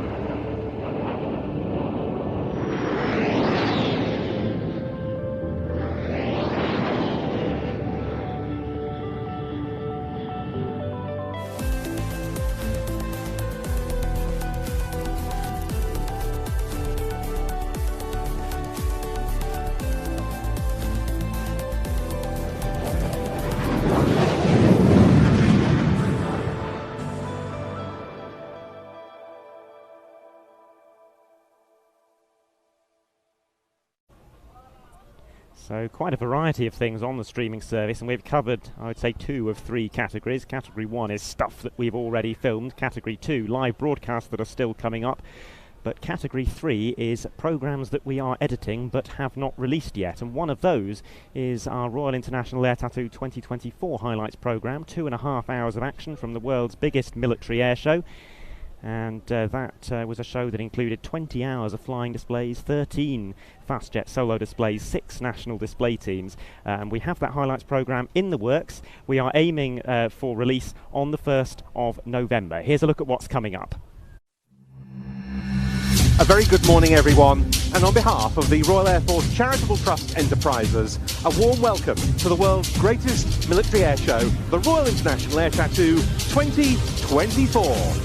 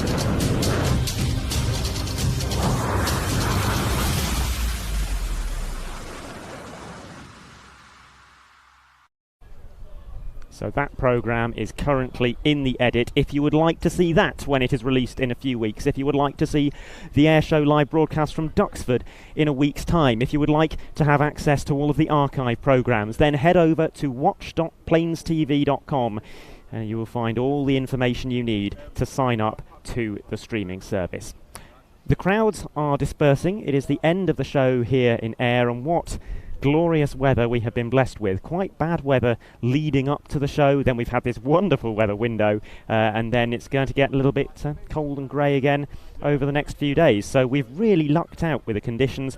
We've enjoyed 2 days of fantastic flying displays, and we hope that you have enjoyed it. Thanks for spending your weekend with us here on Plains TV, and until next time, from all of us, it's goodbye for now.